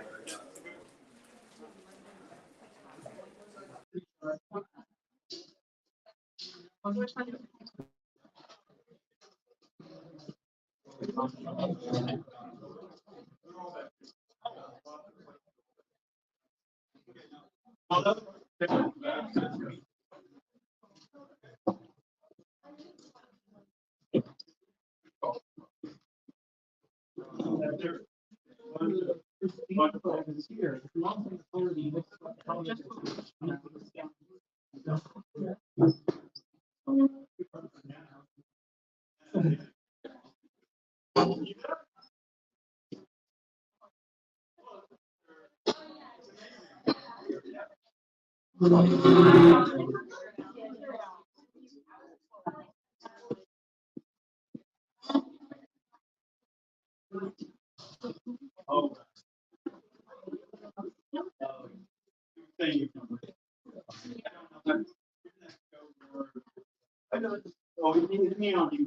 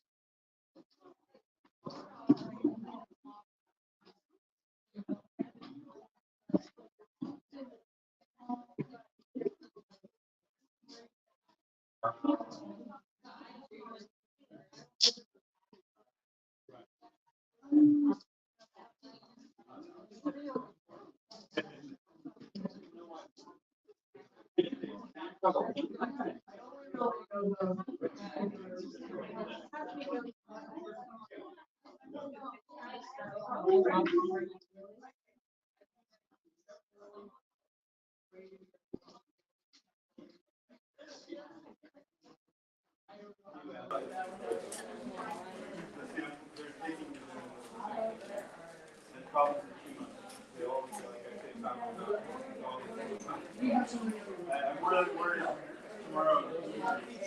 What's going on Thursday?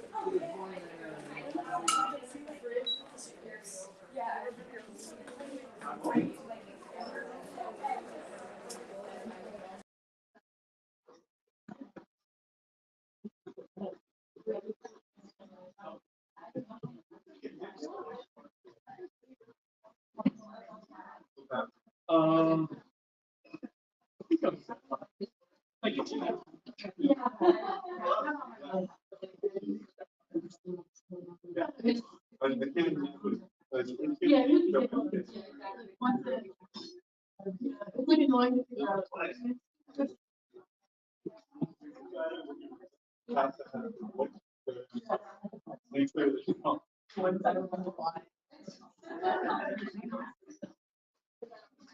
Pin the top together.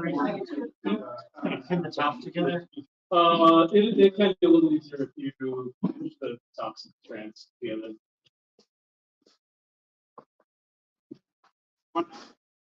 Box cutter. Box cutter, yeah.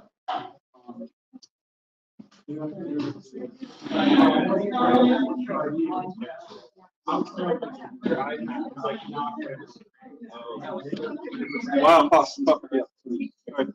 Okay, so. Yeah, if you stick it in, it starts to charge and then it stops. Let's try the battery as a separate thing. It could be the cable. Yeah. Yeah, try the battery first, and then Might just and be then I'll try something the with cable. this.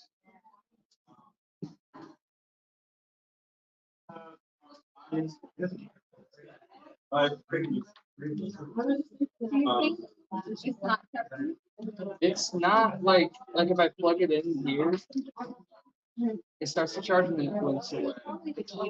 It's the cable. And I don't have a lot more. Oh, and these don't work? This one doesn't work? Is that It's it? a lightning. Is that the same Yeah, one? it's the That's same right. one. Yeah, let's check that out. Try it. We'll try and see this. Plugged in. That's working. Okay. Awesome. Give me the bad one. I need to toss it. Yeah, this is no good. Okay, it happens. That happens. They build them this way, It's like, It wears out. Yeah. these are not. I don't know. I want to.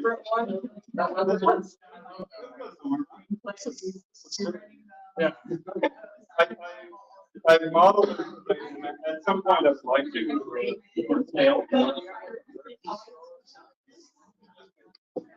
It takes a while. Every step. Overwhelming if that card to go.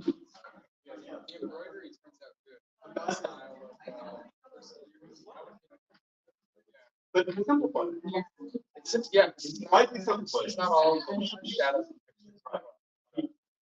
The color more. He kind of hands it and Poster out. Yeah. And I'm sure an auto poster gets you halfway there. Yeah. How much you can over and simplify the colors a little. Yeah. But it's weird. The heartbeat still inside the design. It's still very clear. spread. Yeah. I want to do a store.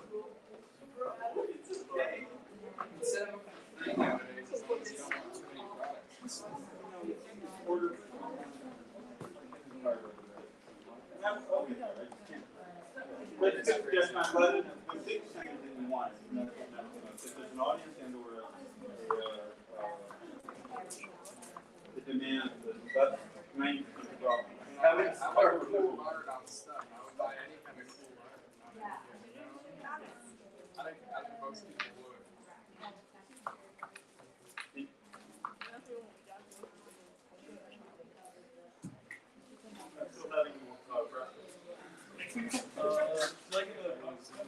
Oh yeah, I'm on it. Okay. I got it. Okay, thank you.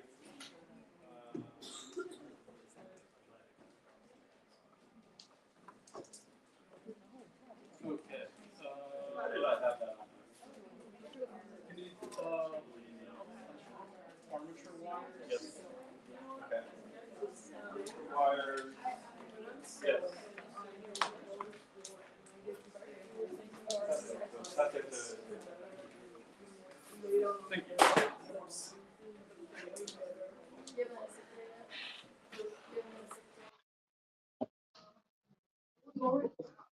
Okay, so what I'm doing now is building a little reservoir that I'm going to pour the clay into.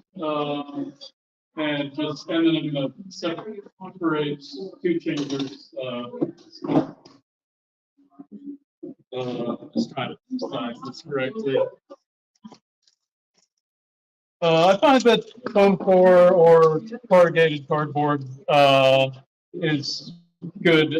If you go with a thinner material like cereal box card, the clay is too heavy and it'll push it away.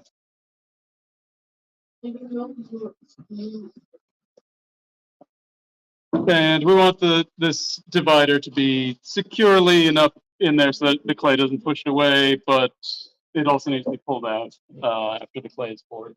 We're getting pretty close on the clay being pourable. I'll probably switch. Just want to show that to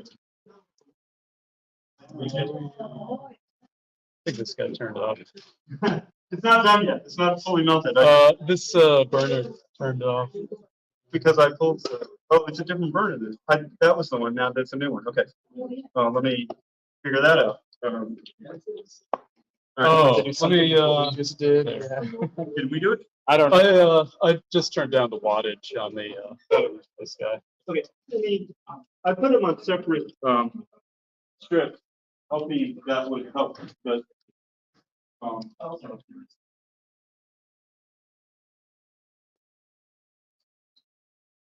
Is it working? That's the induction one is working. I guess they're both. I guess This guy's working. This guy looks like it fried itself, maybe. So I don't know. the red light isn't on and it's not giving you. Yeah, because it has power, right? Okay. Well, I thought, oh, it's that one. Right, it's this one. I flipped them. It's my fault. So yes, I just turned it off and on again, and I need to get power. I can flip these. It should retain the key for a little while. Right. That's very cool for you. I'm gonna try to find you that are out somewhere. Sure. No problem. I figured there'd be some, Yeah. some technical You figured. events with the double boiling. All right. So maybe both work now. I've diminished the electrical payment from this one. This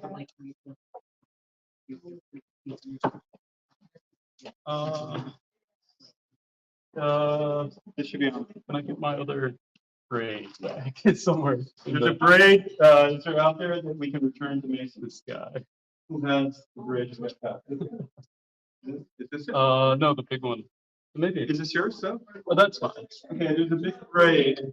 Can you help pass it forward? Hello? Someone? Okay, thank you.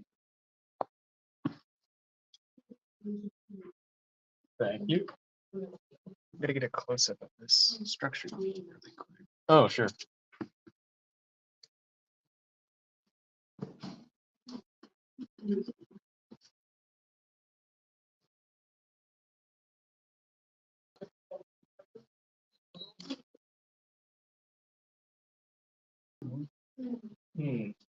Yeah, it's on. Oh, yeah, it's on.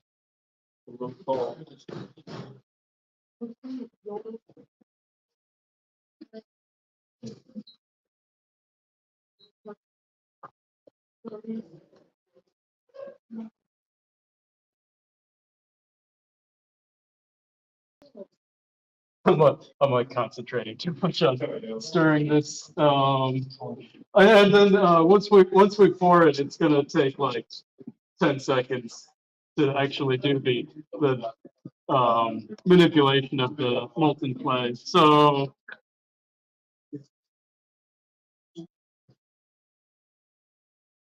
very quick once it gets going.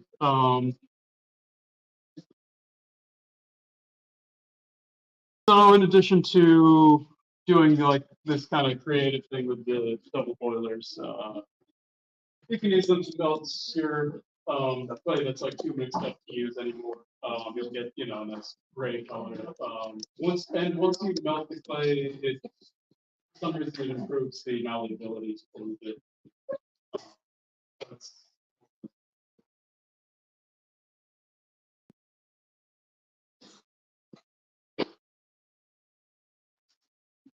Is that gray that you have recycled?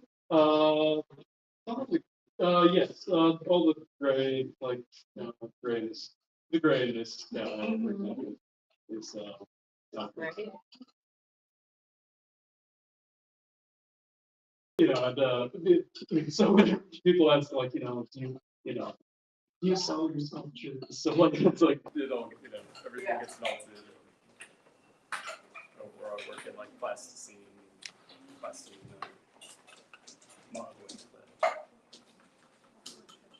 You'll find that some colors melt a little better than others. I think if you're melting a lot of like white clay, it's like a little chalkier somehow. It won't melt quite as well. So like this light blue is more getting some peaks in it, whereas the red is like nice, very porous thing now. Well, it'll still be usable. Do you animate the peaks as well? I mean, it could be. I haven't done it, but there's possibilities there for sure. You could like you could make peaks, or you could sculpt like the molten clay into a 3D thing. Then you could like lay out more clay on top of that, or you could pour clay onto it. One of the nice things about the molten clay, if you have like some negative shapes you want to fill in your sculpture, you can just pour the clay, and then construct the form for it. The downside is that it uses a lot of clay, and you have to do this process. Can you toss off a towel behind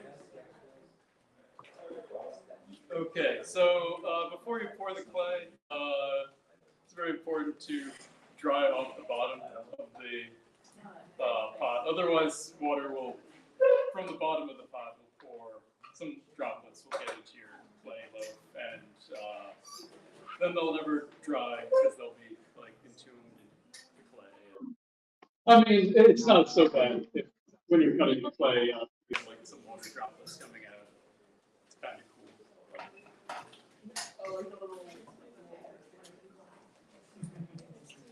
I'm going to see if this blue is pourable at this point.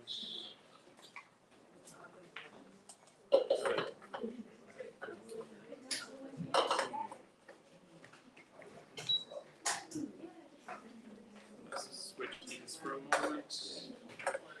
Some, now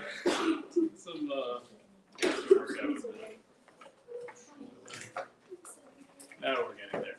Okay.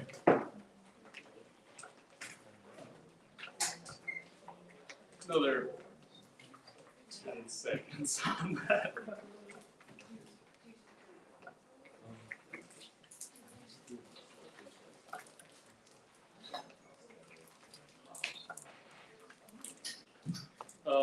Before I do that, so there's ways to manipulate the clay once you've poured it into these chambers. And, you could have any number of chambers for this, or, all kinds of ways of pouring it. This is just one way of demonstrating it. You could do a simple, zigzag pattern. That's typically what I do. It's like the go-to, vertically. But then I've also been experimenting with taking armature wire, bending it into some interesting curvy shape, and then you can dip that down into the clay to get manipulation along a different axis other than the vertical axis. You can, if you noticed in the little cuts, the little slices, it gets very delicate because as the manipulating tool is pulled through, it's it's pulling the amount of clay that it's pulling is like diminishing as it goes along its path. It can get very faint. So you could go with even a thicker wire than this, as long as it's still manipulatable, bendable. It's good to go now.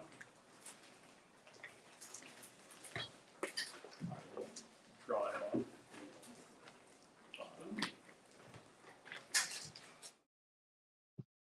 For that.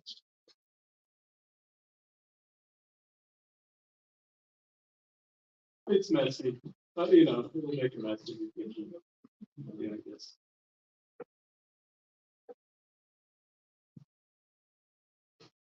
So it's hollow, the thing you're pouring it into? Yes.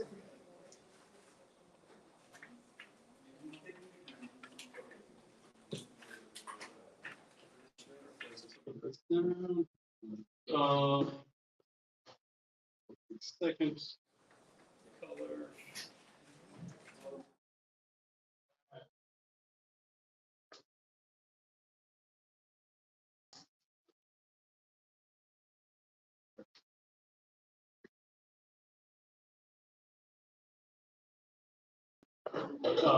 And then try to not burn myself.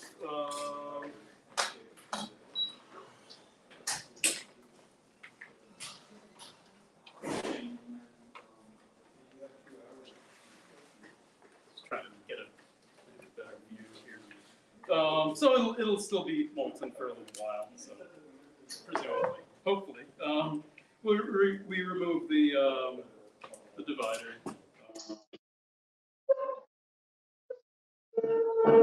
Take a tool to blade underneath a chopstick, and I'll just go with the go-to, like some little zigzag patterns. You can actually, I think I have been trying to be like subtle with this, but in some of my previous tests, but I think the like individual manipulations, they're subtle enough that you can like do quite a lot, and still look somewhat coherent.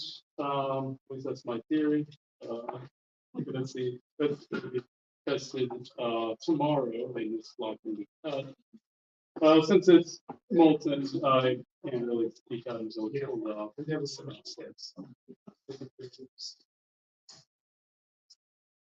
Secondly,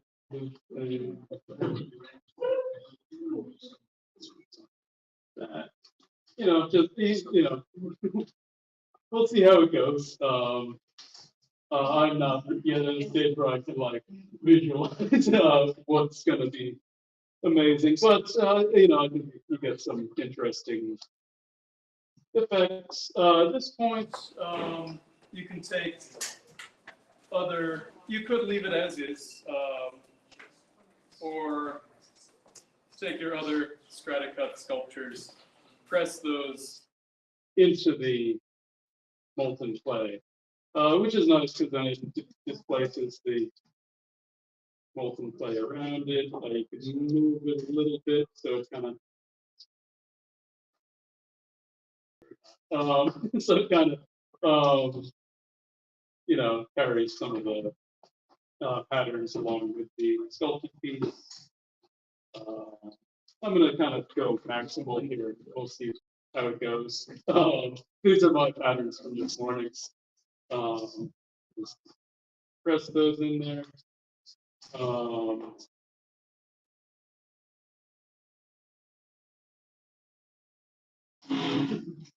This guy, you know, it's going to be a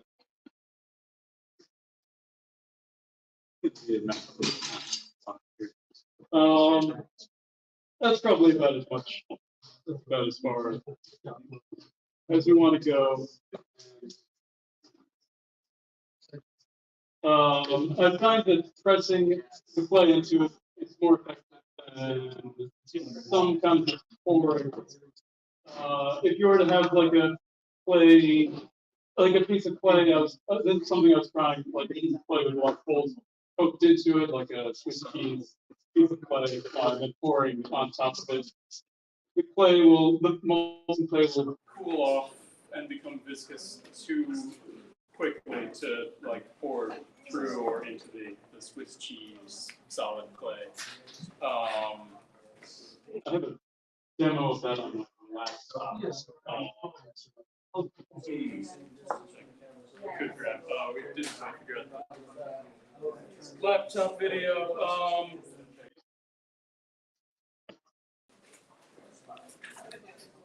That's kind of. Let's see. What time are we? We're at 2:51. I have another hour.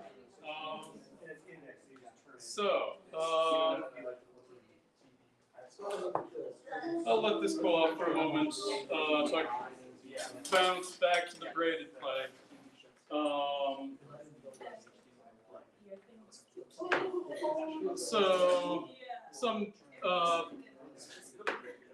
Actually, I'm gonna get my laptop so I can show some demo videos.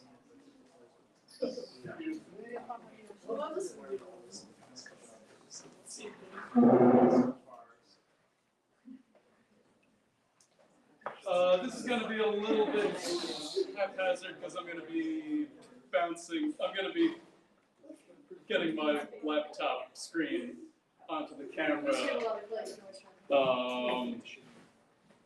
because I do not have an HDMI.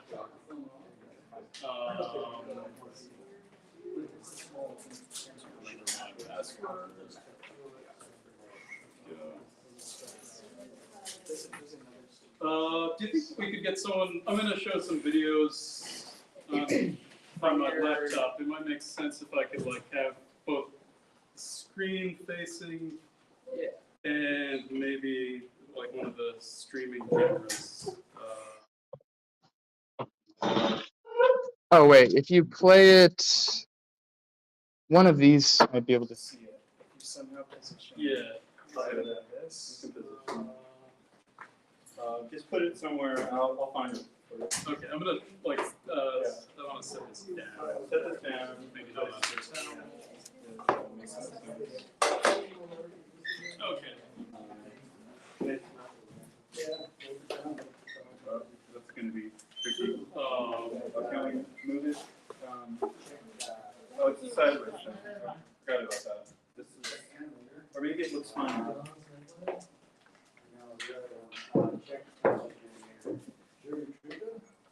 Here, how much should? Two faces. Okay, I'm gonna go through some experiments I've done with the double boiler. This is. Sorry, we're not there. That's fine. We'll move it a few times. I could just put it in. I could handhold it there. You got it there. Okay, so is that it? That's it, but it's sideways rotating to the right. Is that it? That's it, but down a bit more. That's it. So this was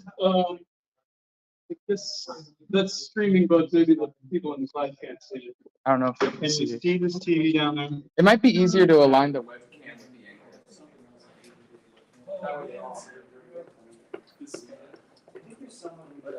Oh yeah, there we go. That's kind of. We'll go with that for a moment. I can figure this out. Really? Oh, she's got it. She's got it. Pour clay into like a piece of solid clay with holes poked into it. And it's kind of hard to see blown out. Try to find a specific frame.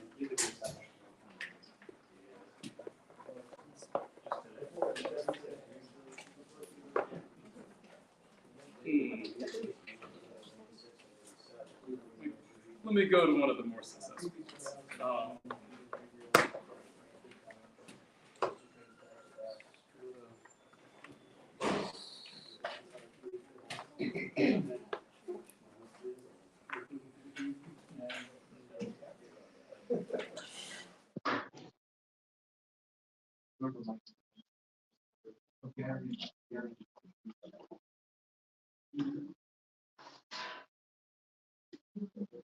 You'll have to forgive me for being a bit disjointed. I have zero teaching experience, so. This was kind of a failed Stratcut. Yeah, just showing you a different answer. Yeah, Probably. kind of bad. Yeah, I've been trying to find one copy. I'm gonna get cards on the whole collection of moral orals. It's a little. Yeah. Oh, yeah. It's because I have a black background, so it's like. Can you tilt that sideways this way? Oh, yeah. Oh, yeah. All right, you got it. Oh, we got it. Okay. So this, we're back to braiding now. This is using the small strand braid. So this is what I was talking about, where some of the animation goes a little too quickly. There are these, it's kind of blown out, but they're interior colored braided pieces. And then they're like wrapped in these pigs in a blanket, larger strands. I'm gonna digress a little bit here. This was kind of, David was talking earlier about about making your experiments small things, like, so when you make your mistakes, you don't like spend a super long time on it. But sometimes I have to kind of go for things. Here I was thinking about making the structural clay that kind of holds the, the actual animation, which in the plan was the interior braided pieces. Was the Stratcut, and then the rest, it could have just been the junk clay or the supporting pieces. But I decided to try to make it this more designed thing, and then that kind of took over and became a lot more interesting than the interior. Another hack I've used here is symmetry, which if your Stratcut's not quite working, you can flip it into a symmetrical thing like this. It's such a powerful design thing. It's definitely a crutch, but it works.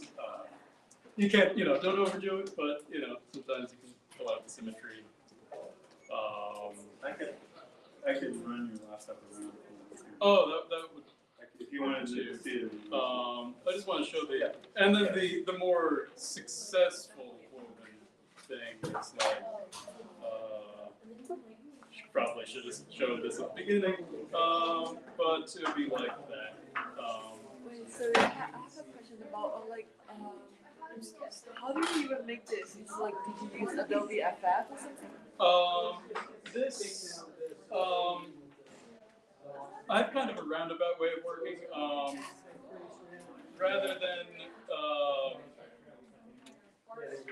using, it might be, we could probably pass this around so you can see the better. I'll pass it for you. Okay. It's kind of blown out on the screen. But where was I? What I do is, getting technical, I photograph the clay, the Stratcuts. I bring the frames into Photoshop, just because that's what I know, and make frame animations in Photoshop. I like Photoshop because I know how to do all the chroma keying, green screening in there. I do a lot of green screening to knock out the backgrounds in my Stratcuts, so it's this black background in that example.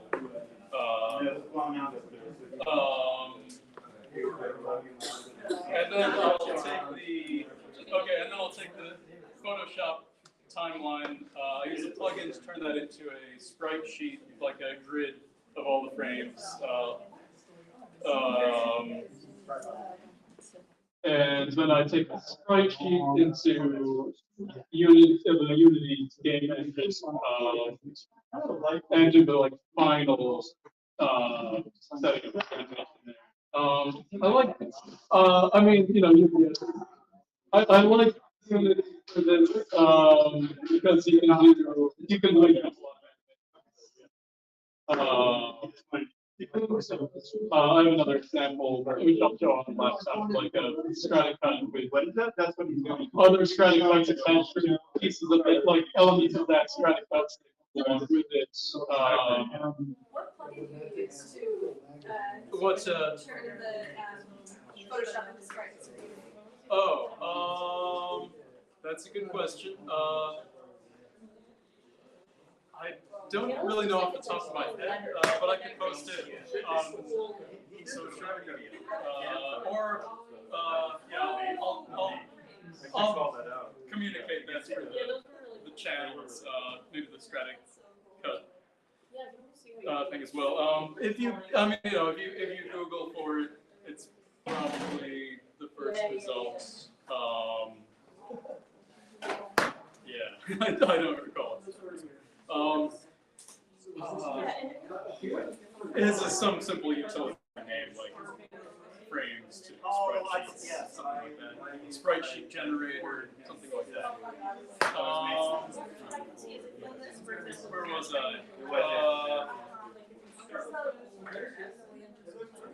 Okay, so that's being the laptop's being passed around. So this thing that I in the reservoir, that's that's basically the same deal as this thing that's passed around. A few more elements in there, and it's still kind of it's just in the example stage, so it's not kind of like beautiful thing yet. It's cool, but you can see further. It's not quite. It's three different steps. Let's research my notes. No.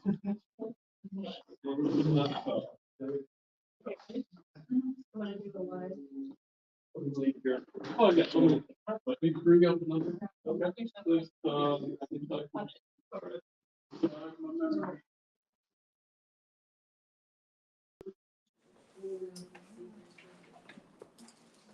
oh, yeah.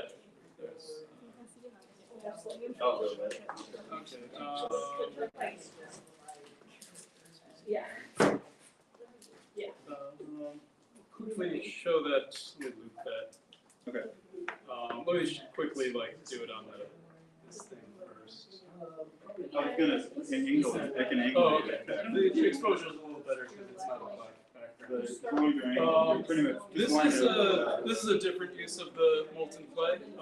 Here I've decorated the exterior of a Stratcut with poured clay. And the poured clay is also acting as a support for this sculpture, which is very free flowing, a lot of wings and stuff on it. And let's also get it full screen. Oh yeah. And this was also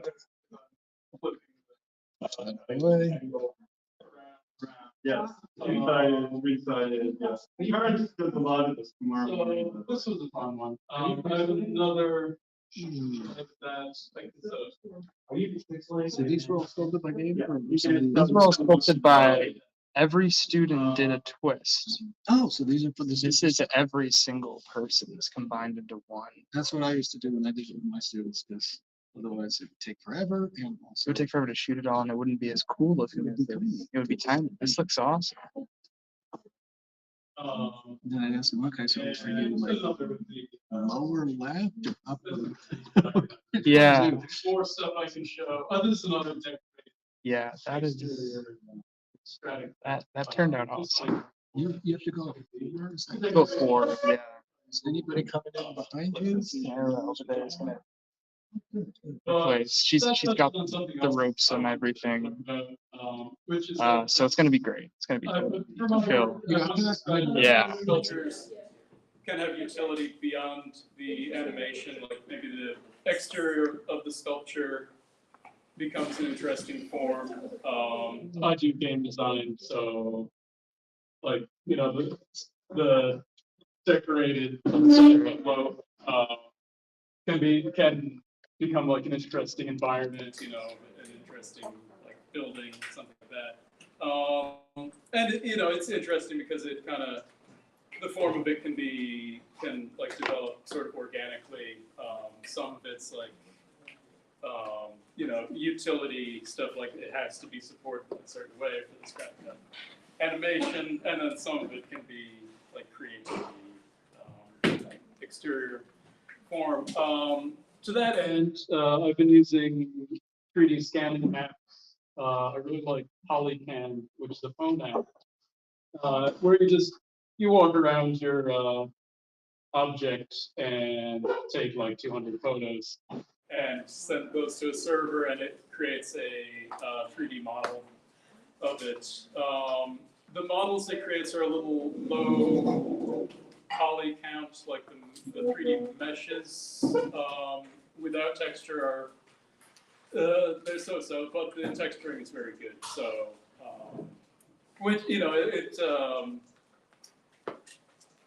so it depends on how you're like deploying it. It would be a little less useful for like use as like 3D level geometry in a video game. Like collision would be difficult with the Polycam meshes, but the scans look visually very good and can be brought into like Blender, stuff like that. I also use Einscan desktop 3D scanners. Brand, they didn't pay me to say this. It's a brand I like that I use for like all my video game work, and that'll produce. It won't have the textures, but it'll have a very high res 3D mesh. So you know, just another way you can like preserve your Stratcut.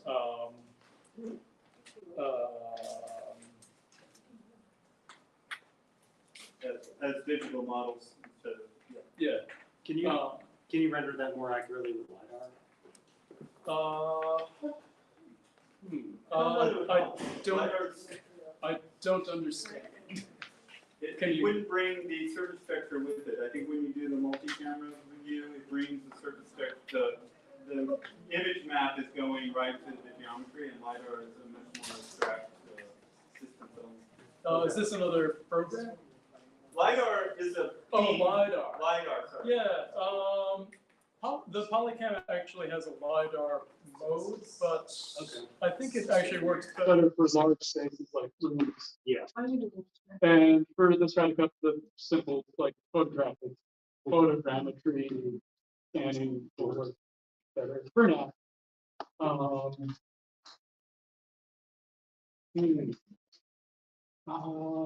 But, yeah, I have some scans. So,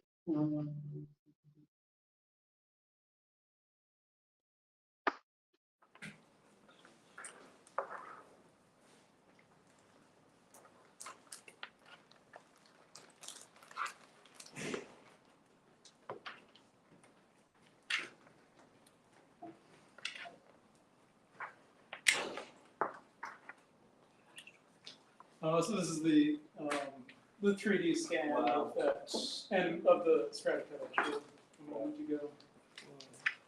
You know, like this one is more interesting as this external sculpture to me than the actual Stratcut animation going through. And then touch on this as well. This is something I'll do in Unity, or you know, you could use any game engine.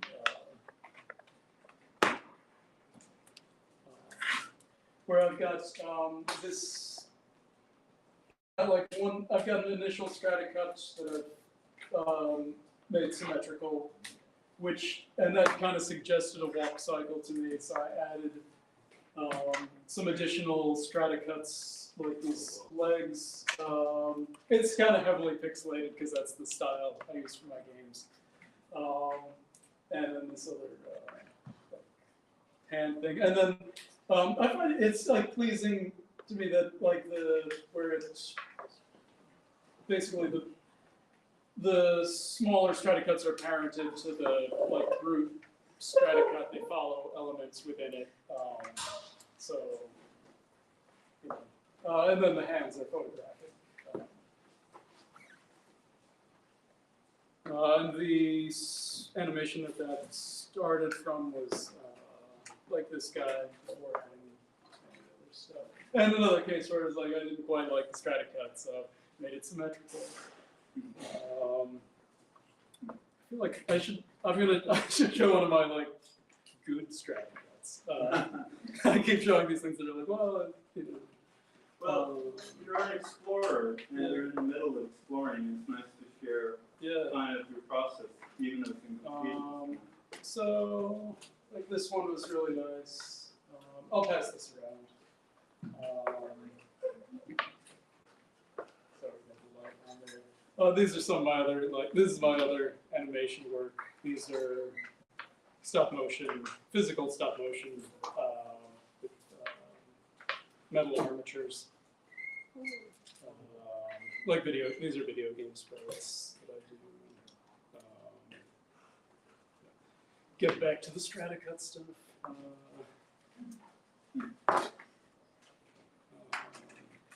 Here's one, adding some simple motion to the Stratcuts as they move forward. And I've wrapped them with wrapped those with like the scraps of a previous Stratcut. And then I'll do, these are animated in Blender. I'll just briefly mention those. And so I'll do 3D scans of clay sculptures, then I'll do Blender. And another Stratcut. Sync it up there. This one, I think, had some nice, had like a nice overall like gesture. Like if you've done figure drawing and like contemporary figure drawing technique, they'll say like find this gestural line. So that's kind of the same idea. Like like the Stratcut is good because it had this single kind of central curve organizing it. I have photos of the components of those as well, which I will show.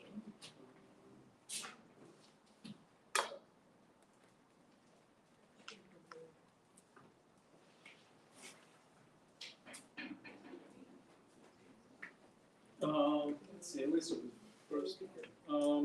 So there was we'll get back to it in a moment.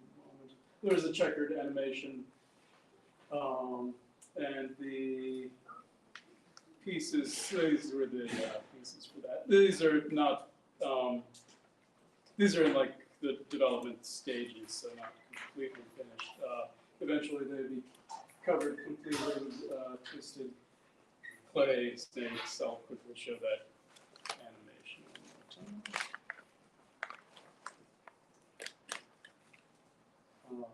So, you know, you see the twisting clay on the exterior. Okay, I'm gonna pass this around.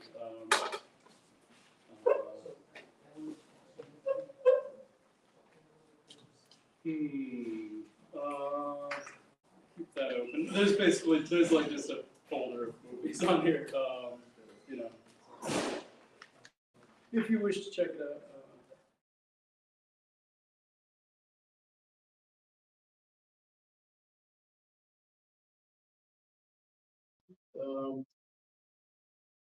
So the getting back to multiplayer, it'll set fairly quickly. We can pull away the reservoir walls.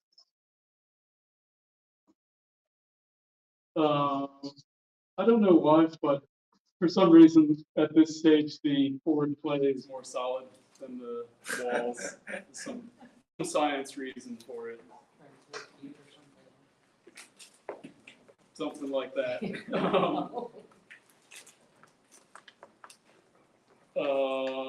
But the block,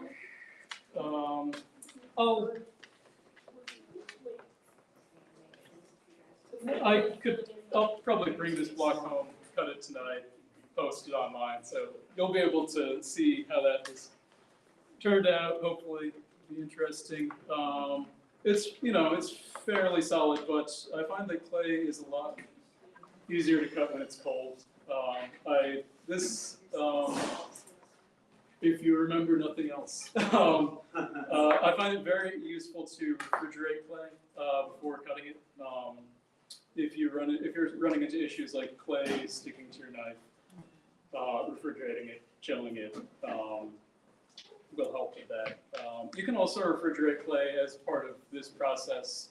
If you're pouring hot clay, you'll want to chill the elements that you're pouring the clay onto, so they won't melt along with the molten clay.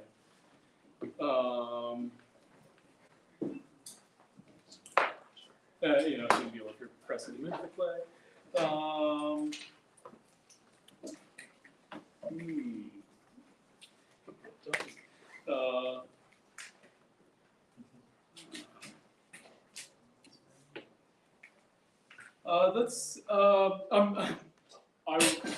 That's kind of all I have on my bullet points. But I have some, further ideas I had for what we could do with the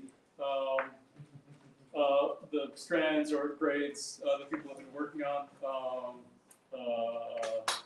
If you'd like, it could be fun to do like a communal braid of the braids. Let's do it. Yeah. But or if you're attached to the group braid, you don't need to. If you,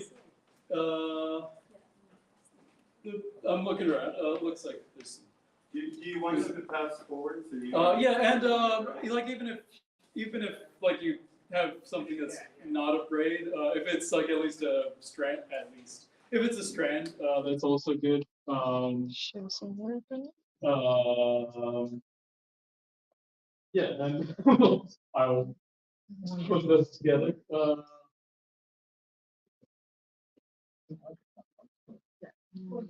And maybe do something beyond just simply creating them. I wanted to try taking like the communal braid and maybe turning that into a bouncing ball. Oh, that's cool. Like some it won't. I'll have to be like trading off, maybe. Like the braids won't be long enough to continue for each through the whole thing, but I think that's the plan. So if you have any kind of stuff,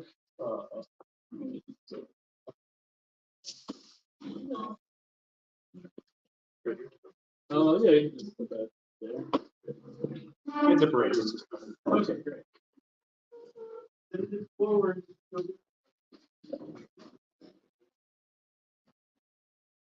Thank you.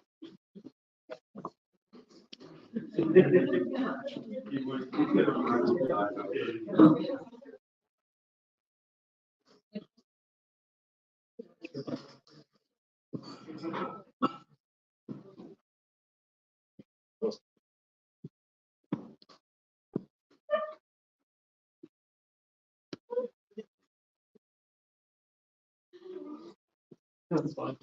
So I'll probably squish some of these together a little bit, because they're easier to like read. Oh, That's my kid. Put into the larger braid. Makes sense. yeah. This is not going to be perfect. That's all the design. Does it not go here? Does it? It will actually. It should work in there. I can work on that. I would just hate to use this. Put it there. This works the same. That's fine for now. Yeah, that's fine. This is the power brick, and those are just one part. Oh, yeah. This is another one, but Oh, perfect. So this one here.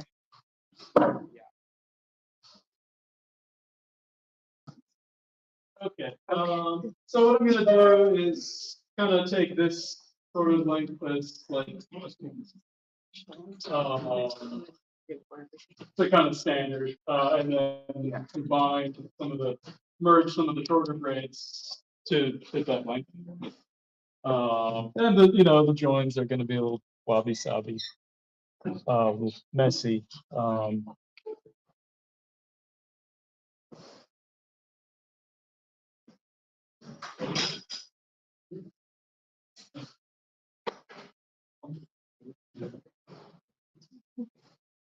There would probably be a more intentional way of joining them, like doing a diagonal cut, splicing them kind of that way. We'll see if this, tricky.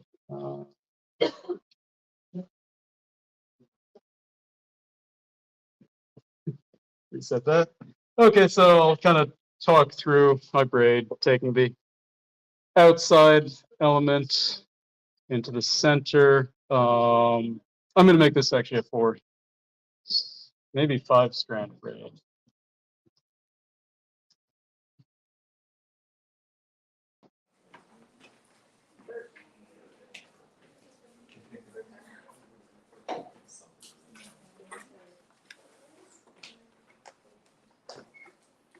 Four-strand braid, and then remaining strands for a bouncing ball.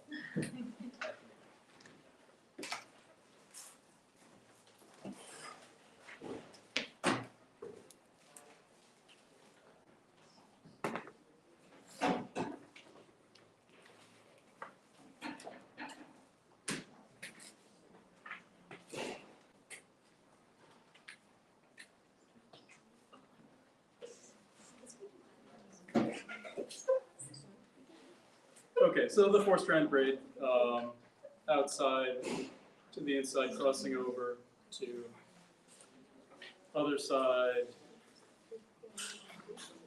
outside, inside, crossing over 1. It'll work. I have faith. Back to the other side, crossing over 2, back together. The magic of Stratcut. Other side. Back to the center. The outside, the other side. Crossing over 2. Crossing over 1.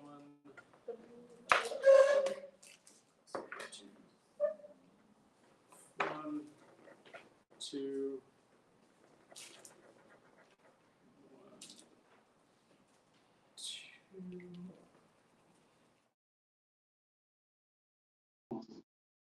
2, 1.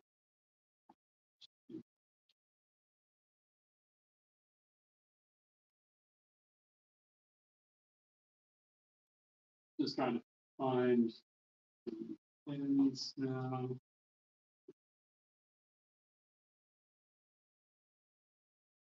Okay.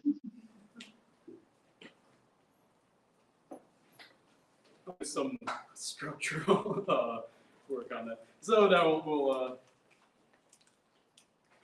get a. I haven't actually done the bouncy ball, but it's fairly. It's just arcs. I don't know if David's here to like. David stepped out for just a moment. That's fine.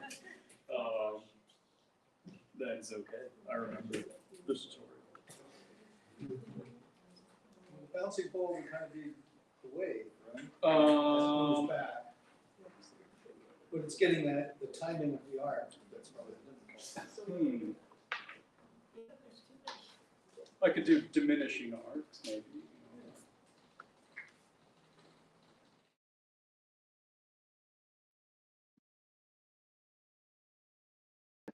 Lead in with the arc.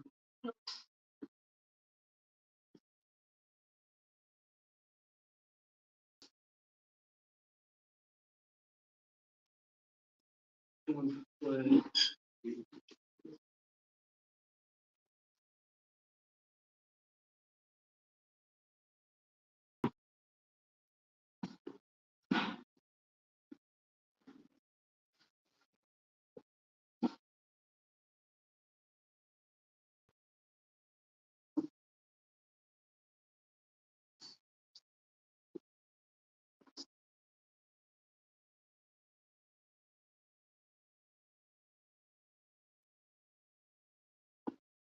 it would be cool if bouncing balls could return to a leaf pattern, so. Um,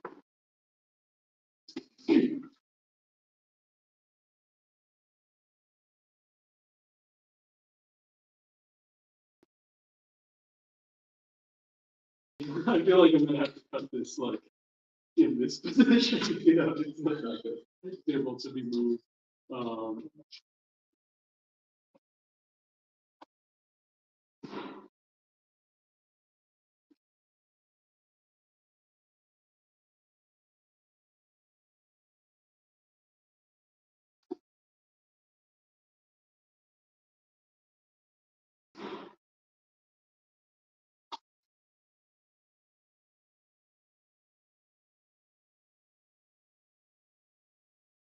Thank you for sacrificing your braids to this magic.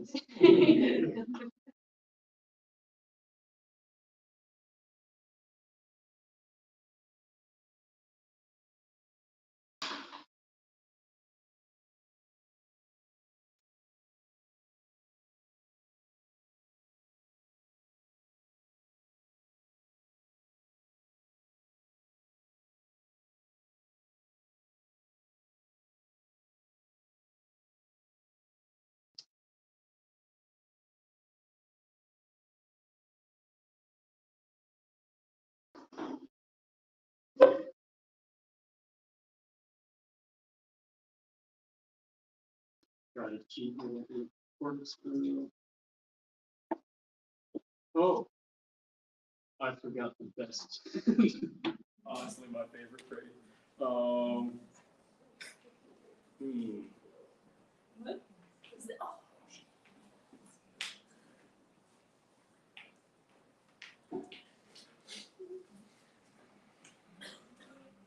Don't rejoin and go into this braid. Okay.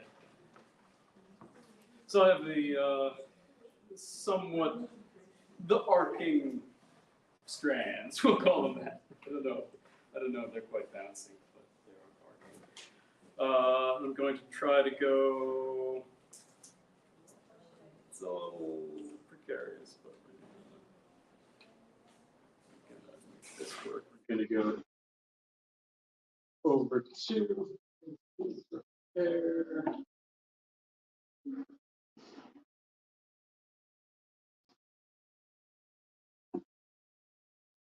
Excellent. Double for one.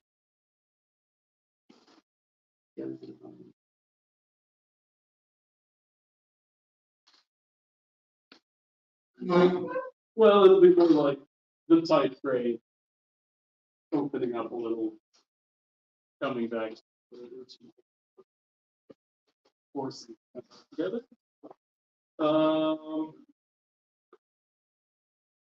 This is a place where the molten clay would be useful, like support all this. But in the interest of making this How does the molten clay dry? How quick does it harden the molten clay after you pour it? It'll set up pretty fast. Like this is still a little warm, but it's not. I mean, you know, it's a little softer, but it's not like runny at this point. It'll be room temperature soon. I would refrigerate it typically at this point. Would it ever like burner like have sort of like reaction in like heating it or like cooling it or just like I don't even know if it does that. Like when you're heating it up, like can it like Yeah. burn or like The clay, since it's in the double boiler, it should be fine because it's not going to get above boiling. It's going to be below boiling, unless you forgot about it on the stove and all the water boiled away. You know, which every artist has to do at some point, preparing the art materials on the stove.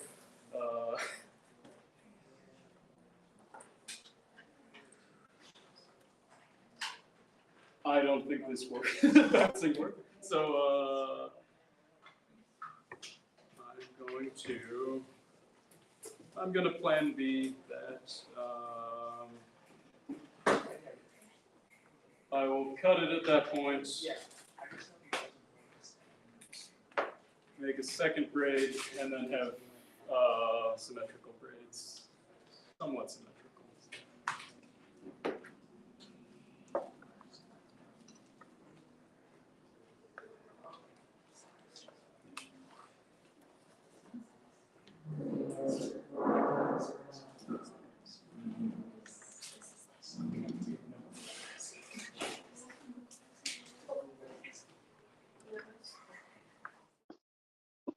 Yeah. Yeah. Yes.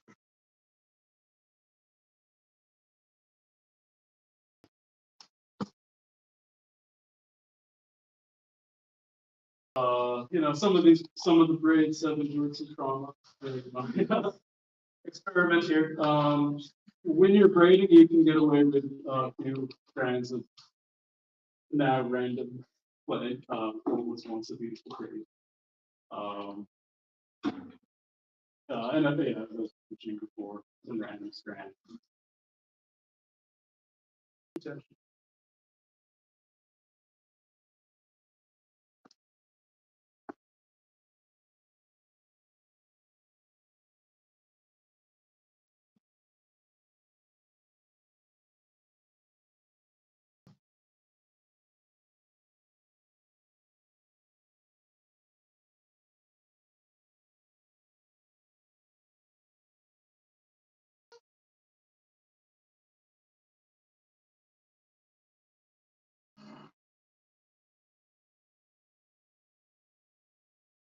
Take this, try to make it just a little more round, and then braid that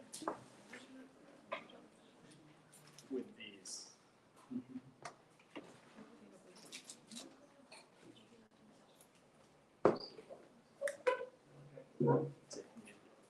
Over two,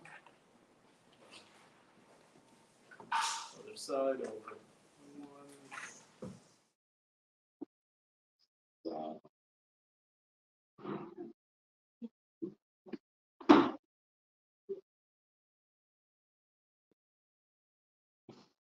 Over one.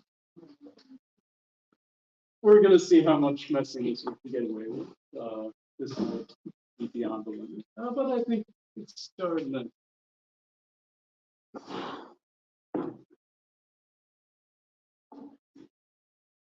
Two, one, over two, and then we have three strands left, so let's switch to a three-strand braid, and now it's just over one.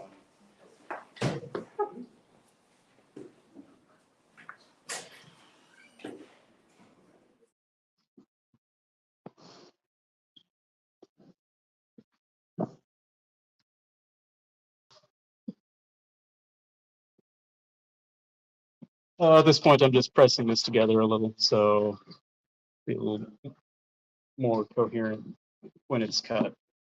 A little easier to cut, less air pockets. Speaking of air pockets, the molten clay will be harder to cut because there are no, despite what I just said about the air cut, because there are no air pockets, it's denser. This size block, I found too large to comfortably cut with manual tools. So, maybe a little smaller than this would be easier. This one, this should work because it's a little shorter vertically. Or I could do it this way, and then it's going to be easier to cut. There's less play along the blade, so it'll be easier to cut through.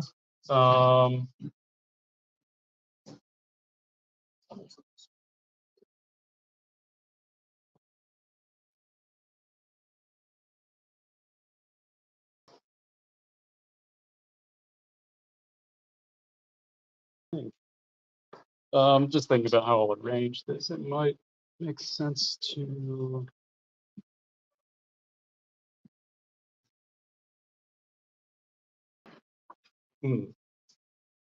What I'm gonna do to add a little motion to this is add a support under it, arcing over that.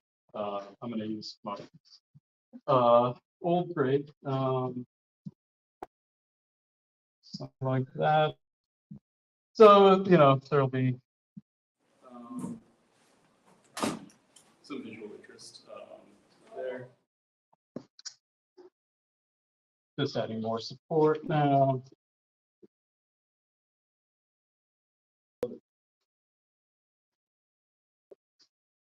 And, you know, this Stratcut can be like this, you know, you encounter some difficulties, you improvise.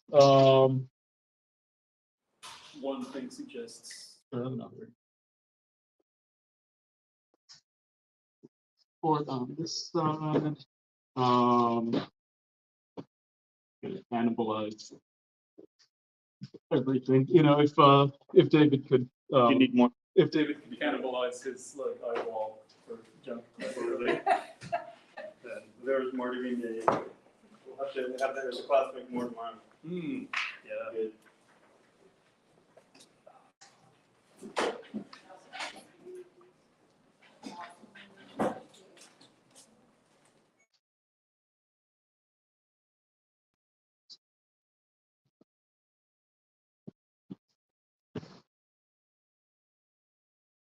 So now, and I'm just thinking about what I want to do with the second piece. What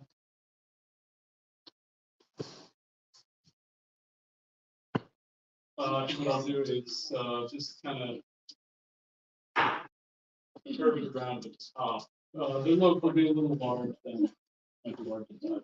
Oh, you'll need it. Okay. Yeah, that. I'm gonna like I'm gonna roll this little to lengthen over for the top for the design. You're shooting already?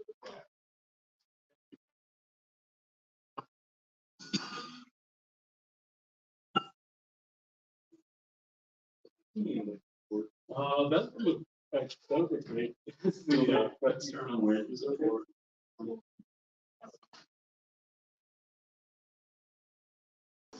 So I'm playing this right across the top, just deciding where I want to start that.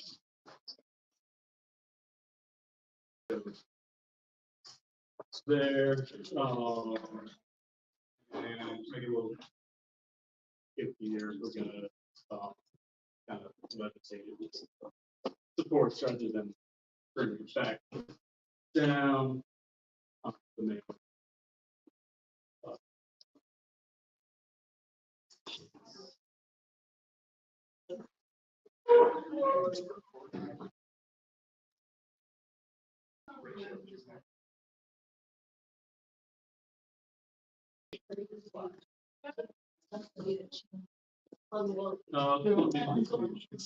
Okay. You want smaller? I'm just like putting little supports under support. Okay. You can, yeah, I'll have. Smaller.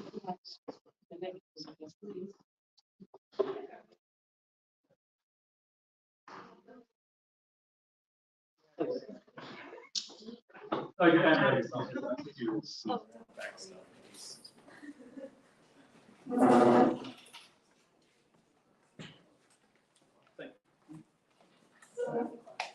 Came together, I think.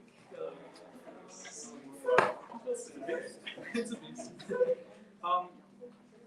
If anybody's here tomorrow and you have a different piece of fabric that you think is shiny and interesting, bring it in, because we don't want that fabric, which I brought, to be the only fabric on this shelf. So if you actually are interested in putting an S there at some point and cutting it up, bring a nice piece of something, you know, something you like that is a compliment if you want. You don't have to do it, it's just an option.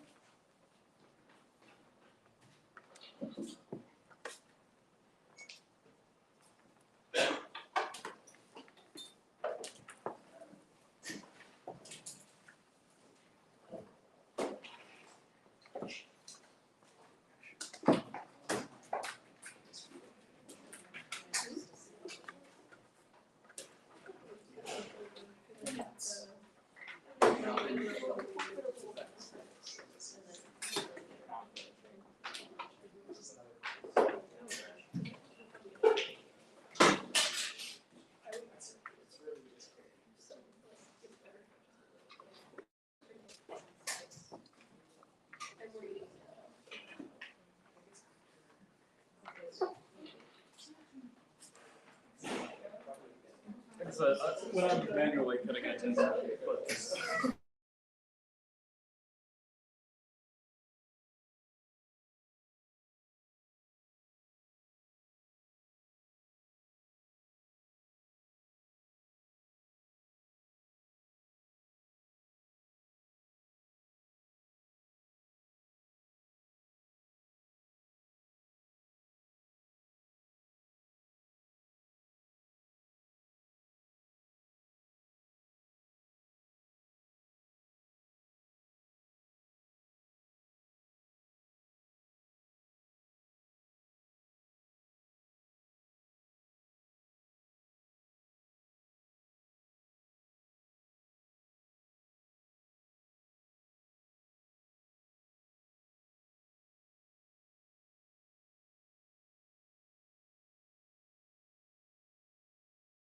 It's, it's amazing, actually. Yes.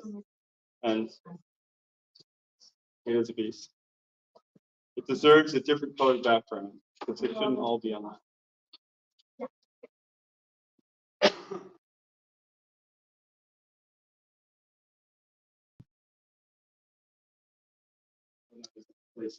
Forgotten grade somewhere.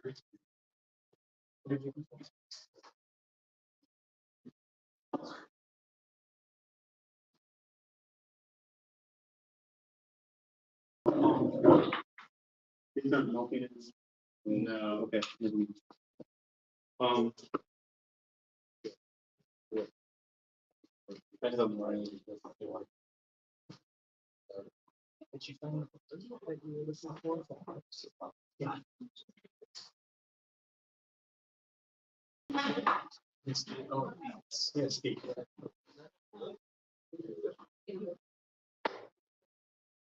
And it's spread on. Yeah, it's even. Yeah. Like, are we shooting ourselves? You can shoot yourself. Are we at 145? Or I'm sorry, I'm thinking 345. So 15 minutes. It won't be top right now. And you say you made one ticket. I'll take this home. Oh, right. This right. Too big. I'm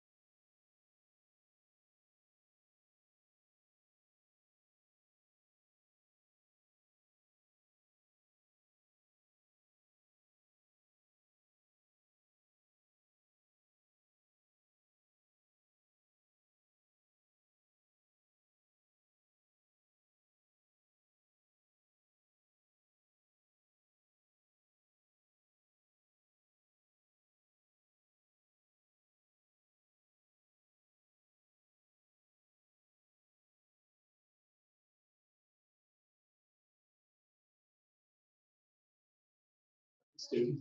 HYLICS.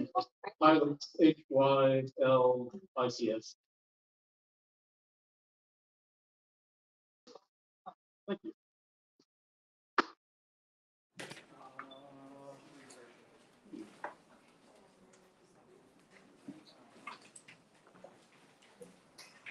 You just tap the refresh button over here and then hit switch.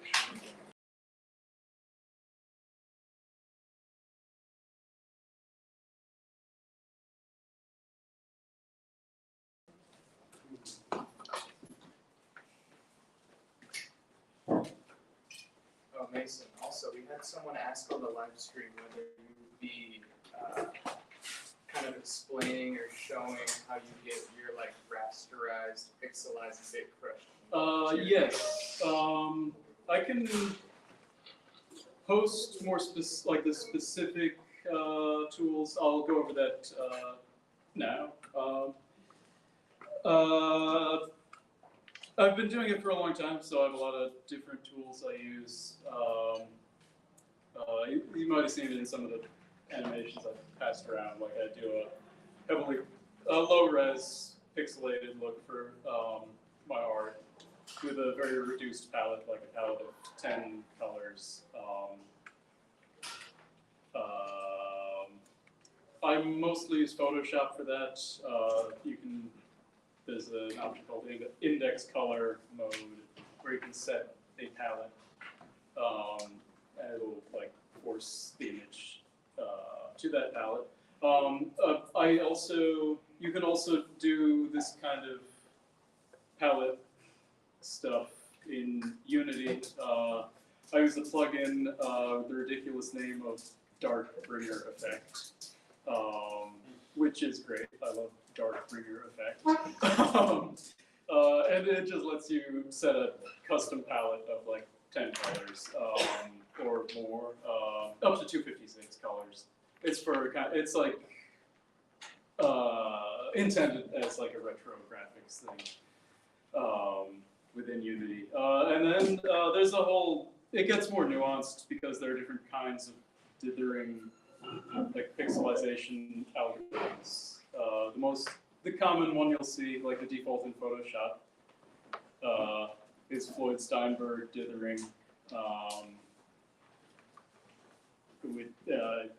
don't know what more to say about it. I need like slides or something. Like this is Floyd-Steinberg. This is Atkinson dithering. I'm partial to Atkinson dithering, which looks like late 80s Apple black and white graphics.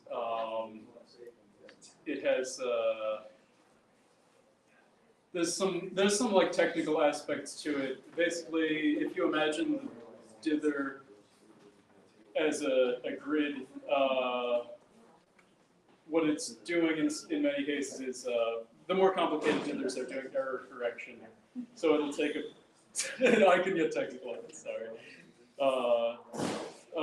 It'll take a pixel, and let's say it can only change it to black or white, but it can also say like how wrong is that? How far off was the actual pixel from black or white? And then it'll like spread that, it'll average that out to the next pixel.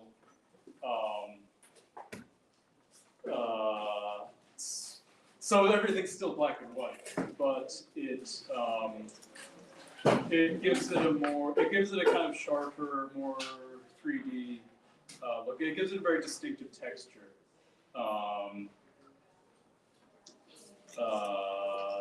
Rather than the Floyd-Steinberg dithering or like pattern dithering. I've thought a lot about dithering and pixelization.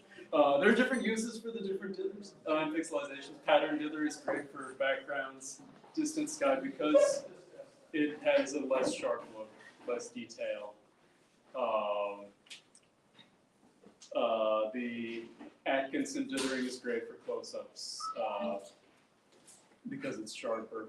There are programs now where you can do multicolor Atkinson dithering. If you're on Mac, you can use HyperDither for that. I don't know if you can program your own dithering, like in C# in Unity. off this topic soon. But the more beautiful dithers like Atkinson dithering won't run at high frame rates in real time. You can, not yet anyway, in a few years, we'll have, I guess, better processors. But you can get like one little character animating if it was like important to the look, and then you could like fake everything else. The utility of it would be that you could have a 3D character dithered in real time rather than doing pre-rendered dithered characters. Dithered. Yes. So sorry to like No, it's okay. point at you with this knife. How much do you like rely on like digital compositing? Like obviously like going between mediums like physical and then digital editing, whether it's like going to 3D or 3D scanning. Like when you work on like physical projects and then bring it like digital like for like Doom or whatever, is there a lot of like I guess you're playing like the post processing and dithering, but like do you like edit stuff like like visually when you're like photographic? I do a lot. I do most. I do everything. I'll do some photographic animation with the camera, and and animating like like traditional stop motion clay models. But then I'll also take clay models, 3D scan those, and do all the animation with like rigging in Blender 3D animation with no photography involved. The beauty of the pixelization and dithering is it allows all of these methods to be brought together kind of seamlessly.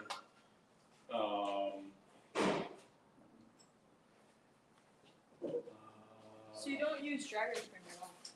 I've never used it. Maybe I should. But I just got used to using Photoshop, so it's like the name for me.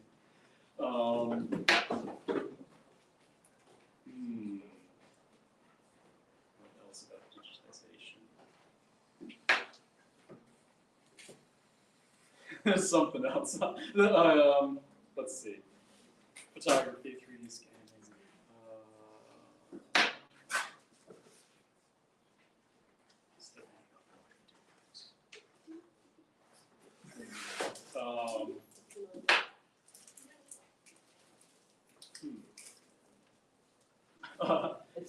Maybe that answers the question. It'll depend on my mood. And like the traditional stop motion can have a kind of more chunky, raw look. So that's nice. I've been doing a lot of super smooth CG work.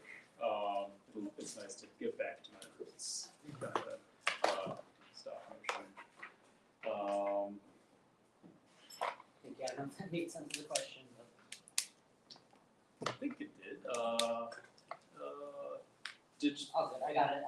I got something from it. Photography.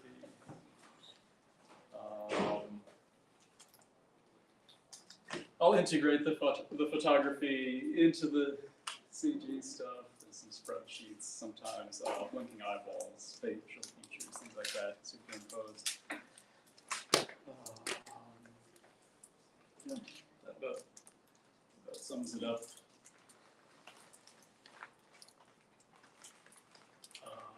That's Well, I think before you wrap it, can you pick that up and actually show it from all sides? oh yeah, I could probably also. Is it stable enough to do that?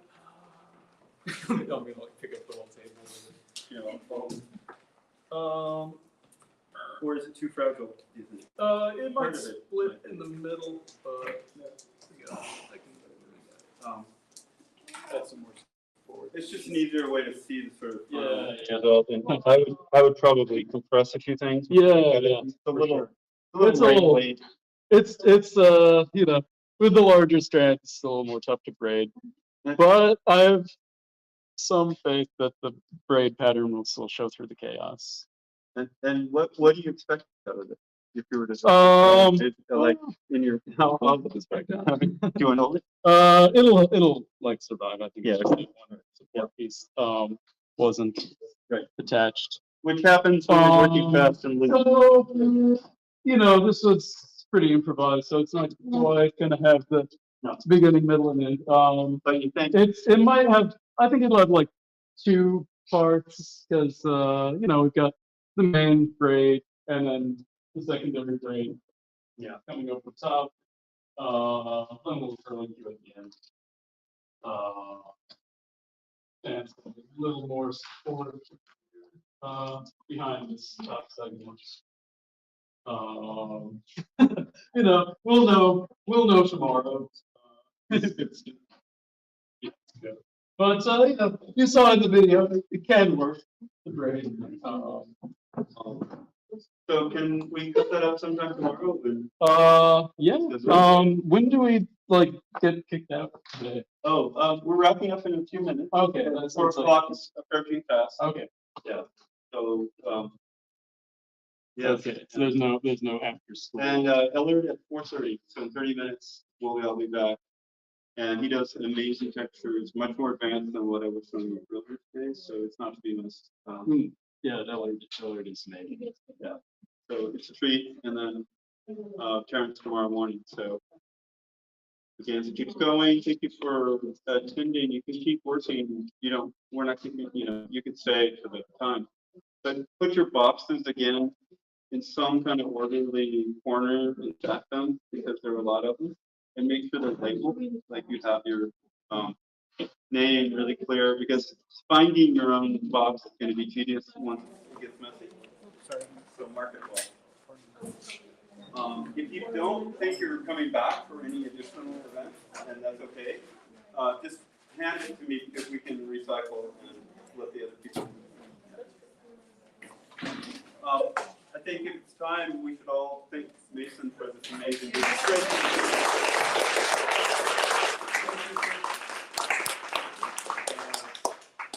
Quite amazing, the effort and the precision of like the mixing of this stuff. All under pressure, it's very fast. All of this takes 3 or 4 times as long when you're really doing it. You're thinking about it more and letting go, but we're trying to make it happen in shorter amounts. Might be possible because we're gonna find out. Okay. Last shot. Oh, you're gonna cut it here? Just Hold on. Let's see. Let's get a camera on this. Yeah. Just so it's like not. So we're not. It is a possibility it'll drip out ridiculously. Oh, do we have a close up? Oh, yeah. Sorry. I just think that's a good idea. Could be dramatic or not. I can. Yeah. See how it goes.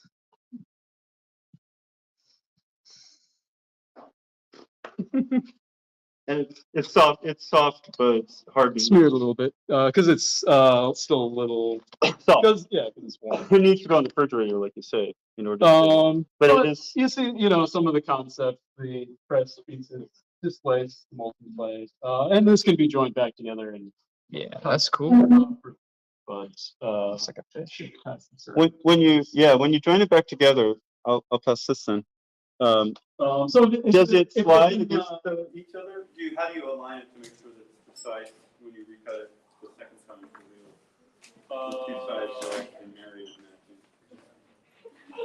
it doesn't matter. You've never had a problem with it. Do it by eye, and there'd probably be some, I can't get scanning line on that. Right, scan line. Okay. He just said that when you do that cut and you put the thing back together, you'll get sort of this really imperceptible scan line or ripple line from the disjoint, the one frame of disjointed. You should, after you've got your boxes and stacked them, take the baby wipes and try to clean your area. Other people will be coming back and it'll be really helpful because it's an all volunteer.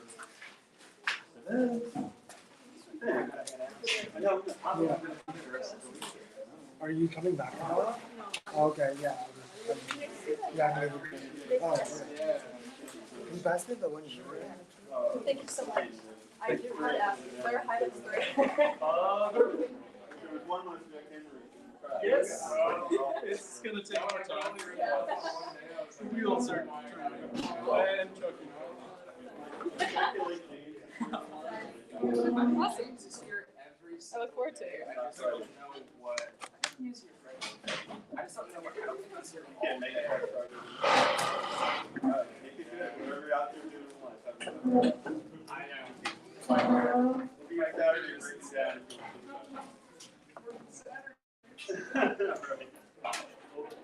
We'll have a party at 8 p.m. I might be here in the morning, Thursday or Friday, very briefly. Drop some stuff off here at the labs. The blue one is the I think the blue on the back. Who's right Sit here. Yeah. Gallery. Yes. It all comes back here. If you're not, if you are coming back, you don't have to, I guess, no. Only those who are leaving. Sorry.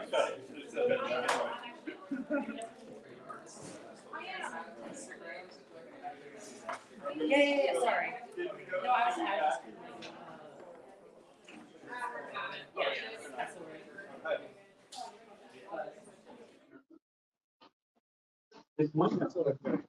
Does Eller have one too? Yeah. Yeah, the where. That's a whole. Yeah. Anybody who wants to help, please come to this on a, Yeah, I do. help me. Like, I'll go get a box. okay. Yeah. I can put my stuff over For 30 minutes. Yeah. Yeah. Yeah. It's. Yeah.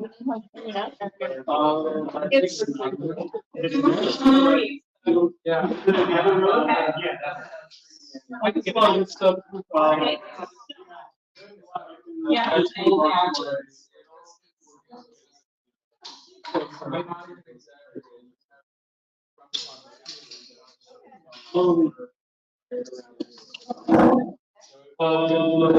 Thank you. You too. Like the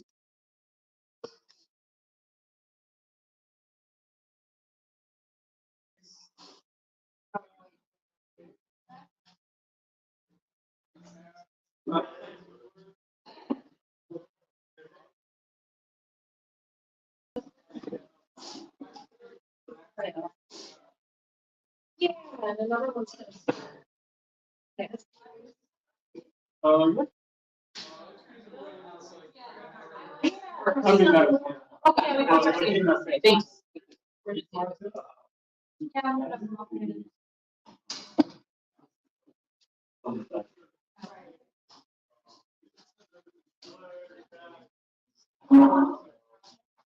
I guess.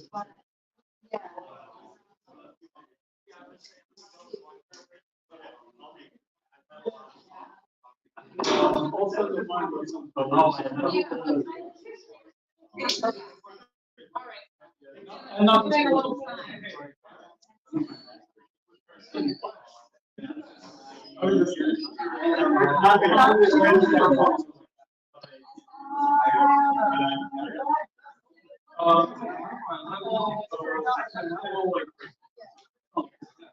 and then like.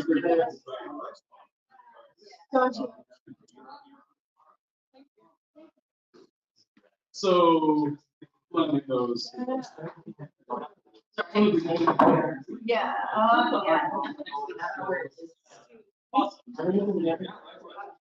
It's good, it's good. I don't know, I'm just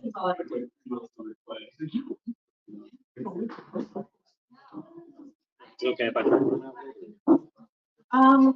On these, I wouldn't use them just in case it overloads. There should be some. I also use. What? Oh, this. Oh, yeah. Ready?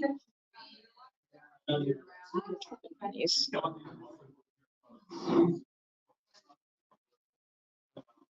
But I'll do like a typical. Right. And then I found it useful to also make full screen display that kind of matches that. You got like a you could. Yeah, just, oh, yeah. I know, it's a tough spot. Every spot is something about what we do in that folder.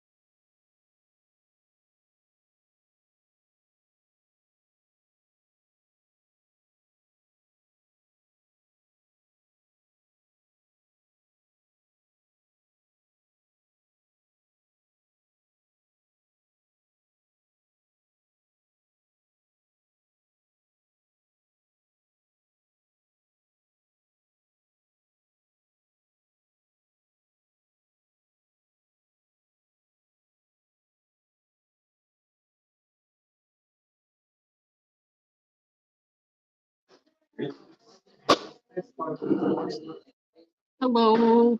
We might need like 5 to 10 more minutes, so just hang tight. We're getting there.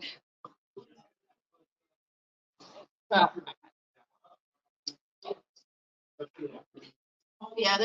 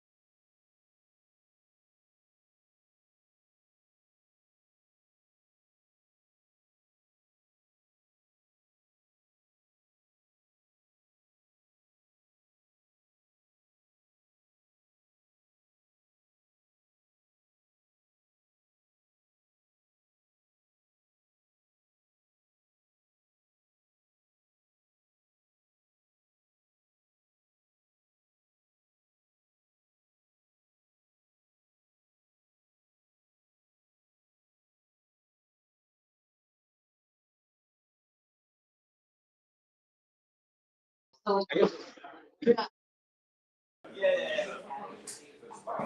All right. Welcome back, everybody. I just want to say this is Ellard Devane. He's an amazing Stratcut artist. Admires work greatly. Does an amazing textures. You're really lucky you're staying for the last go round today. And I'm can't say enough. I'm going to leave the floor to him. All of the rules apply. It seems like you kind of get it, but I'm not going to give any other speeches about knife safety and what to do. Okay. Ellard. Hey, thank you, everybody. Oh my God.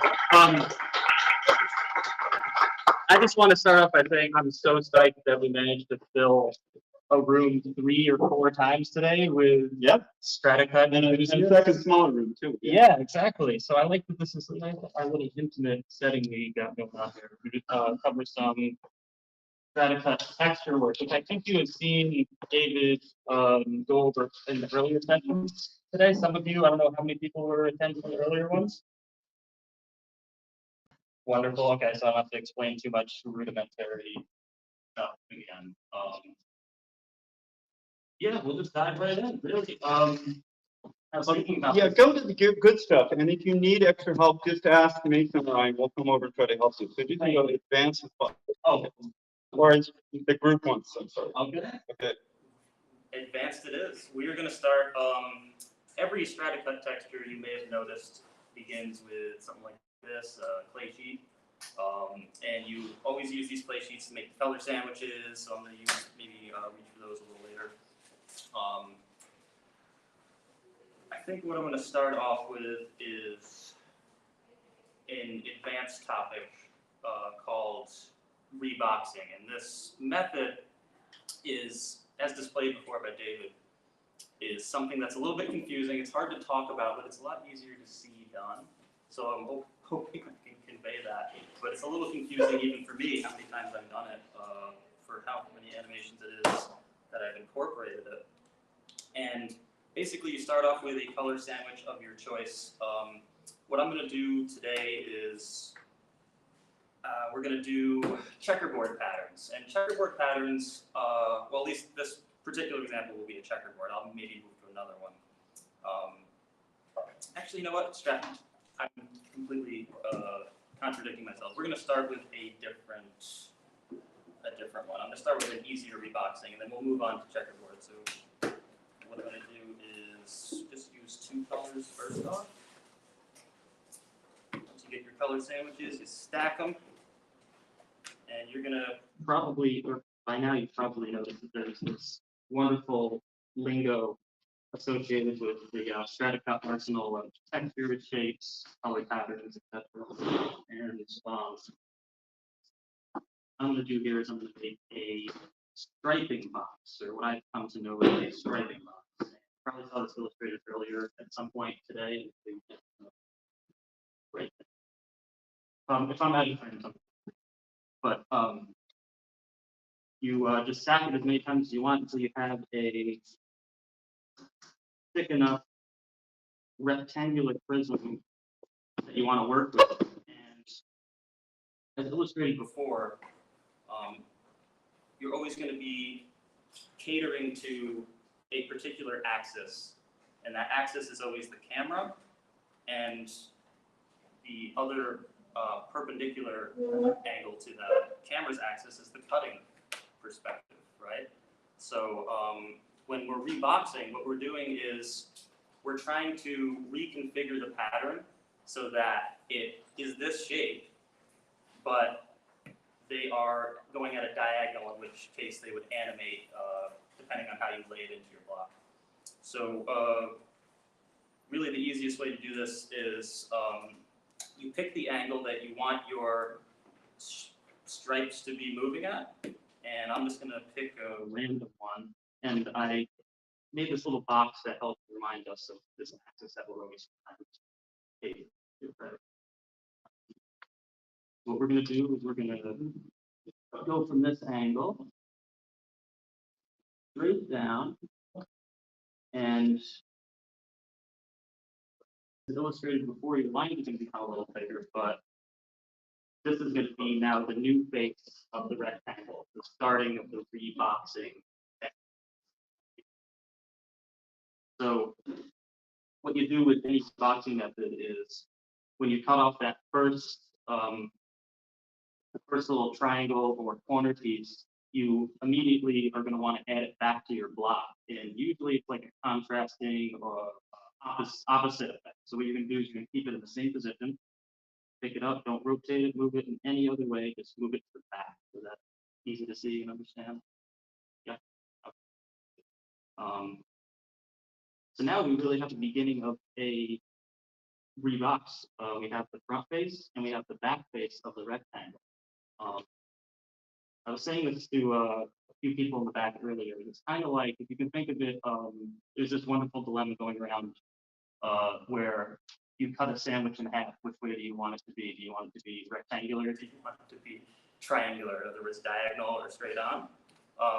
I like to think of reboxing as the triangle side to that argument, where you can cut a square up into multiple triangles and you can reconfigure it again, and it can be a square one more time. It might not be exactly how it looked when you started, but it's kind of the concept here. So we already catered to the cutting axis by shoring up these edges. And what we're going to do now is we're going to Be in line with, this is my little camera, but you could tell it's supposed to represent the camera. That should have been illustrated. So from this perspective, straight back is we're now going to try to keep the dimension of that first face that we made by making the perpendicular cut. And we're gonna just go straight in line with that axis. So what we're doing now is having this become our starting point. And in the same way that we moved this first triangle, which was here initially, we moved that here. We're gonna now take this piece, or this piece, we're gonna do this and move it here. So now you see that we're starting to get the beginning shape of a rectangle, which is what we started with, a rectangular prism. Is this making sense? Yeah. Okay. I know it's been a long day of Stratcut, talking knowledge, and I'm so glad that you guys are sticking it out. We are going to make one more cut to complete this, and you're going to take that obvious protrusion piece that is not at all part of a rectangular formation, and take it right there. So now we are in line with our original axis, and if we cut this block in this direction, all the stripes are going to be, they are reconfigured as diagonal. So it'll move across the frame this direction from your right to your left. Cool.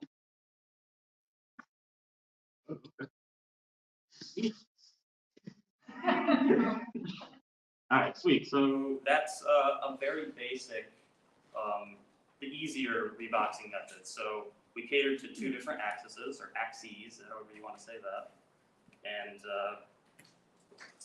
you now can have a shape that will animate. Like say you had a space in your block that was only as big as this rectangle. Well, in order to get that to move, or those stripes to animate, you would originally have had to put this rectangle in like this, which wouldn't have been very conducive to the shape you're trying to fill. So the purpose of this is to have a convenient way of stuffing these textures in without having to distort or ruin the original formation of the stripes. Right. It's like a preparation, right? Like you didn't animate those cuts, you just prepared the block to make the animation. Yeah, this will now animate if you cut if you pay attention to the linear sides of this shape and it's on the axis that you're cutting it, it will now animate. Yeah. Yes, you got it. Cool. All right, great. So that's one down. We got one texture. Another one that I guess I'll just stay on reboxing and we'll move around to the other stuff that's going to happen next. That's kind of outside the realm of reboxing time. We're going to do the same thing with this one, only as I mentioned, as I digressed on before. We are now going to do the checkerboard. I think we had seen earlier. I'm afraid I wasn't in the room when that occurred, so I apologize if I'm repeating anything that you may have seen via Sir David Daniels. But, or anybody out there on the live stream, thank you for being here. I welcome us to you out there for doing this Stratcut cult of information. And so what I often do with making a checkerboard is I will map out the cuts. So you always want an even number of layers. And this is really only true for, I guess it's not always true for checkerboards, but it's for reboxing, excuse me. It's always true for checkerboards. You always want to have an even number of layers, because if you have an odd number, you know somewhere the middle strike. It's good information to keep track of. So in the same way, you're going to want to have the same number of slabs, or an even number of slabs. So a little easier.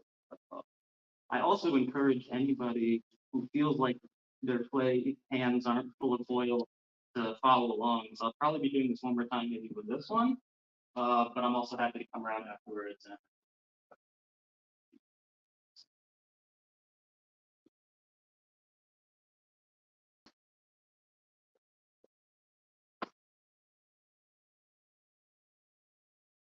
Anybody have any questions now that we're at this point, or we good? That's a no.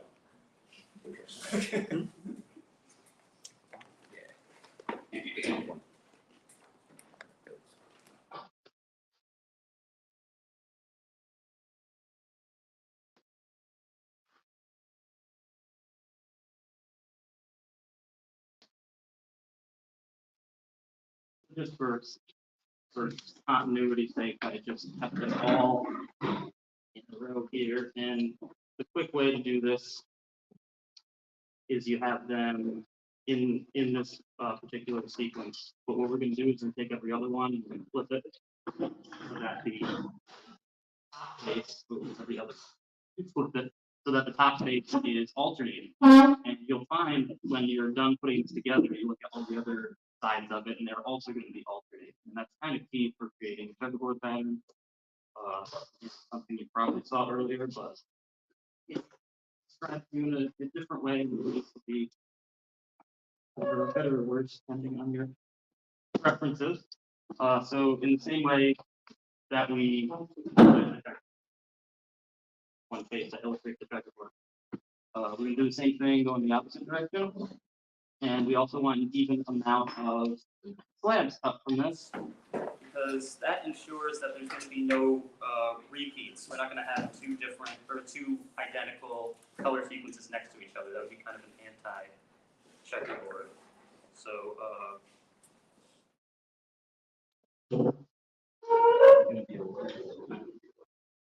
okay. I lost count of how many I'm doing, so I'm going to have to figure out how that works.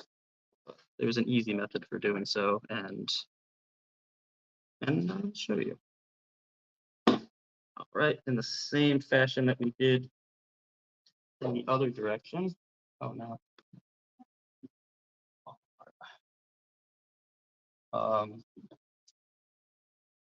We're going to do it in the perpendicular direction of the contours of this block. So lining them up, flipping every other one as we did previously.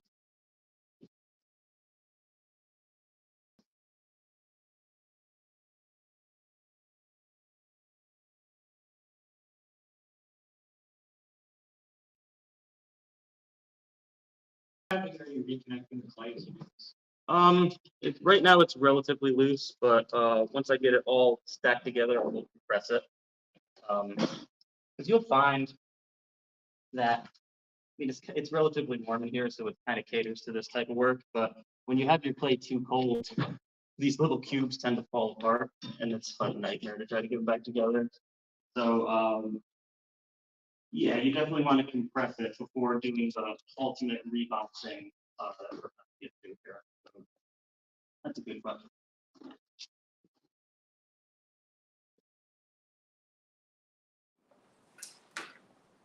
I'm really excited to show you guys this because I think it's something that I haven't witnessed too many, I've seen a lot of other people do Stratcut, but I've never seen that many people utilize the reboxing. I think I saw Mason do some, and he's doing an excellent job at learning all these different texture techniques as well. But it's an underutilized aspect, I think, of the medium. It's almost one of the defining qualities to me.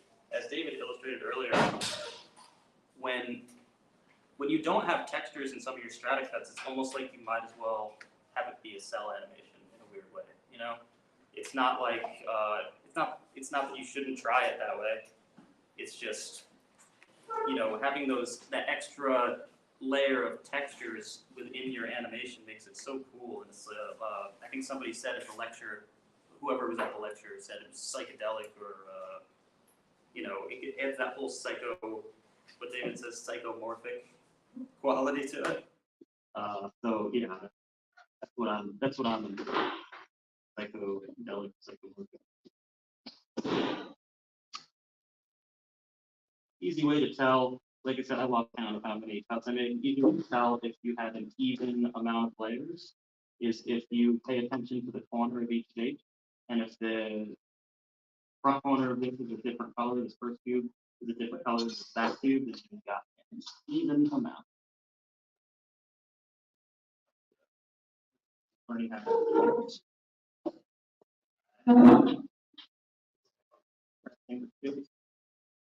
will distort your lines a little bit, but it really won't take away from the overall flow of the animation. We're doing it quick.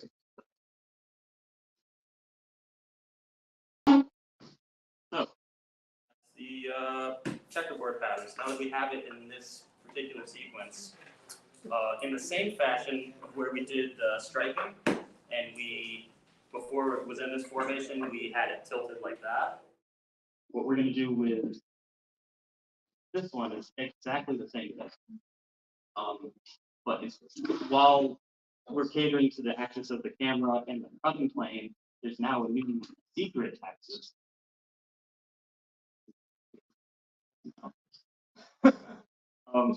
Sorry. All right, we're now going to be catering to a vertical axis as well, because the goal of a checkerboard, well, doesn't have to be the goal, but the example here is going to be, we're going to cater to a diagonal, a double 45. Right? This is straight on. This is 45, but double 45 would be if you lifted it up and then tilted it towards the camera, right? That make sense? Okay, I see you in the back there. Right on. All right. So yeah. So how do we do that? That's the big question, and this is something that I think is very confusing, and I think it's really hard to put in words. So hopefully, the visual aspect will really give you the right info. But again, I will do it again with this. We'll have two different looks at it. The first cut that we make is we're going to take a corner out in the same way we did here. But instead of going straight down with your knife, since we want to cater to it an angle that is now on this axis going upward, we're now going to tilt the knife at a 45-degree angle. So instead of going straight down, we're going to map out that corner, but we're going to go from this corner down to 45. I'm just going to turn it so I do a better cut. Go in like this. Little sticky, but a little. So now I just took a little slab off of the corner in a downward direction, 45. So you have a little wedge piece like this. This wedge piece is going to be repositioned just like the striping block. We're going to pick it up, and we're going to not change the angle or direction that it's facing. We're going to put it on the other side like this. And this is something that, when I get to a certain point of it, I have no idea why I'm making certain cuts. I won't be able to explain them, but I know that it is going to be turning the entire block inside out, and it's going to reconfigure them into a diamond cut pattern, kind of diamond cut shape or perspective. But this one I can explain. What we're trying to do is we're trying to, in the same fashion that we were 45ing this, this is the first step of this as well, we're 45ing it again, but we're also taking into account the slope of the vertical axis that we're now also catering to. So what we're trying to get out of this next is a sort of trapezoid shape. If you remember how this one was when it first started, it was like this weird off-kilter trapezoid that had a face here and a face here, and then there was a diagonal connecting it. We have to make that shape again, but only this time it's going to have sloped edges, because the first cut was sloped. So what we do here is we look for the face that is not a rectangle or squared off in any way. We're going to look for another triangular face that there's it can only be one other one that is available to us. Right now, the protruding one is the one I want to bring attention to, because that seems to be in the way of making the trapezoidal shape here. And there also happens to be another triangular shape. Yeah. Okay. We have questions at this point. Are we still following? Okay. All right. So what we're going to do is, in a similar fashion, cutting down and inward to get this wedge piece back here.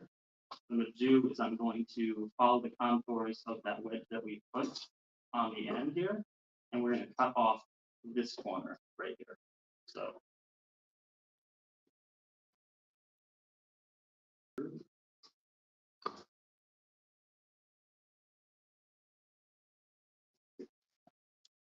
that's not a good job, but it is the right cut from. And then cut off that corner and pick it up in the same direction, the same formation, to put it right here where that other mapping side is.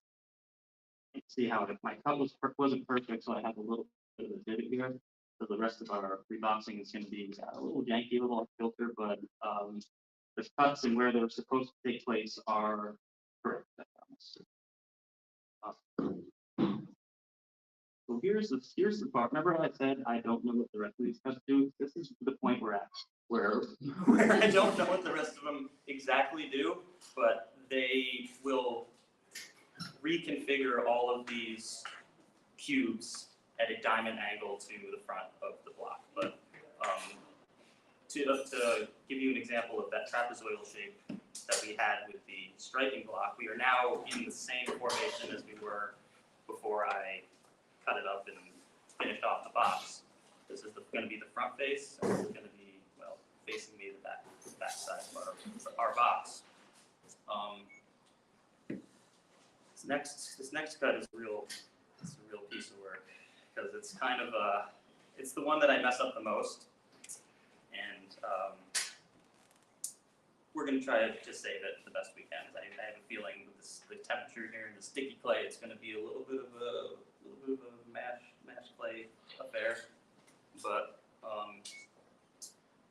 what I like to do is I'm going to separate this trapezoid into two smaller equal trapezoids. So I'm dividing the top half. I'm just going to mark it out before I make the cut. I find that's good. Here, I find that that's very helpful to accurately making your cuts. Is just to do it, map it out beforehand. Although I'm almost sure it's going to blow up in my face. And got lines mapped out. So I'm going to attempt to follow through and following the contours of that slope. So we got that to okay. Yeah. Yeah, come on, buddy. All right. Here we go. Like through that. Like that. And that is bosh. But but it is the right cut to make, in a sense. So really the purpose of making that cut is we're going to try to match up a different two different other faces that are now similar. And there actually are two options here. We've already matched it up. We've already shirred it up this way. So now we're going to try to compensate for that diagonal and cater to the cutting for the cutting axis. So what we're going to do is we're going to take this. I'll show you both options. I said there were two options. So the first option is to take this and move it like that. And if I cut it right, it would line up beautifully, not like the side you're looking at right now.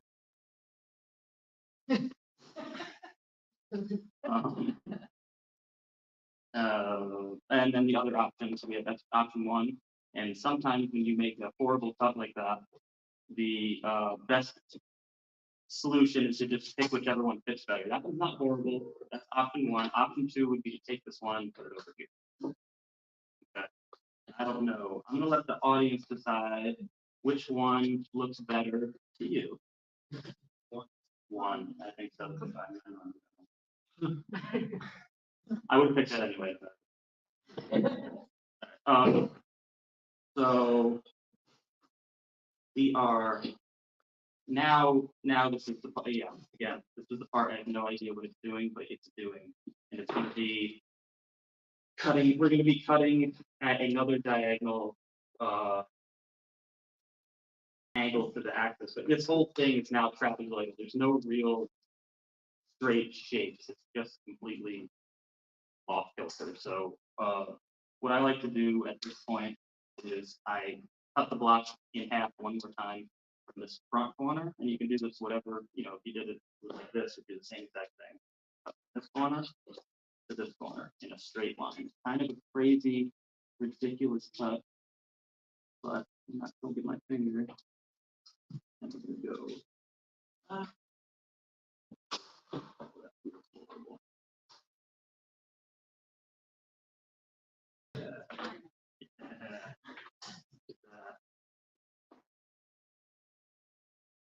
And through.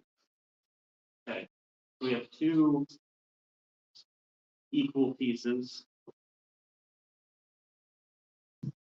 that are cut down the center, like so. And at this point, what you do in order to rebox it, again, that buzzword reboxing, we're going to flip each of these over in the same direction 2 times.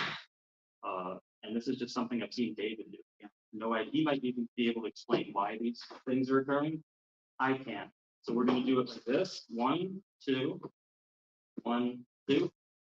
And you'll notice that these two, well, in an ideal, perfect cutting world, they would line up really well. But here, we are going to pretend they do. And we are now in a linear formation again. As you see, you can see from the top view, if this monitor is showing the top view, you can see all the diamond cut angles that the patterns are now reconfigured into. That's really what we're looking to achieve. So now when you cut it along the length of its shape, it's going to be from the corner perspective of your box shape, but we Also 45 downward. So you'll be seeing the corners of each of the squares first. They're the part that's emerging now, instead of just, you know, head-on linear to the square shape. But we have a couple more cuts to make here. We are looking good. Same way that you will find when you rebox and rebox, take this first piece and you put it really close.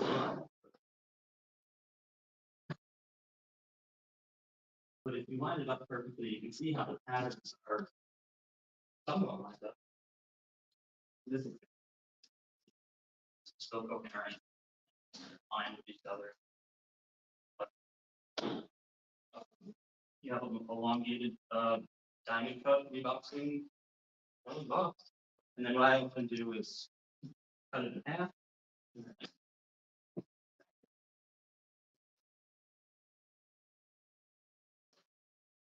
And now you have a box that no matter what angle you cut this up at, wrong angle, just the universal texture box. So.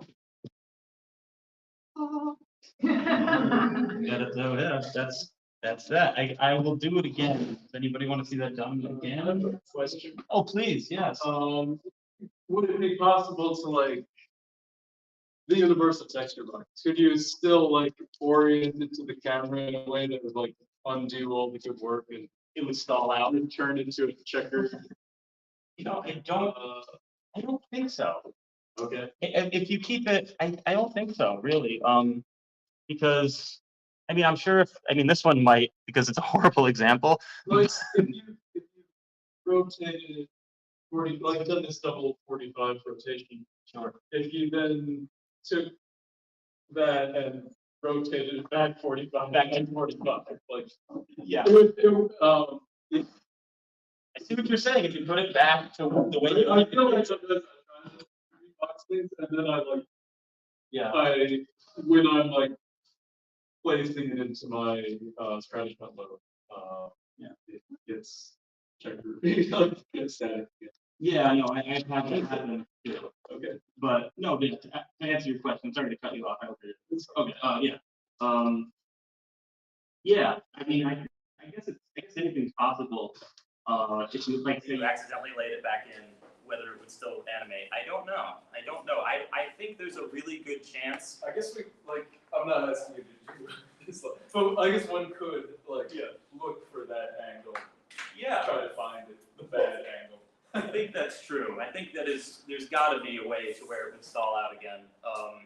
But the likelihood of you nailing that angle perfectly, you know, because clay is such a,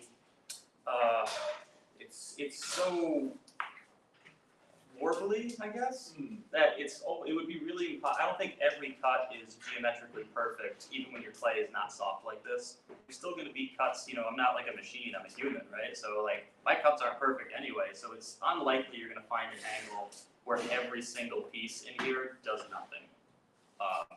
It would there's a possibility, I'm sure, but that's a good question. I don't know. But that's my 2 cents on the issue.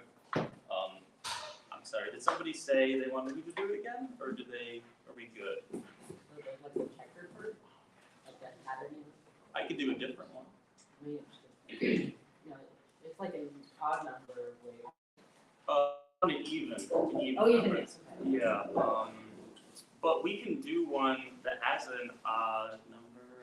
Yeah, I can do, there's another texture that's really cool that we rebox in the same fashion, and it's kind of like a basket weave or like a plaid type pattern, if that would interest anybody.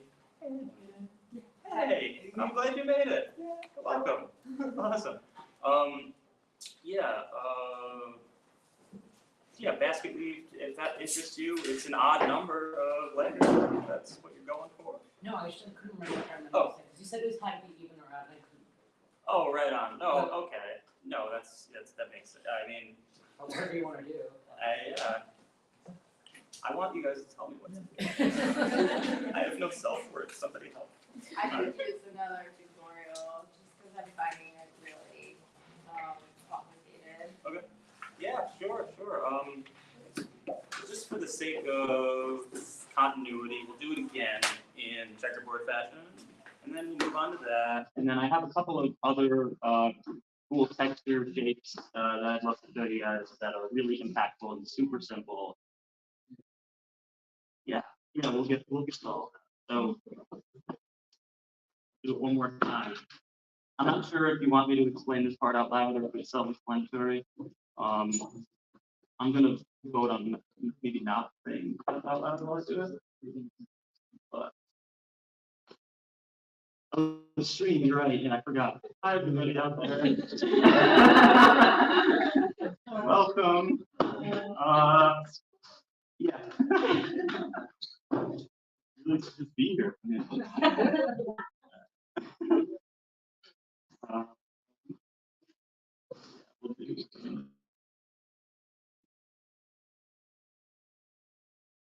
We are gonna do a checkerboard reboxing, for reiteration purposes, because it is complicated, and maybe I'll get some better cuts out of it this time, because this is the method that I employ. Like David and I talked about this a lot. When I was learning how to do this, I would ask him, and we both came to the conclusion that there are so many different ways that you can do this, and the diamond cut one is definitely more advanced. Well, not diamond cut, it's catering this double 45 angle, more so than just a diamond cut. You can rebox it and get a diamond cut another way, which maybe that'll be worth showing as well, a slightly simplified version of, but David had said they wanted me to start advanced. So,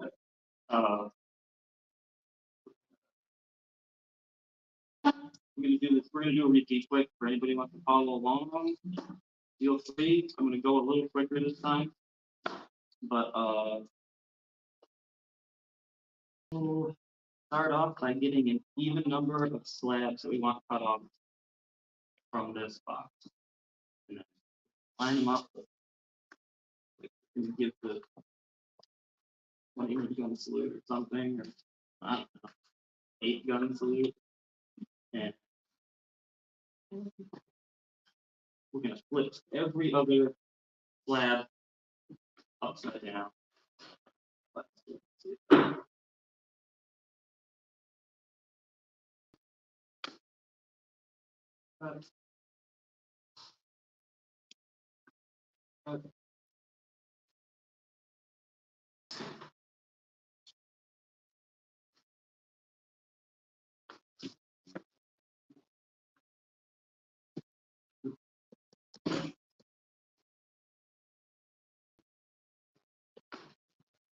All right, so getting them all back in the line, back in the row. Flip every other one so that the color sequences on the top of the block are all favored.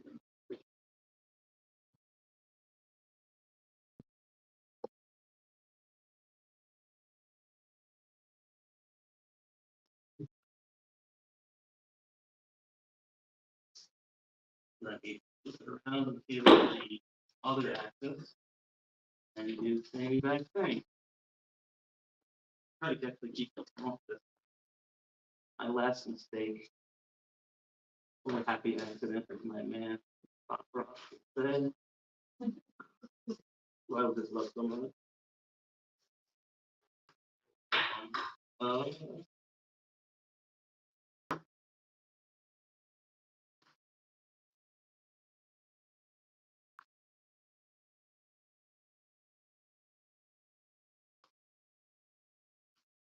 It happened.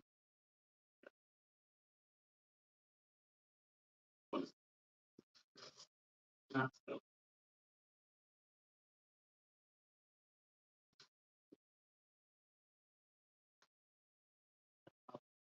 Track of the edges, make sure that your edge color sequences are alternating.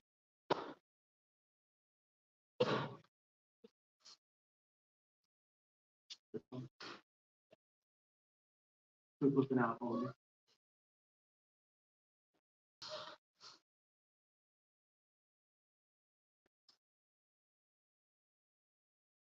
I was actually working with a group of students over in the animation room for a good portion of the morning, showing them all these concepts. And, well, not all of them, it's not this, but other ones that were kind of similar and fun. And we all kind of agreed that making your clay shapes is really zen. You're kind of like zoning out, like pushing your clay together. And that prepares you for the really stressful task of the animating, where everything can go wrong and like all your work can be ruined. So this is the relaxing side.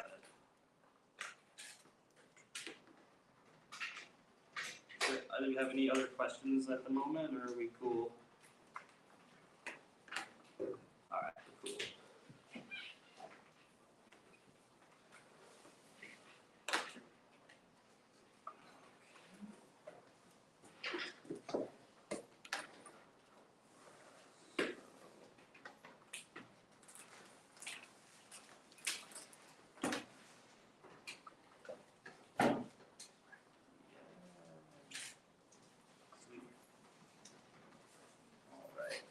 do you want a moment to catch up, or is anybody following along that wants me to sort of stop? Give you a moment, we can talk amongst ourselves. No, I'm easy. All right. So first off, Cater to the 45-degree plane that we are looking at. The 45-degree plane that we're looking at from the camera's perspective, the field view, this is the first axis that we're right in line here. So this would be right in line with it, kind of almost an anti-animation. Here is 45 degrees, therefore some type of animation. And again, we're going to be catering to another invisible axis that you can't see that is vertical. So this one doesn't look like this when we're done. That's what the illusion of Weavy box. That's what the cube sequence would animate. So yeah, the first cut, take from the corner, take your nice 45-degree angle towards yourself. That's the easiest way to be able to do it in and out. And you cut down like so. So you get a little wedge that you just kind of carve out of your corner there. You'll know if you've done this correctly because the little wedge piece and the face that you just cut off is probably because it's going to look like that. See all the triangular patterns and coming from the corner perspective of the cube. There's a little piece in there. So once you cut out that little wedge, you take the wedge and you move it to the back.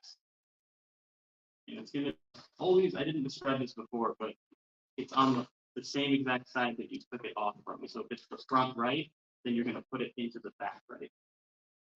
That's probably a very important point to not mention.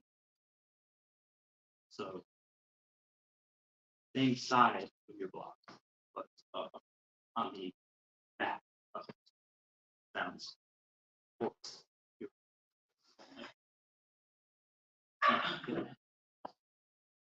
so at this point, what we're going to try to do is make that trapezoid shape that I keep referring to. It's kind of crucial for reboxing to understand what the trapezoid shape is doing. It really is just, it's really mapping out your new, the new linear edges of the shape that we're trying to transform this into. From a rectangular prism to another rectangular prism, but we're now etching out a whole other angle in which that texture and pattern is translated. This, since we took a wedge out of the front and we moved it, we know that we're going to have to take something to the back and move it to the front in order to even it out. And the only surface that really offers this option, again, as I pointed out before, is this right here. Everything else you can't really cut apart and make it even. So it really suggests that our only option for filling in this space is adjacent to the wedge that we just placed. And that's this shape right here. You'll notice that this shape, hope I'm pointing at the camera correctly, this shape is exactly the same as this shape, only opposite. So we're going to try to match that. What we'll do is we'll follow the contour of our wedge, or the angle, I could say, of the wedge. Yeah, is it lights it up? Okay. Yeah, so we follow the contour of the wedge, right? And you go through and you're eliminating that corner that was opposite to the first cut that you made, the first wedge that we put out. So,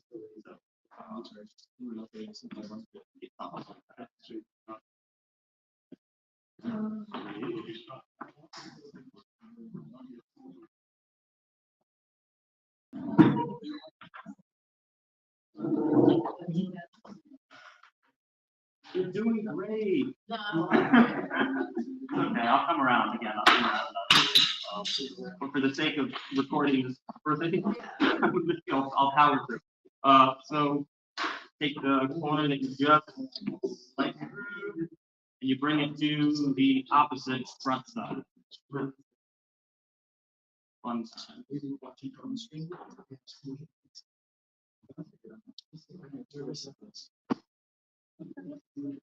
We're gonna make two trapezoid things that are equal in size, and again, as I said before, I try to map this out before cutting it. It's very difficult to cut to achieve if you're just trying to follow through the design without any guidelines, but yeah, I would just recommend doing it this way. And so to put it into perspective, back on the axis where the people maybe just doing the live stream didn't see it before, we're now trying to shear this up where everything is at a diagonal to where we started. Originally, all the cubes were this way. We now make a series of cuts that puts them this way.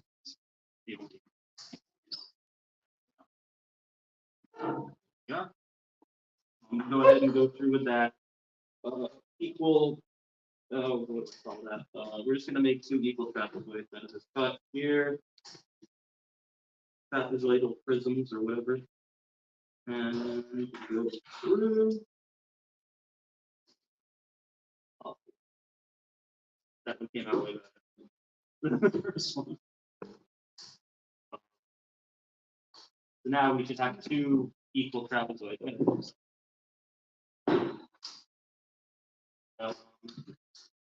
And you join the two sides that are still in line with the original sequence being on. We get this formation.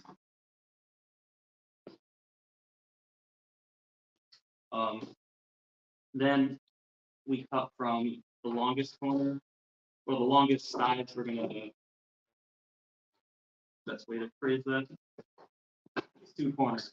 We're gonna cut straight down the center to give us another series of equal geometric shapes. And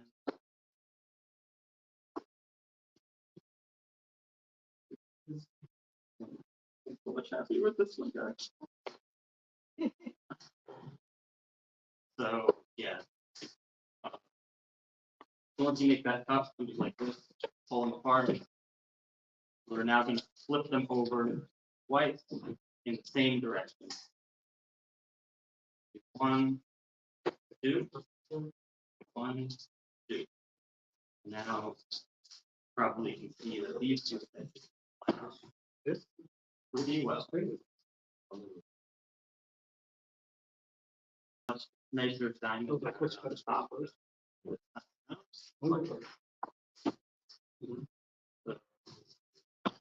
Now, having a rectangular prism shape that has all of the cube patterns reboxed at a diagonal. And technically the last cut is this one, but I always like to do it on. Take the front piece off where this concave piece ends, or this cantilevered angle ends. We're going to cut it right there where it flattens at the top. No lever edge. Pick it up, same direction that it's facing, put it on the back side. Oh, look at that.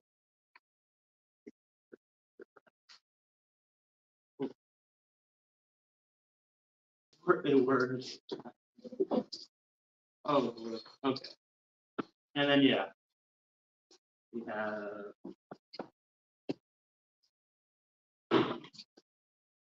things like this stack it over, but you can utilize it like this, and you can cut it up in any way. You can now sculpt this piece, these two pieces, to fit in any empty spots that you would have in an animation, and you would have This way.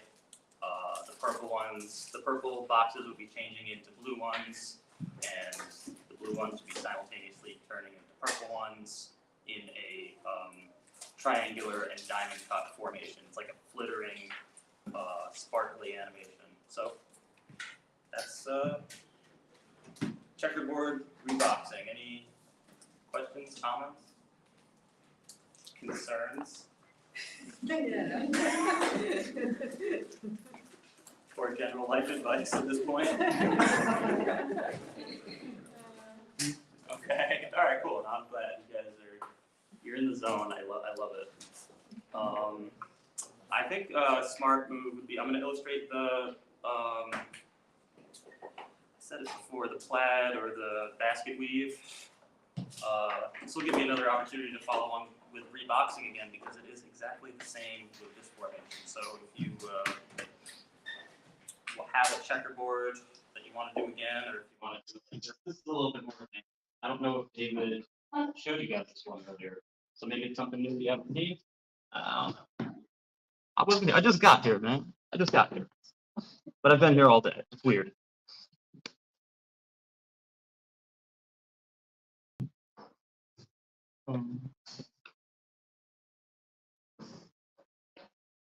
Yes, it would be a part to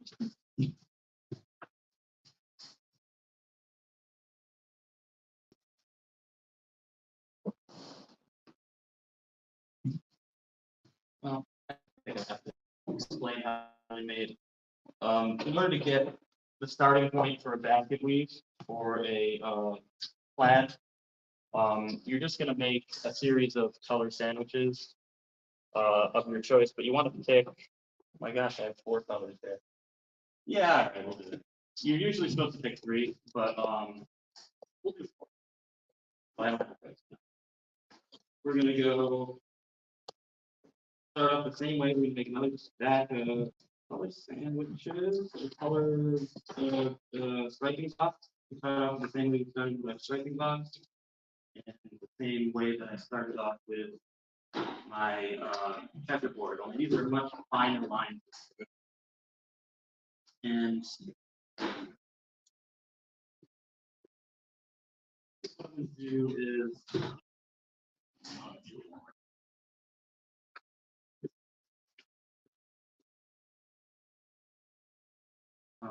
yeah, this will work. So I'm going to do a basket weave, stack them like as per usual of the Stratcut boxing pattern techniques. You always start off with those on what I guess what they call tissue paper. But slab, roll that slab to play, stack them, and I'm gonna do an even another again. This is an even number of layers. Normally I do an odd number of colors, but I think it'll still translate okay.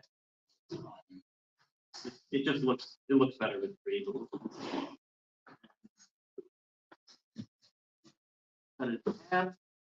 Again, I've scored the top of it to map out slabs and layers that I want to reconfigure. I have an even amount. Well, we're going to do something a little different than when we made checkerboard. 2 times in a row. We're going to do what we're going to do is separate the 2 layers. I stacked 2 layers of 8 on top of each other. So what we're going to try to get out of this is like a long, almost like French fry rectangular prism shape. So you want to make sure that you're separating the layers that you stack by equal parts. So it's almost like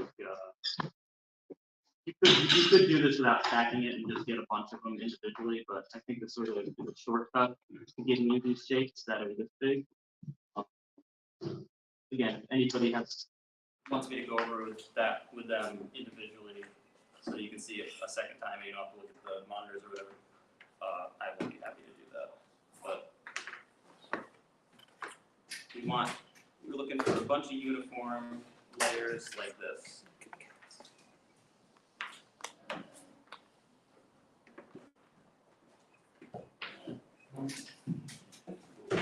Alright. So we do something a little different than, you remember how when we did the checkerboard, we would alternate and flip it over, and every other one was flipped over 180 degrees. vertically, right? What we're gonna do instead for the basket weave is we're just gonna flip it 90. So layers. Yeah. I'm gonna illustrate what the first layer will look like, and then we're gonna follow through with that same exact pattern only with stack. So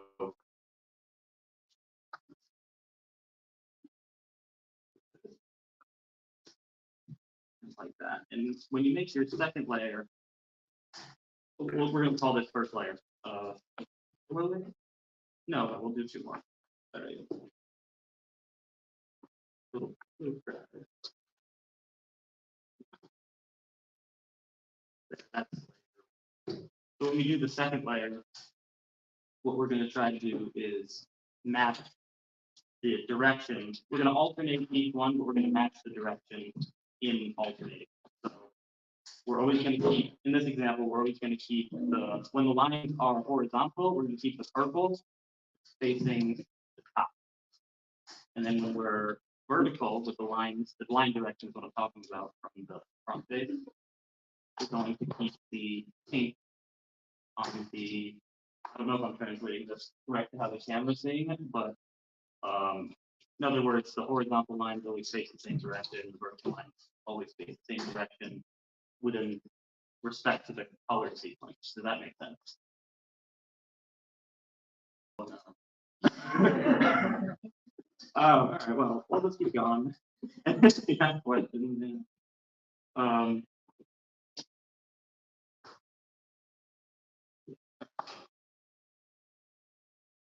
When we rebox this, you're going to get some really interesting, really pretty patterns.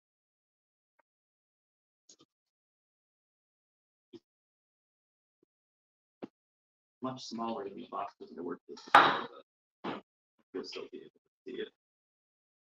Someone out there mentioned before, I'm pressing these a little bit, not too much pressure, but we want to make sure it stays together when we make our next series of cuts.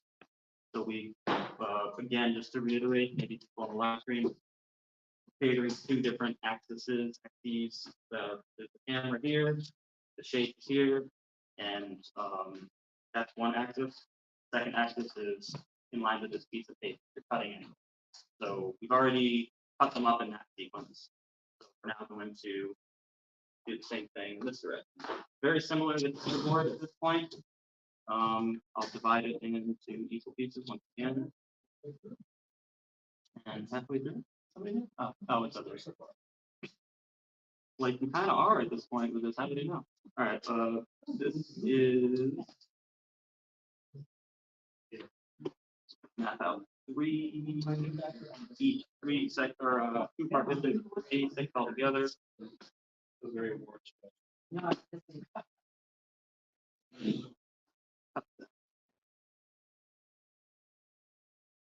or just like the checkerboard pattern, only just like the checkerboard pattern, only we're gonna only the patterns are already, or the basket weave is obviously different, so it's gonna look a little different. But we line them up again. Like so.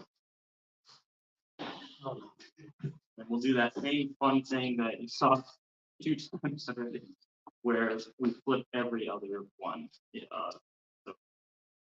So over. Keep this one the same. Flip this one over. Same. Press it a little bit so it doesn't fall apart.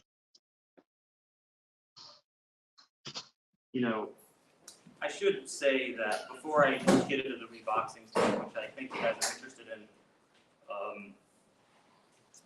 these will animate in the same direction. Like if you did want to put this at a double 45, it will animate in the same way. If you wanted to have another interesting shape to take into account while it's also animating, basket weave or whatever. So that's something I think I neglected to mention with even the checkerboard. So you don't always have to do reboxing, but when you're trying to fit a certain shape into your block.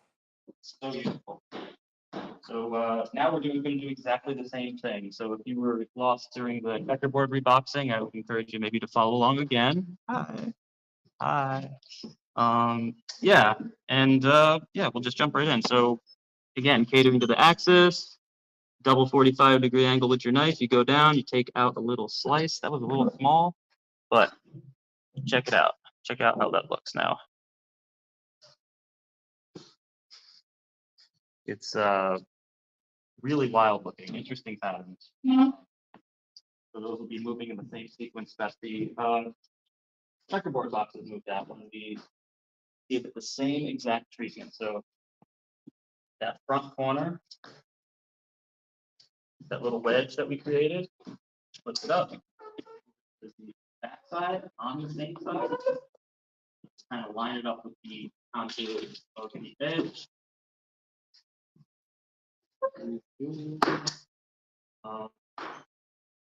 Then again, we already know from the previous example that this is a shape that we're going to try to have a matching.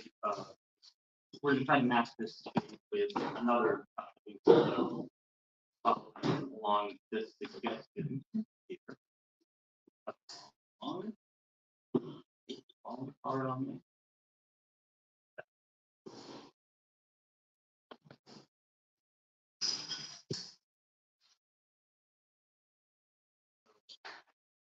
Again, from here, you just cut this little chunk off. Get up.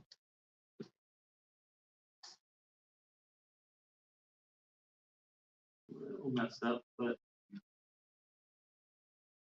we get those equal.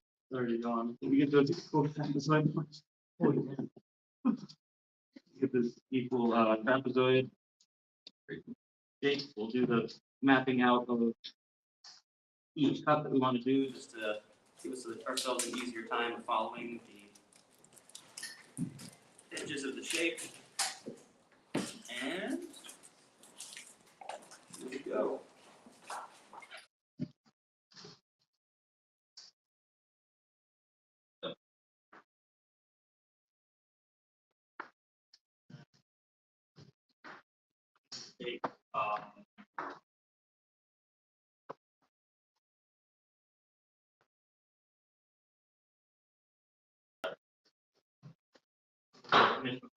They're already staring off. The whole thing was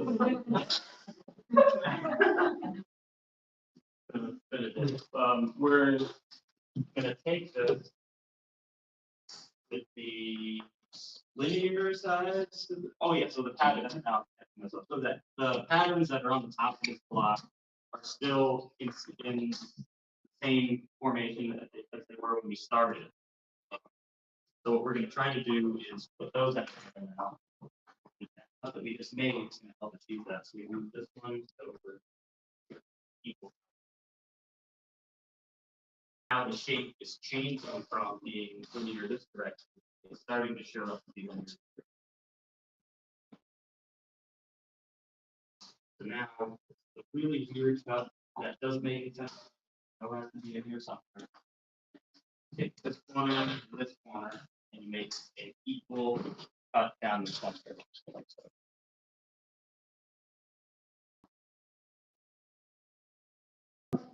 There we go. And flip them over twice. 1, 2, 1, 2.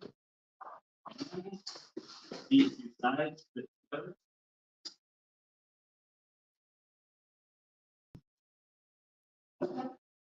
And then all we have to do is make one more cut and we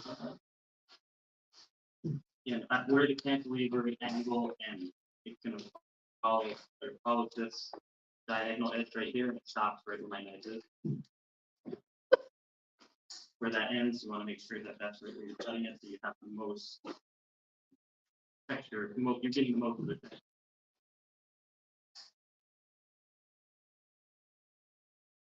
Yep. Another one of those fun universal animating.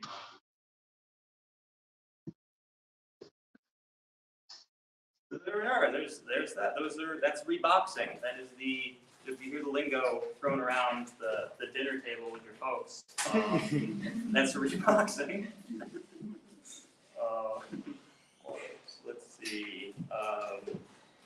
again, happy to help anyone out individually when I'm done with this session. But a few of the other things that I think David really was interested in showcasing that I'm not so sure he did. It sounded like in the lecture hall he wanted to touch on this one a lot. And what he calls these crawling crabs. Probably heard him say this. I learned these under a different terminology. I think I heard him say in one of his tutorials that these are called flip disks. So that's how I know them. But you know, whatever you remember, they're entirely different than any of the other textures. So it shouldn't be too hard for you just to come up with your own name for it anyway. So really the way that these are achieved, I'm sorry, should I move on? Are you guys cool with the reboxing? Yeah. I will fix it again. All right, right on. I like it, the mood here. All right. I'll do a brief demonstration of how you make these. Maybe it seems straightforward, but for the sake of the live stream, maybe people who didn't catch everything this morning, I'll do it one more time.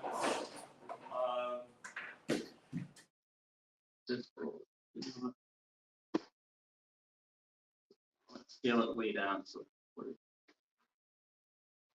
using a lot of play here. Got my handy dandy Opsa machine. Prior to this year, I rolled everything out by hand. And it's horrible. I wouldn't recommend doing it. Well, that's too thin anyway. But you get a lot of imperfections in the thicknesses of your lines when you do it by hand, and like that can be really cool. It almost gives it like a hand painted quality if you're doing something really in depth. So maybe you're going for that, but this has made my life so much easier. It cuts down on the time it takes to just roll out play sheets. Another satisfying therapeutic thing that you can add to the motions of utilizing clay. It's very fun. So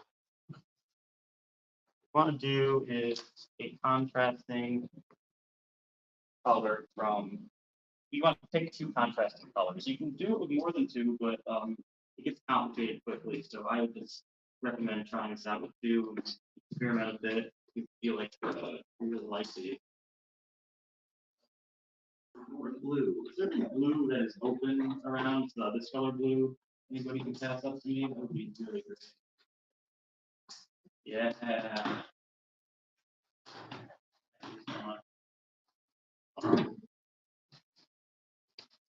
You pick two contrasting colors that that's going to make up what I call flip discs. So here I have two contrasting colors and they're opposite. If this confuses you, then I'm just going to show you very quickly how it's done. You got feet, cylinder shape, hot dog, whatever, and you just roll it up to whatever thickness you want your contrasting colors rings to be.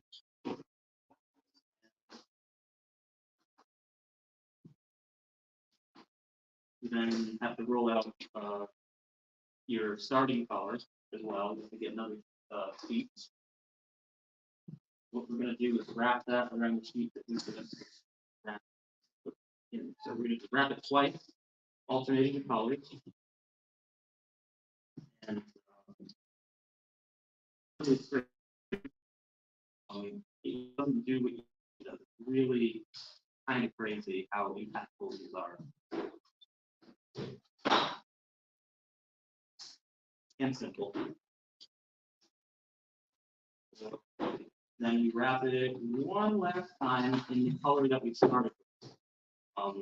I'm only doing 4 layers. Count 4 layers. But you can do as many layers as you want, and it will give you a bigger circular, or it's actually going to come out as more of an oval. But yeah, you can do. I've done these in like rainbow formation and alternating the colors, and it's not really cool. It's a little off kilter and oblong, but like that. Cool. Someone tuning in from Mexico. Oh. Almost stop. Oh, I know. Yeah. Oh, yeah. I like that. It's so cool that we're having people tune in from all over. So our flip disk, and I call them flip disks, sorry if you're listening, we call them crawling crabs. But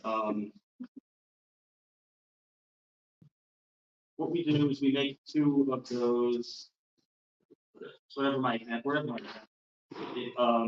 you make two of them that are opposite colors. So you make one with you pick your two contrasting colors, and then you make them in opposite sequence. So the first one, your starting color is alternating when you begin making these.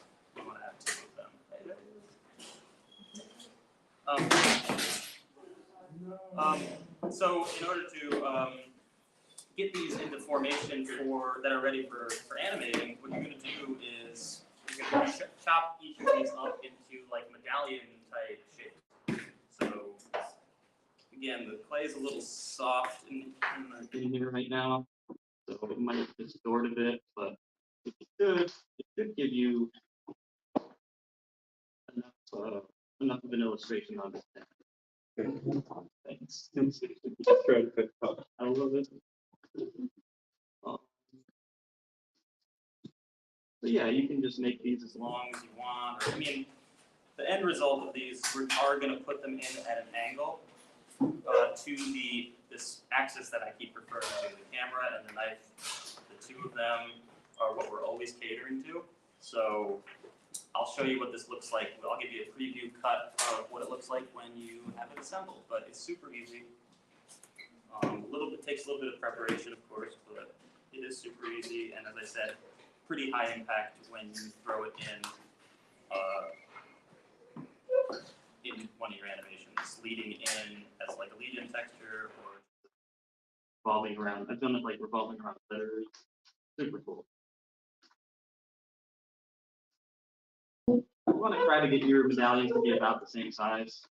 At the end of the world, it's a little off, but the more uniform in size they are, the better the animation is going to translate. And that seems to be true for any of the pattern or texture making. Uniform is key, but you don't have to kill yourself trying to get perfect. In the same way that we made two contrasting tubes, we're now going to stack them in alternating sequences.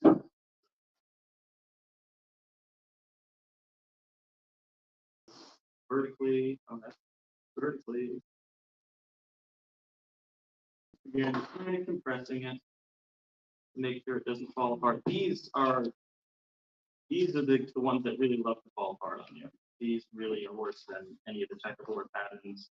I think it's just because there's really not a lot of angles holding it together. It's just like straight on, so it's something to be conscious of. I like to wrap them, when I'm done making this, I like to wrap them in another color to help keep it together. Just a little quick tip that I've had them break apart in my blocks before, and there's like a gap. So if you're looking to avoid that.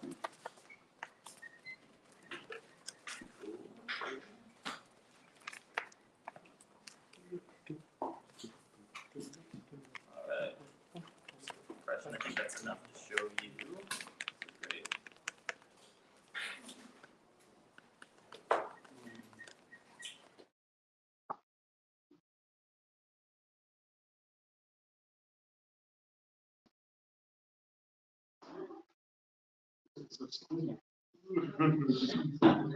Alright, so putting it back on the axis of the camera, or yeah, 40 angle to the axis of the camera.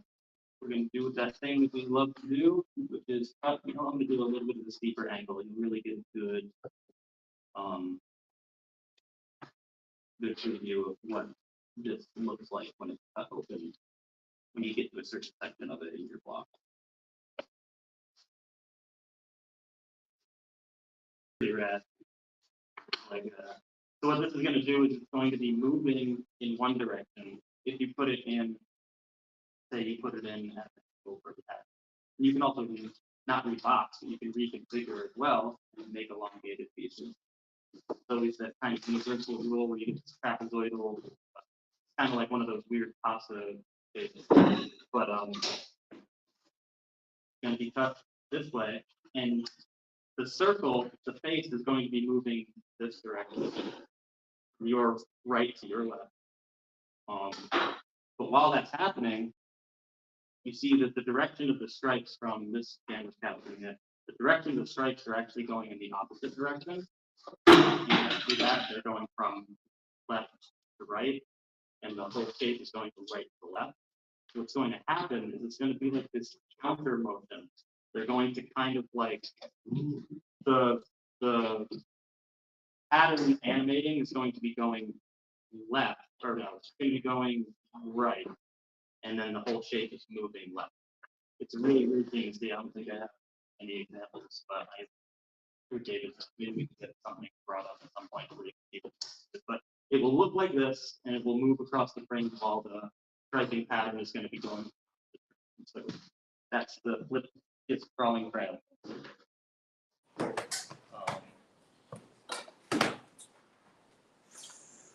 Other one. You guys got to see? Did you guys get to see? This is what I call the crawling crabs, the twisted crabs. When you take a color sandwich and just twist them up, twisties. You guys got to see that, right? Oh yeah. Okay. Well, I don't even think I need to explain that. The only thing I guess I'll expand upon that with would be I'll twist them up. And I'll give you maybe an alternate angle of where you would think you would cut these up. A lot of people use these and they cut them in this sequence or they put them at an angle. What I like to do is actually put them completely perpendicular to the angle of the camera so that and I like to make a little bit of an elbow macaroni shape out of them.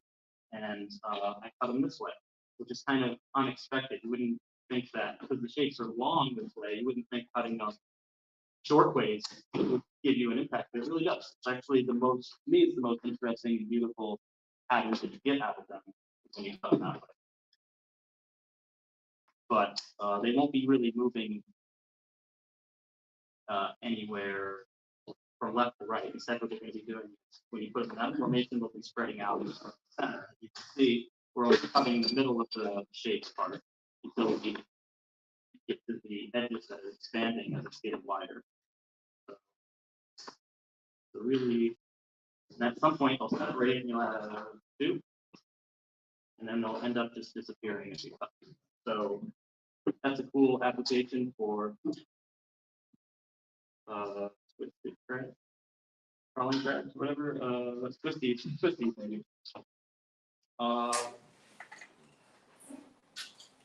Starting to run out of. I think I have one more thing to show. Maybe two more things to show you. How are we all doing? Are you all awake? Yeah. Okay. Make some of this. I won't group myself into that. Okay. So this is another advanced technique to where you might have a shape within your block that is sort of protruding or is. You want to cover with some sort of interesting lead-in. I don't know how to actually really describe this, but oftentimes I'll make a copy of whatever shape it is that I'm trying to fit texture around. And so this is a piece of clay wrapped in saran wrap. And what you use this for is kind of a buff or I'm not really sure how you describe it. It's to give your texture that you're building a end that fits into the new thing you're making. I think it'll be easier by that. But the first one I'm going to start off with is what it's called exploding lines. Another member of the Stratcut repertoire lingo family, and what you do is you make some tubes, which is like painting blanket. The way you started off making one of these, you just do one wrap. You could even use these, but we're going to do a simplified one layer wrap. We have a cylinder in the center of this that is red. We got Christmas colors for this one. This is a red and green tube. I'm just gonna make it a little smaller so you it'll translate better.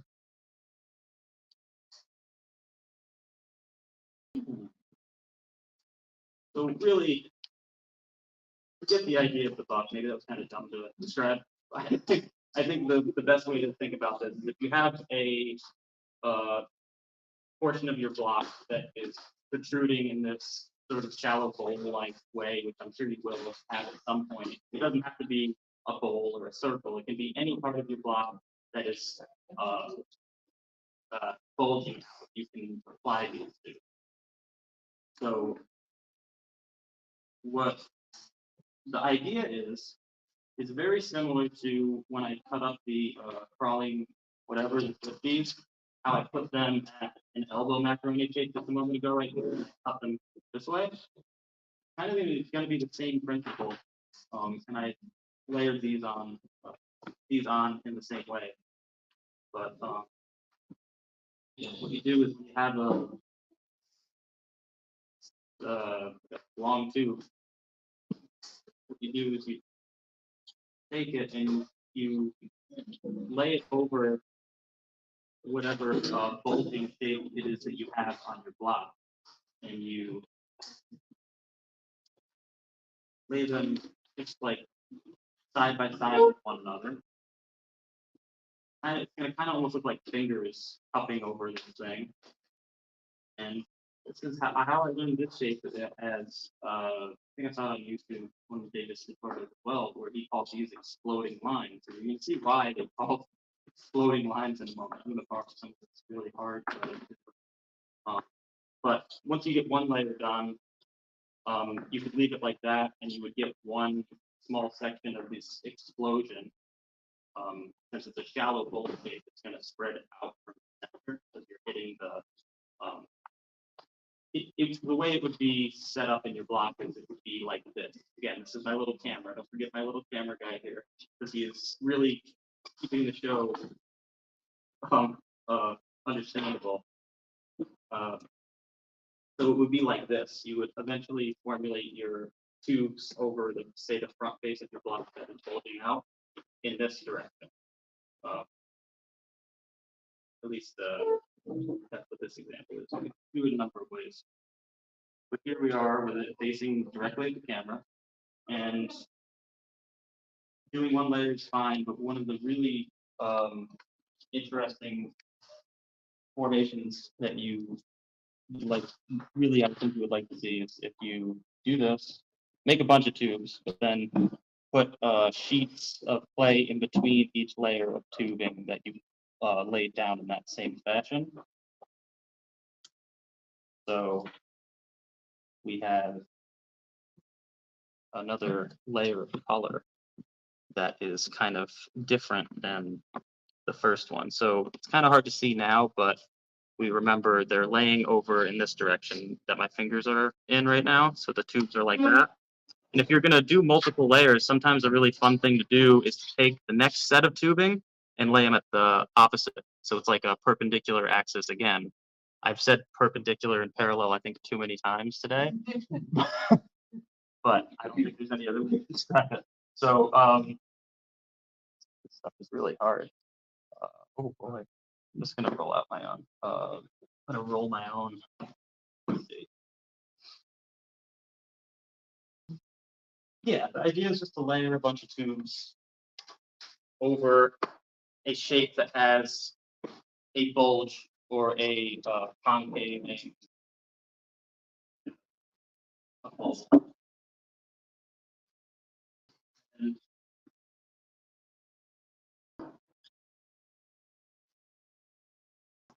And then I'll give you a quick preview of what that will look like as well.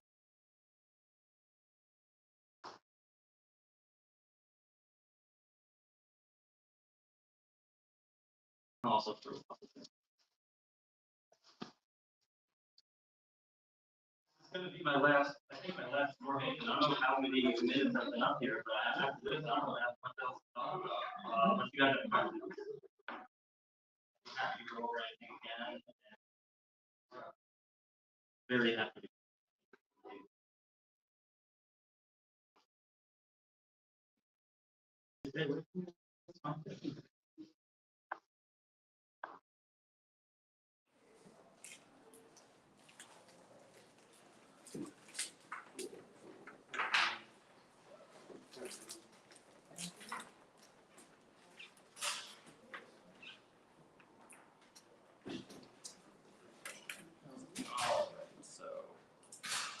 opposite direction.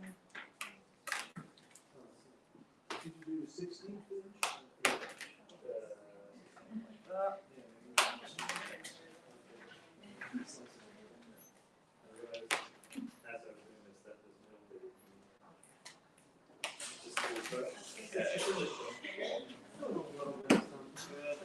And I'll throw one more layer of color over the opposite facing tubing that we just put down. And maybe I'll do a couple more layers of color too, because you can also see how that looks when you're just omitting the tubes. There's also the exact setup you would use to do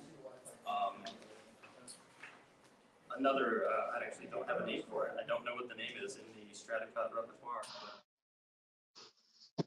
Layers of color that spread out in the center in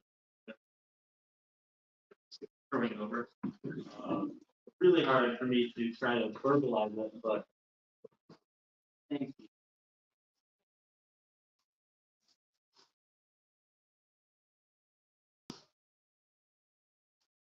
My neon play tune from Van Aiken. Okay.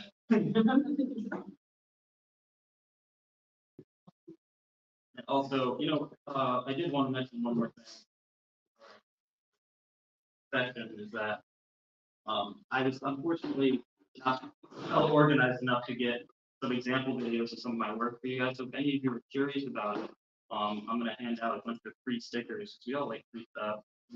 And they have my Instagram handle on it, and you can check out the work and all the stuff we can work on there. Want to come up to me afterwards and you can dork out on some Stratcut stuff that I've done. I have the videos as well on my laptop. From the drive. Oh, I guess. Okay. So we'll have 2 stations. I love it. Okay. Thank you. Sure. Hopefully I can talk you through some of those examples. Like some of these examples, yeah, it's cool to see it cut up when you get the preview, right? Without the actual animation, just like some people are turning white. I get it. It's definitely hard to visualize that something's really good at work by seeing the shapes sitting static on a table. So, let's sacrifice that little camera guy to this as well. Sorry for the use of new well.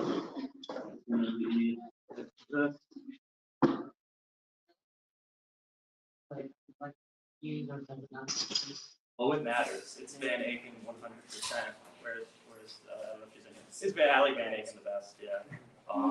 But yeah, I find that the best consistency is very similar to this brand.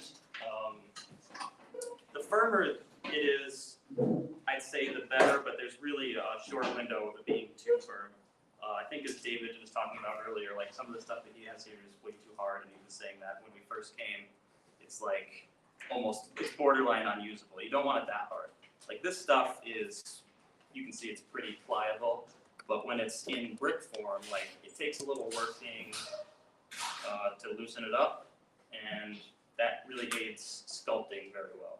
But when you cut it up, you want to let it sit so it gets back to this form again, and that's really the best time to cut it up. So making a block and then maybe waiting a day or 4 or 5 hours to where it settles once again, that's the best time to do it. But you'll know the consistency the more you shop around, do different types of clay. But I can't say enough good things about the egg. It's been the best stuff for this medium. Quite the same as the pound Vaseline. Yeah, same brand. I think the difference is mainly Playtune comes in smaller packages. Yeah. So you get different colors. You can get, and I think there's different colors available. Maybe I could be wrong.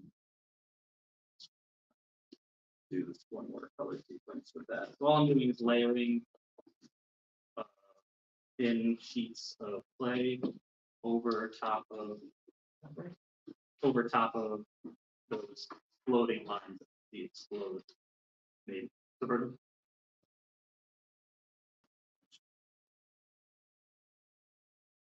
Be very precise about that. And this is the way that you want to again, my camera. So camera is just block and you put it apart. See how there's like all these wild striations that occur. If you keep a color sequence, ooh, that looks a little, as I said, you don't want to cut it immediately, but I'm doing it. And you get a sequence that spreads out from the center. So this isn't exploding lines yet. This was just the layers of color. The exploding lines are right under here. There's the beginning of them now. So you see how it's starting to get mixed up a little bit. We're going. Okay. Another one. Maybe one more and we'll get it. Sure. Oh no.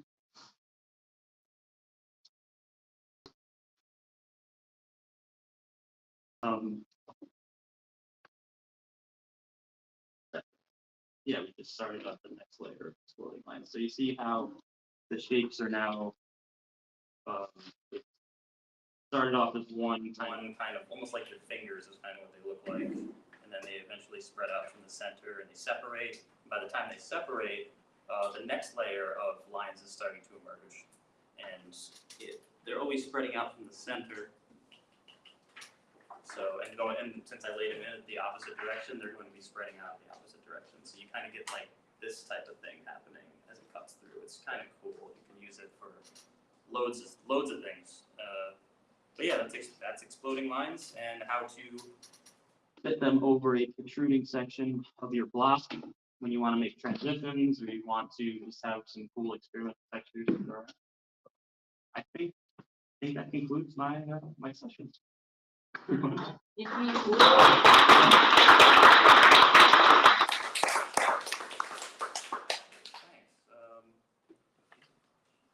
Yeah. Questions? Or we want to move on to trying some of our own and come around? Yeah. In your Pinocchio, you did the wood texture. Yes. What technique was that? Yeah. That's a good question. It was actually mostly this technique. Okay. What I did was I marbled the colors of the stripes. So, and the colors of the stripes were, being wood, they weren't as stark of a contrast to this. Yeah. So it's already translated as being wood grain.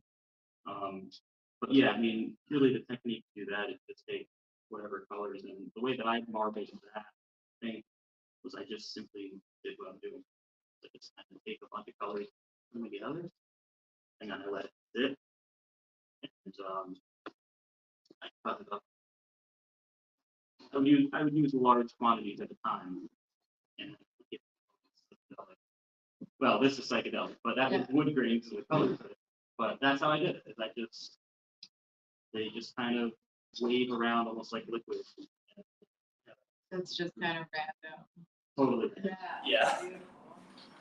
Yeah, I think I was pleased with the way that came out, but I couldn't do it again the exact same way. That's the only fault to it. But yeah, cool. Any more questions? How do you form stuff like the cubes? How do you form them without like distorting them like radically? Yeah, another good question. I mean, it's mostly. I did all those really quick in front of you. I would recommend just taking a longer period of time to make a lot of those cuts, or just doing it in a room that isn't so warm. Like a lot of this clay is a little warm at the moment. You did like the cutting room and then like the pressing together room. 100% true. I've employed techniques like after I've got them in that, before I rebox them, right, and I get into the checkerboard sequence, I then put that in the freezer for like 10 minutes. Yeah. And that keeps them really rigid, but you still run the risk of those, like when clay changes temperatures like that, it wants to separate. For some reason the oil still just doesn't want to stick together when it cools down. So do run the risk of it falling apart. All the little cubes will fall apart into individual cubes, and that kind of sucks. But that's the only thing to take into account. However, that's really my suggestion. Anyone else? All right. Well, thank you. Thank you for having me. This was really.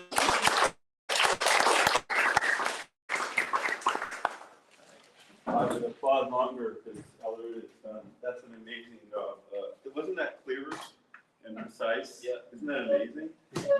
And it was just such a joy to watch. But you're 100% smarter about this right now after having the last 2 hours. Thank you so much. Thank you, David. Amazing. Thank you, everybody. Thank you so much. Yeah. Appreciate it. Okay, well, I think it's time to call it a day. Let's go party. Go party. Exhale. It was, you can stay and enjoy, but we're going to sign off for the outside world. Thanks for tuning in.